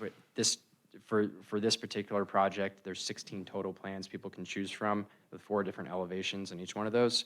So there's 64 unique combinations of plans and elevations. And that doesn't account the color packages that people get to choose from. We do have 100% Energy Star certified homes, which correlates to an average of about $814 of annual savings for energy. And us and Brighton are the only people in the Treasure Valley who do this, and it's important to us for the environment, but also for people saving in their pocketbook. Here's some shots of our interiors. That's a Parade of Home signature house in Star that we're currently showing. Some more interiors, part of the upgrades that we've been doing the past 9 months to our overall lineup. And then real quickly, we've been talking about economic impact in the House bill. We kind of did our own analysis of a typical home in Sunnyvale West contributes annually about $1,300 to the city of Nampa in the property tax, and that includes the $125,000 revised homeowners exemption, as well as the subtraction of 10% of the actualized or realized revenue. So all in all, once Sunnyvale West is built out, it'll provide over $123,000 to the city of Nampa. This is assuming an average value of $400,000. That's an average. Some houses will be less, some houses will be higher. So that's kind of what we're thinking is as what they will come to be to the market. And then comparing this to the current housing stock, I know we've been throwing around really high numbers of what the average market value is for a home. Absolutely, it's higher than $250,000. But as far as the assessed value, we all know that number kind of lags what we could actually sell our homes for. And so in looking at the assessed value, and I got some information from the county, an average house in Nampa, the average assessed value is $250,000. So for the same level of services, a home in Sunnyvale West is contributing over $1,300 annually, whereas the same, an existing house in Nampa is contributing about $671 for the same level of service. So it's just kind of a different way to look at it, even though we're still getting the same level of services, some new houses or new growth or new investment can actually provide a lot more money. In this case, 98% more than an existing home in Nampa. This is a pretty confusing slide, but basically shows that it's more than just the property tax revenue to a city, but actually there's a lot of impact to jobs beyond just construction jobs to build just one single family home. And just a quick shout out to Mayor Kling. I know you said it earlier, but your leadership the past 8 months has been pretty inspiring as far as your stepping out for the bill and everything like that. And I just want that to be noticed. And also appreciate, this is our second year in a row that we're doing the Hubble Hero House in Nampa. Last year we did it in Southern Ridge. This year we're doing it in Franklin Village. If you don't know about this, all the proceeds from the house, all of our trades, everyone, no one's making a dime off the house, we donate all back to charity. Last year we donated, I think, $52,000 to 7 different charities. This year will probably be higher than that because the house will probably sell for more than that. And so these are the 7 charities that will receive a nice check around Christmas time this year. So we're excited about that. We're excited to do it in Nampa again this year. With that, I stand for questions. Thank you for having me speak tonight, and thank you. Mayor, question. Great presentation, by the way. Thank you. Compliment you. I'm gonna go off base a little bit. I've been known to do that. You also have a Hubble Home subdivision, which is south of Flamingo there. Yes. Are you familiar with that? Yes. Are you familiar? Does that run all the way? Does that run all the way to Orchard then? No. You just said it's I- another it's in subdivision, Southern about Ridge. half of that. About how many homes? Do you have any idea? In Southern Ridge, it's about, I think at build out be around 220, 220 to 250. I've driven through that in the past, and I'm pretty open with my comments. In past years, I've not been very impressed with Hubble Homes. What you've said tonight is impressive, that you are improving what you're doing. What I noticed in those homes, though, there's no common area that I could see. I've driven all through that area. So is this a project that I don't know how long ago that was built? Are they going to have be able to also participate in the amenities that you're doing for this larger subdivision? For this project, no. And I think you're talking about Eagle Stream. Now that you're talking, I don't know about what the name is. I know there's Yeah. a Hubble sign still over there. Yeah. And I stopped and probably several weeks ago, and just some people were walking, and saw all these homes. I was not that impressed with that subdivision. But I was asking if there was any common area or any, and they said no. So that concerns me that you don't have that, you're not doing that just on your own with your own initiative. Like I said, this is impressive. I'm impressed with what you're presenting to us tonight, but I just want to make sure that there's some genuineness in there, and that Hero House is wonderful and all. There that. is, Okay. and that's, sorry to interrupt you. Yeah, enough. That's enough of a statement.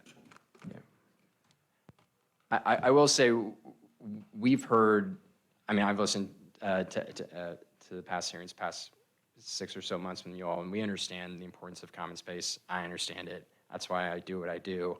That's why we're making these changes. That's why I stand up for it. And so that's why I'm asking you to condition the extra acre to make it happen. It's an extra cost for us, but it's going to make this a better, more complete community.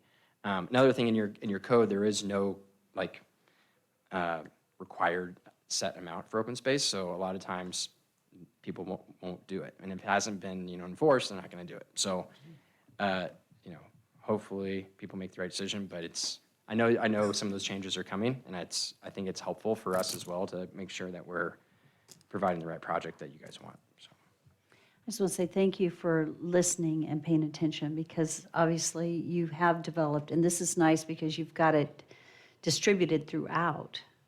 It's in the middle, it's on the edges, and I know in I don't know what you call it, it's the Ora Brandt, right by Ora Brandt Park, where this particular home that is the donated home is. There's a tot lot right in the middle, but obviously it's right next to the park. But thank you for paying attention and bringing forth the open space that we're looking for. I appreciate that, because this looks nice. It's great. I do want to add one thing, Madam Mayor. We do have a tot lot, a really big tot lot in the larger Sunnyvale subdivision right in the middle of that. So this one, while this one is just a gathering space for a gazebo, which we actually have seen a lot of more use out of places like that, covered patio spaces for mainly just shade and picnics and things like that. There is a larger tie lot that we intended and we sized large enough to serve the entire project. Mayor Kling? Yes. Back to your comment about subsurface stormwater retention. It's common, whether it's under asphalt or underneath a grass area. When you say you're putting asphalt down and then, or just the Marafi fabric? Just the fabric, and sorry for not clarifying. A lot of times this technology is used under parking lots. We're not going to do that. We'll have, I think it's 3 feet of dirt on top of this. And then So I'll you have the have fabric. topsoil on top of these retention, whatever they're called. But what's your groundwater level? Because that's normally what I see in high groundwater levels as well. It's not that deep, but I mean, we don't, the storm ponds are not that large, but we're trying to just eliminate the ponding completely. So will you have a retention swale at all then, or is? Yeah, so I can't, so or just to the bottom right of the top northeast corner of it, you can see like there's kind of like a black line. Right. Those are the intake. And then the pipe will kind of go into those swales. So Yeah. it's showing a little bit on here, but there is an intake point, and then all the water is dealt with. But you're not going to exceed a 1 foot depth as been presented No, prior. it will look prior. like a flat, sodded So it'll work well for kids to play on. Yeah, that's the intent. You need a motion for that? You need to have that, Well, the conditions of approval? It's not in our, and maybe Christie can clarify, what we submitted, the open space on our plat is listed at 8.55%. If we do this technology, it's 12.2% or whatever it is. So, You can increase your open space anytime you want. okay. I think what you're saying is that if we include it as a condition of approval, then we know it'll absolutely get done. Yes. There you go. Thank you. I love that. Okay, are there any further questions for our applicant? Okay, seeing none, thank you. Thank you. Christie? I think he did such a good job. What do we need to know?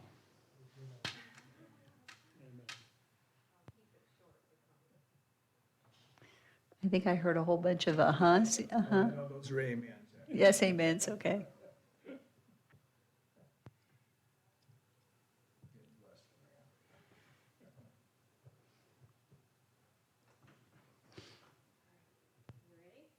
Talk fast.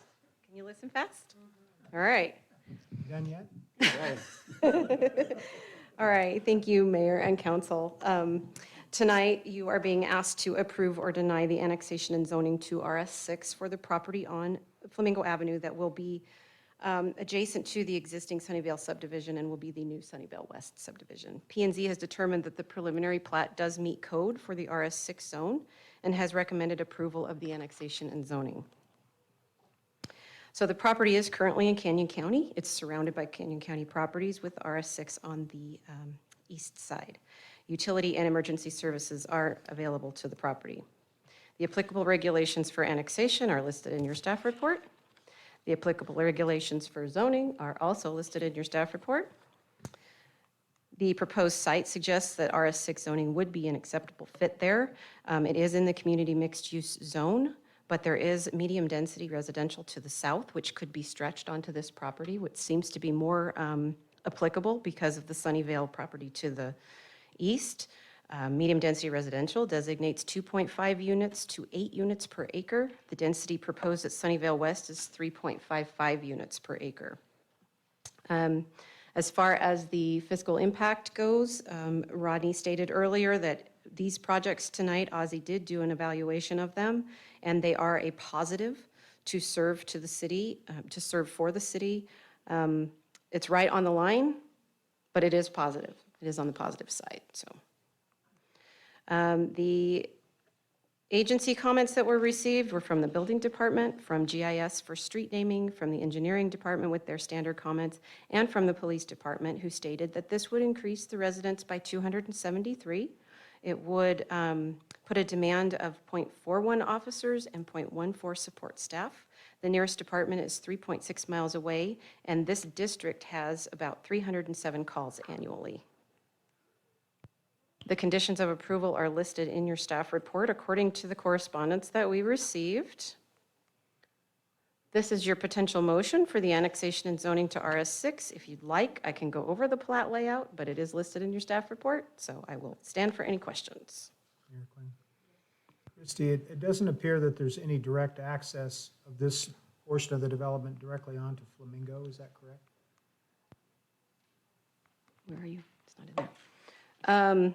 Yeah, it looks like it's accessed through the existing Sunnyvale subdivision. That is And then correct. Further access points would be through future developments yet to be created? To the west and to the north? I can only assume that the Stubb Street would go on, should those properties be sold. I was just wondering, as far as this number of units and fire engine access and the requirement to have 2 points of access when you exceed 35. Okay, Oh, so that's how yeah, you're at the taking very care of south. the emergency, okay. And then not having a direct access to Flamingo is not an issue as far as with our public works? Doesn't appear to be. He's shaking his head no, I guess. And we'll going have with our no? applicant come back up when Christie's done, and you can speak to that, just to confirm it. Thank you. Any other questions for Christie? Thank you. Thank you. So this is a public hearing, and I do not see that we have anyone to testify in support or opposition. So with that, we'll have our applicant come back up. Patrick, and you can answer Randy's question. I can, Madam Mayor. Councilmember Haverfield, there is an access to Flamingo. It's being built right now in the Phase 3 of Sunnyvale.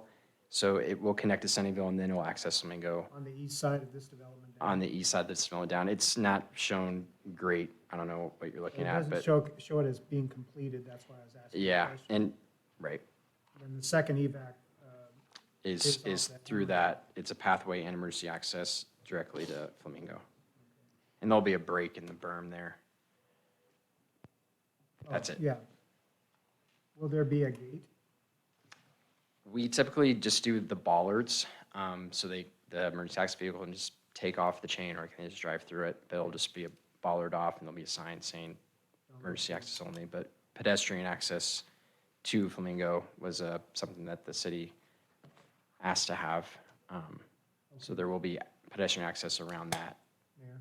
Yes. So will there be sidewalks in this development, inside of it, as far as on the streets? Both Yes. sides, one side? Both sides, Okay. yes. And then your connectivity to Flamingo will be a sidewalk that is through that same Hammerhead, location? correct. Thank you. And do you have, Patrick, do you have any other comments you'd like to make? And does anybody have any questions? Okay, seeing none, I'd stand for a motion to close public hearing. So moved. Was there a second? All in favor? Aye. What's the will of the council? Here, I'll make the motion. And again, I applaud you for the improvements that you're making in this. 26.22 acre portion, approve the annexation and zoning assignment to land to RS6 for single-family residential, 6,000 square feet zoning district for the Sunnyvale West subdivision for the development of single-family residential subdivision. With conditions of approval? Yes, that is for sure. Thank you. Including the And subsurface the storm extra drain. acre and Subsurface storm drain is open space. whatever, what else, Christie, do we need to add to that conditions of approval?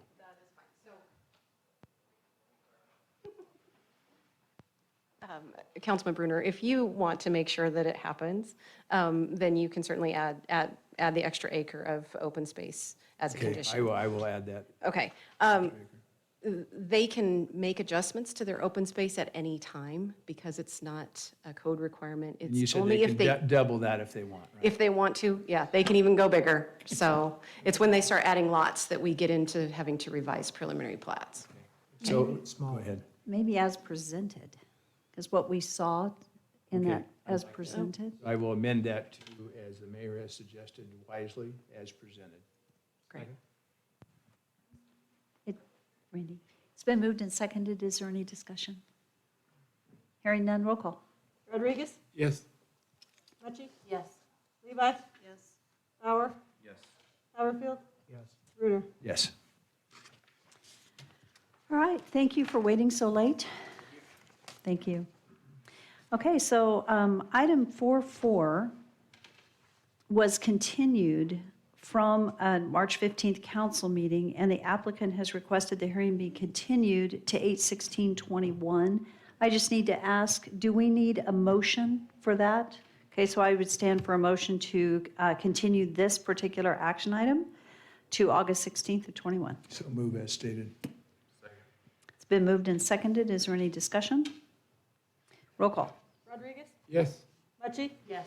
Levi? Yes. Haverfield? Yes. Bauer? Yes. Brunner? Yes.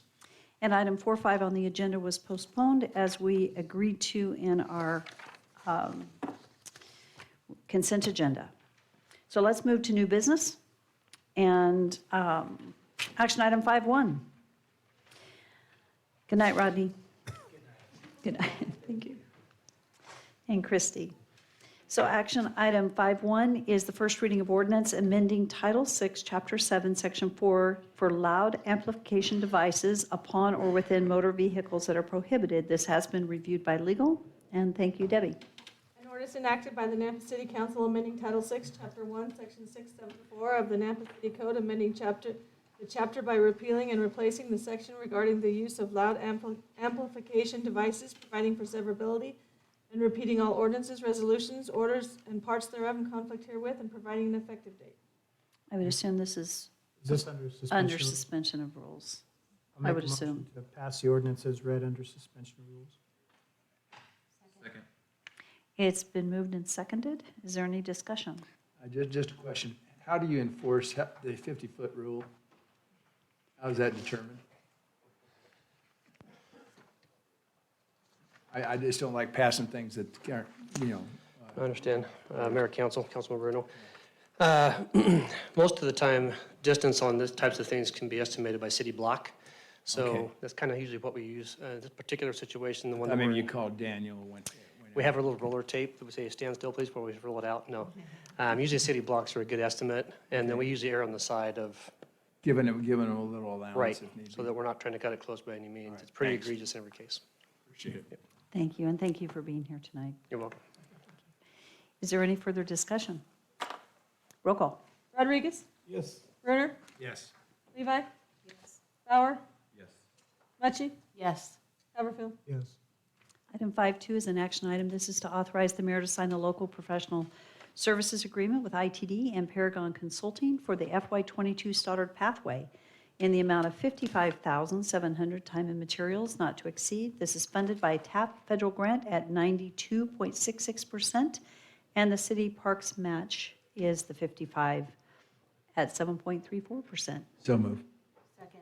It's been moved and seconded. Is there any discussion? Roll call. Rodriguez? Yes. Levi? Yes. Haverfield? Yes. Bauer? Yes. Mucci? Yes. Brunner? Yes. I have to say, this is so cool. To see that Stoddard pathway get done, isn't that exciting? It's going to be amazing. I'm really excited, especially when you look at the grant that's covering the majority of it. Item 5.3 is an action item to authorize the mayor to sign a task order amendment for the attached scope of work with Precision Engineering for the Franklin Road and Birch Lane Roundabout right-of-way acquisition assistance services in the amount of $71,460, time and materials not to exceed, and approved in the FY21 budget. So moved. Second. It's been moved and seconded. Is there any discussion? Roll call. Rodriguez? Yes. Brunner? Yes. Levi? Bauer? Yes. Mucci? Yes. Haverfield? Yes. Item 5.4 is an action item to authorize the installation of a no parking zone along Holly Street, 220 feet north of Hawaii Avenue to Hawaii Avenue. Do we want Daniel to come forward and show us? Yeah, I need help with this one, Mayor. While he's coming up, I just wanted to point out, Haverfield just made the motion to approve a roundabout acquisition. It went without We anybody should saying a word. not, oh my goodness. You didn't see me Wait. faint? I'm a quick cleaner. You would take $20. Randy, if it weren't so late, I would have actually probably caught that. And I'm sorry I didn't, because that is worth noting. Good for you. Wanted to point it out. It wasn't by Jean's house.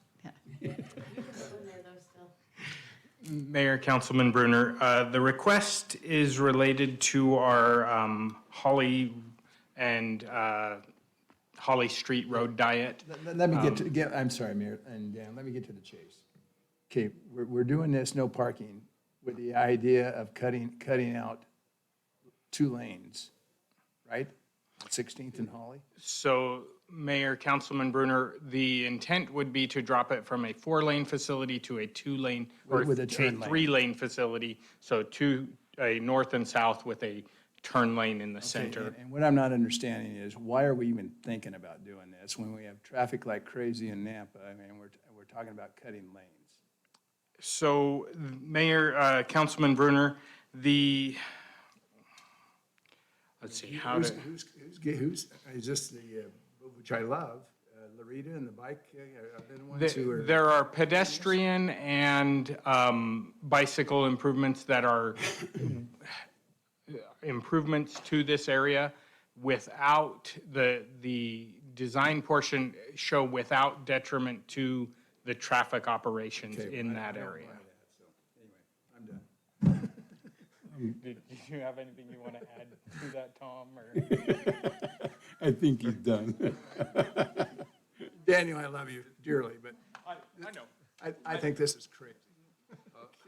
Mayor, Council, I'll just radiate what Daniel just said. So it's, the center turn lane is going to add that area where people can turn and then not cause that pinch point and congestion. So, but you can get a lot of traffic on a 2-lane road as long as there's not that congestion at the intersection and you're able to have that center turn lane. So we looked at it and it works, and it gives another opportunity for bike and ped in a north-south connection.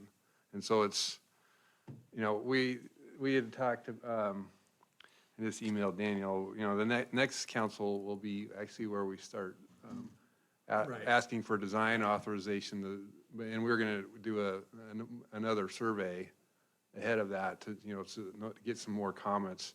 We got some really good positive comments from people in that general area, from the college and from the people that live there that say, yeah, we like this because it's going to reduce speeds. It's safer for the bike and peds to get across the street, and we've had issues. Didn't get a lot of negative comments from them, but we want to, like your point is, make sure that we don't surprise somebody with taking a lane out. So that'll be the next couple council meetings when we bring that forward. All right, Okay. appreciate it. Real quick, there's sidewalks there, right now? Yes. Mayor Kling? Okay, Tom, when you and I met last week, I basically said the same thing that Darrell did. Why are we doing this? And I haven't seen the report, but how can a project like this, where we're reducing traffic, get away from us, this council, to make a decision on this? I don't understand that concept.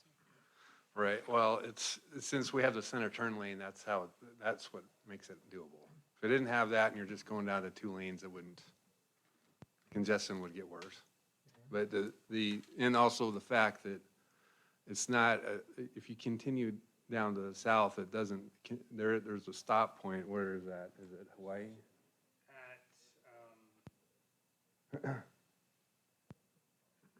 Yes, just south of Hawaii. Right. We go back. So it's not like a south side or a power line or Happy Valley that goes, a long distance to the south. So it has some regional traffic, and that's why the numbers work in this case.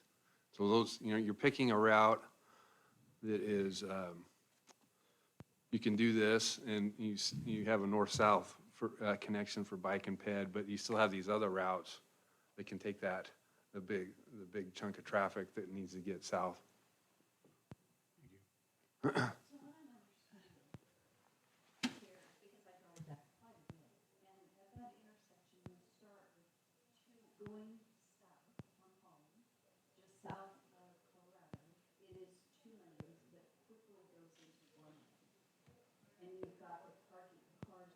Right.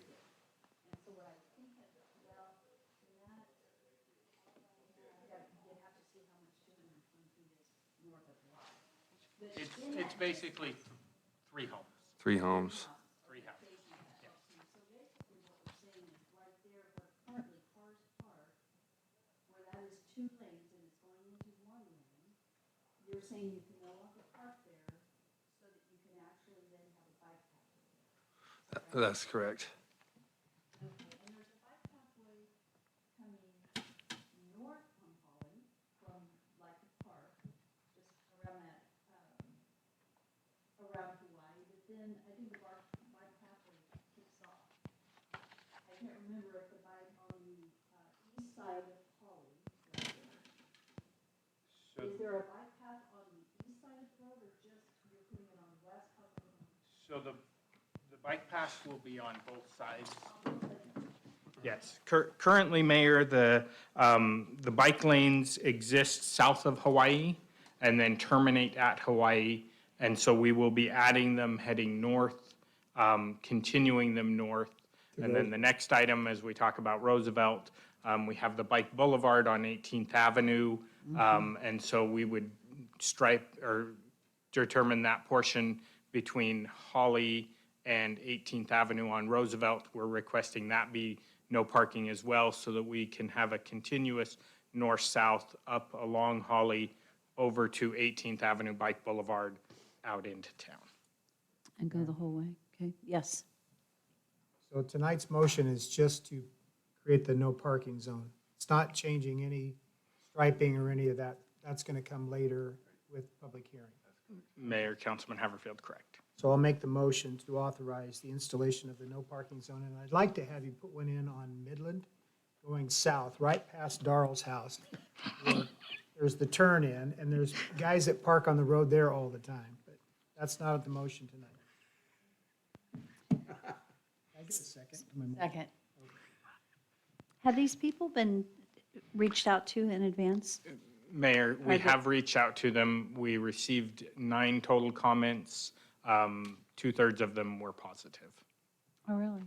I have to say, you feel for the homes, right? Do each of the homes that are represented there have a driveway that people can pull into? Yes, Mayor, They do? Okay, so they just won't have any on-street parking, but they have adequate driveway parking? Correct. Okay, thank you. Are there any further questions or discussion? Mayor? Yes. I have a question. Hopefully Lieutenant McGuire might be able to answer it. If you ride on the sidewalk, are you going to ticket us? Ride our bikes? He's not. Mayor, Council. So in that particular area, no. So the only city code I'm aware of where we have no bikes on the sidewalks are in the downtown area, the downtown corridor.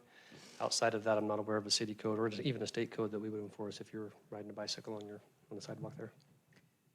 Okay, thank you. Now, and keep in mind, you would be legal to ride the bicycle on the street as well, as long as you're following the rules of the road. Thank you.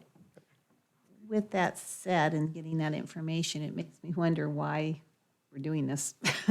Because I know, for instance, I mean, I'm all about, we need to encourage bicycles, and I do a lot of biking myself. And you could call that as extremely slow. But is it just for, we're trying to promote the connectivity to 18th? Because when I go down 18th, I remember when it was dedicated Bike Boulevard, I've got pictures of my kids and they were little. I don't see bikes using that. And so I'm just looking at the potential expense where you have to do this traffic study to get it striped and all that, grab spray paint and just do it. I don't understand if you can ride your bicycle on the sidewalk and people can walk on the sidewalk, do we really need to put bike lanes? Mayor, Councilman Levi, the sidewalks we have in these areas of town are 4 to 5 feet wide and do not lend themselves to both pedestrians and bicyclists using them concurrently. And so the goal is to provide for both pedestrian and bicycle safety. And if we had wider 10-foot sidewalks, things like that, where there was truly room for a bicyclist to ride on that and a pedestrian to not be shoved off the road by that, or off the sidewalk by that, that would certainly be something that we would be exploring. But the reality is that our sidewalks are not wide enough to allow for that concurrent use by a pedestrian and a bicyclist. Mayor, if we're going to follow that line of reasoning, we better make our pathways wider also, because there's bikes and people walking on Wilson and all these. And Mayor and Councilman Brunner, we have, over the years, our old standard was an 8-foot side or pathway. Our current standards are a 12-foot pathway to provide for both pedestrian and bicyclists, two-way traffic on I those. haven't seen any accidents, and I see hundreds of people across the Wilson there, so anyway, go ahead. We have a second, do we? Yes. We did have a motion and a second. I'm sorry. We didn't have a second? I think Oh, Gene did. sorry. Jean did. Reverberation. Okay, so we have a motion and a second. Is there any further discussion? Seeing none, roll call. Rodriguez? Brunner? No. Levi? No. Bauer? No. Mucci? Yes. Haverfield? Yes. I think that was a Okay. 4-2. Is that correct? Okay, item 5.5, action item, authorize the mayor to the installation of a no parking zone along Roosevelt Avenue between Holly Street and 18th Avenue South. And good night, Sharon. Good night, guys. I'll make a Again, motion to approve it, just to see it go down in it's flames. been moved and seconded to approve the no parking zone along Roosevelt Avenue between Holly Street and 18th Avenue South. Is there any discussion? Mayor, Yes. I do ride my bike through there all the time. And it's not easy to navigate if you're trying to avoid a pedestrian. And I ride a cruiser bike. It's got the big handles and my basket and my bell. And I try to ride hard. And so when I'm coming at people, I often will end up in front of, coming up on somebody who's pushing a stroller or something. And you really can't get out of the way. And there's little curves and corners. And when the bike lane does end, people are not always polite. We don't have polite drivers around here anymore. I love when people roll coal at me. My favorite twice at the same intersection the other day. I think having some protected bike lanes, especially around our university and out in those areas, makes some sense. Different modes of transportation are important. And I do understand the traffic issue, but I'm trusting our experts that you say it's not going to bog it down. Mayor, I may follow up. I'm on campus, and I do not see college students riding bikes. They're on their skateboards and scooters on occasion, and I do not see them riding bikes. Is councilwomen on? Well, I thought she was on a three-wheeler. I'll try that now. I will say, though, like for me, if I wanted to ride downtown, that's the path I would ride. Yeah. And I don't feel safe. And then trying to transition from a sidewalk onto the road, it's very awkward. That's an accident waiting to happen, especially because a lot of the sidewalks there don't have ADA access. So you've got a big bump to transition. You can't transition, actually. You've got to stop, get off your bike, lift your bike up, and we shouldn't encourage people to be riding on sidewalks. So, and I understand where you're coming from, but it is an interesting concept to think, like when we do the Mayor's Bike Ride, that's unfortunately about the only time I get to ride my bike.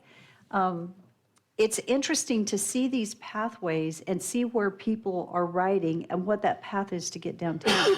When the Stoddard pathway is done, that will be nice, but then again, you have to go all the way down Greenhurst to catch the trail. So like from the area where we are, Wilson Pathway, it's awkward.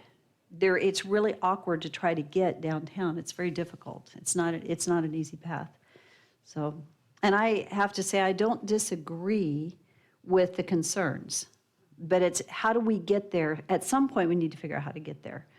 I don't know what the right answer is. So right now, we have a motion and a second to approve it. And is there any further discussion? Roll call. Rodriguez? Brunner? No. Levi? No. Bauer? No. Mucci? Yes. Haverfield? Exuberantly, yes. 4-2 again. Can I see these two council people riding their bike next time? I'm not going to vote for the no parking next to your house on Midland. Yeah. Okay, item 5.6 is an action item to award a quote to Professional Construction Services and authorize the mayor to sign a contract for manhole and valve collar adjustments FY21 in the amount of $60,000 approved in the FY21 budget. So moved. Second. Discussion? I do have a weird discussion, Mayor. I have a question. Thank you. So I'm assuming, Daniel, that when these can't even out their bumper. Yes, the Mayor, Councilman Mucci, as we chip seal those, the manholes, they get lower and lower. And so annually, we identify those that are within the zone where we're chip sealing. And once the chip seals are done, we come in and remove that entire collar, raise the manhole, and bring it back up flush with the roadway surface. Thank you. So I assume that, I know budget's important, but it's not a hazard as they're getting raised and not being able to be addressed due to budget. Those that would be a hazard, there would be a grading of those that are the worst, we make sure would be addressed. If there were a budgetary need to address ones that were truly a hazard, we would be requesting additional budget. Okay, thank you. Mayor, question still, Daniel. So on Midland, I know that road is very, very busy, but going north, about, I don't know, maybe, it seems like it's only 2 years ago, maybe it's longer, but we redid all the manholes on Midland. They currently are, in my opinion, are no better than they were back then. So do we have a lifetime of, do we have a better process now, or it seems like it's ongoing? Or it's maybe my car just needs some work. But go ahead. I would need to go specifically what section of Midland you're looking at. I'm talking and about we can mainly go look at. going north from Lone Star to Caldwell Boulevard. Okay, we can certainly look at that. There is a specification for when they come back and replace those. It's a 1/4 inch to flush is what's allowed. And so that's. I'm totally in favor. I'm just wondering if there's an improved, way of having them last longer and what they're doing. So Professional Construction Services, they actually own the patent on the machine that comes in, and it's a whirligig that does it. And so they put fiber and rebar in those to address that. So I'll look at those ones specifically, but yeah. Thanks. Any further discussion? Roll call. Rodriguez? Yes. Brunner? Yes. Mucci? Yes. Levi? Yes. Bauer? Yes. Haverfield? Yes. Item 5.7 is an action item to authorize the engineering division to proceed with the formal bid process for the annual irrigation replacement pipeline project. It's approved in the FY21 budget. So moved. Second. Discussion? Roll call. Rodriguez? Yes. Mucci? Yes. Levi? Yes. Bauer? Yes. Haverfield? Yes. Brunner? Yes. Item 5.8 is an action item to authorize the mayor and the public works director to sign the task order for a scope of work, Exhibit B, with Parametrics to provide design services for the Franklin Boulevard Waterline Upgrade Project in the amount of $117,715, time and materials not to exceed, and approved in the FY21 budget. So moved. Second. Is there any discussion? Roll call. Brunner? Yes. Mucci? Yes. Levi? Yes. Bauer? Yes. Haverfield? Yes. Rodriguez? Yes. Item 5.9 is an action item, and this is to authorize the mayor to sign a contract for water meter equipment FY21 procurement with Hydro Specialties Company in the amount of $917,874.40. It is approved in the FY21 budget. So moved. Again? It's been moved and seconded. Is there any discussion? Roll call. Brunner? Yes. Mucci? Yes. Levi? Yes. Bauer? Yes. Rodriguez? Yes. Haverfield? Yes. Item 5.10 was moved to 6/21/21. We have, moving to item 6 on the agenda, unfinished business. The first action item, 6.1, is the first reading of ordinance for annexation and zoning to RML, limited multifamily residential at 1165 South Powerline Road. This is a 2.02 acre development for multifamily residential zero lot line buildings for Zenith Homes. An ordinance of the City of Nampa, Idaho, determining that certain lands commonly known as 1165 South Powerline Road, Nampa, Idaho, comprising approximately 2 acres, more or less, lay contiguous to the limits of the City of Nampa, Canyon County, Idaho, and that the said land should be annexed to the City of Nampa to be zoned RML, declaring that said lands by proper legal description as described below be a part of the City of Nampa, determining that said annexation and zoning is in the best interest of the public, consistent with the comprehensive plan of the city, directing the city engineer and planning and zoning director to add said property, the official maps of the City of Nampa, to designate said property as RML on the official zoning map and other area maps of the city, providing for recording, providing for severability, and providing for an effective date, repealing all ordinances, resolutions, orders, and parts thereof in conflict herewith, and directing the city clerk to file a certified copy of the ordinance and the map of the area to be annexed with Canyon County, State of Idaho, and the Idaho State Tax Commission pursuant to Idaho Code, Section 63215. And it is requested to be passed under suspension of rules. So moved. Is there a second? Okay, second. Is there any discussion? Roll call. Rodriguez? Yes. Brunner? Yes. Levi? Yes. Bauer? Mucci? Satterfield? 6.2 is an action item. This is the first reading of ordinance for annexation and zoning to RS 22 single-family residential on the west side of North Kings Road, adjacent and north of 39 North Kings Road. This is for a parcel split for 2 new dwellings for Jay Walker, representing Miguel Ballesteros, and it is requested to pass under suspension of rules. An ordinance of this, Go ahead. Could have been me. I'm not gonna read it, heck no.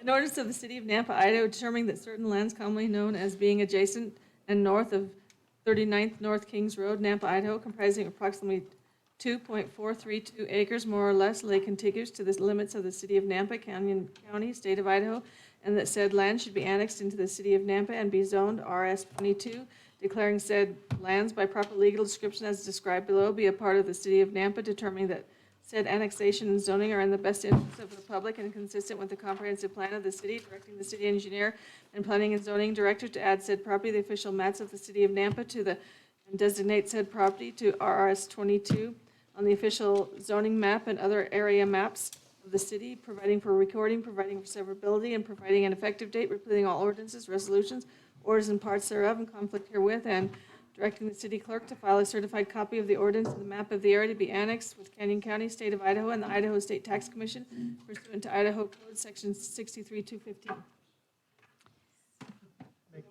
So, thank you, Victor. It's been moved and seconded under suspension of rules. Any discussion? Roll call. Brunner? Levi? Yes. Haverfield? Yes. Bauer? Yes. Mucci? Yes. Rodriguez? We have no executive sessions, and so I would stand for a motion to adjourn. All in favor?